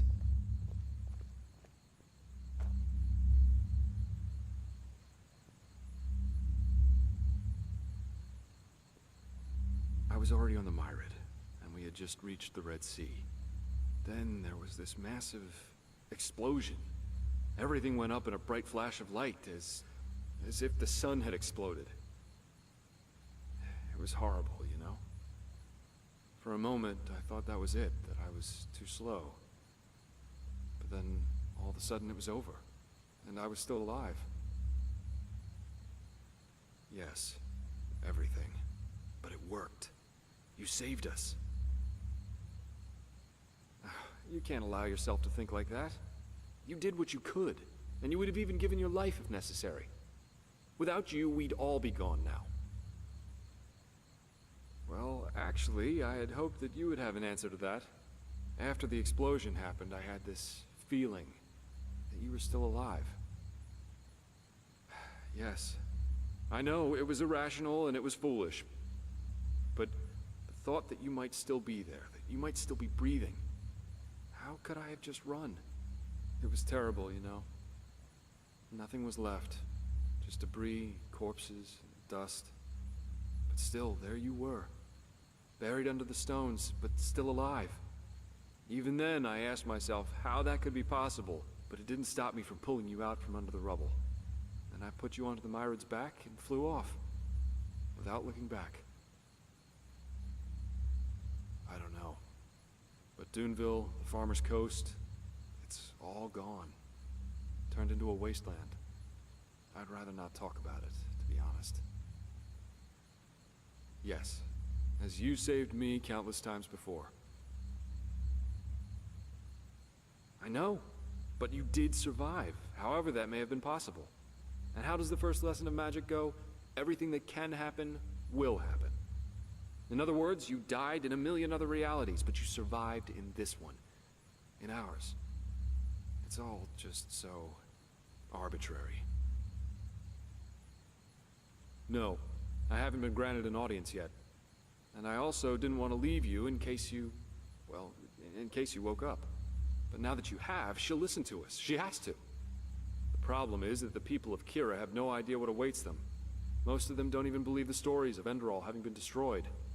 Also, the Black Crescent movement has resurfaced. And according to word of mouth, they're praying to strange, otherworldly deities. You can connect the dots. Yes, the game has started over. Tell me, do you really think we can make it? I mean, what if they won't listen to us? You know, the more I think about it, the more I come to believe that we humans are usually very well aware of what we do, even if it's the wrong thing. And do you really think we, with our bizarre story, can change things for the better? That we can actually get them to listen? Yes, I guess we will. Blaze, it's strange. A trick played on me by my own mind.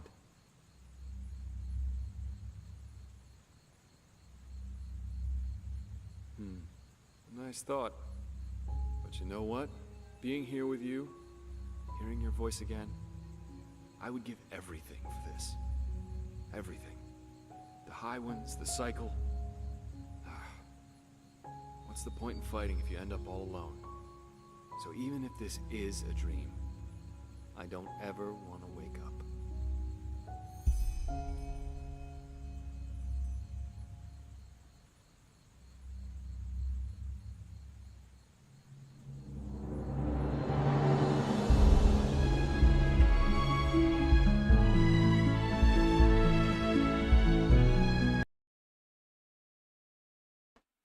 네, 요게 히든 엔딩이었는데요. 이게 조금 더 나아 보이긴 한데 사실 네. 그나마 희망적이긴 한데, 사실 이것도 그냥 꿈속의 이야기라는 말이 있거든요. 아까 엔딩 전에 마셨던 꿈꽃 영약이라는 것 때문에 사실은 주인공이 그거 먹고 쓰러져서 혼수 상태로 그냥 꾸는 꿈이라고 하는 말도 있더라고요. 그래서 히든 엔딩이고, 이것도 서브 퀘스트 해서 어떤 선택지를 골라야 저걸 만들 수 있는 거예요. 일단 뭐 엔데랄 스토리가 워낙 다크하고 꿈도 희망도 없는 그런 거라 뭐 이것도 뭐 나쁘진 않네요. 그래서 엔데랄도 이제 끝이 났고요. 57시간 했네요. 58시간 가까이 했네.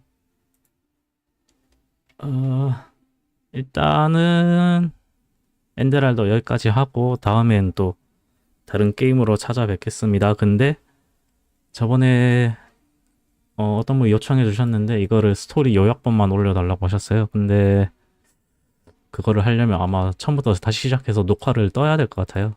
그거는 생각을 좀 해보고 편집 귀찮으니까 생각 좀 해보고 하도록 하겠습니다. 네, 다음에 또 뵙겠습니다. 스카이움 꺼줘.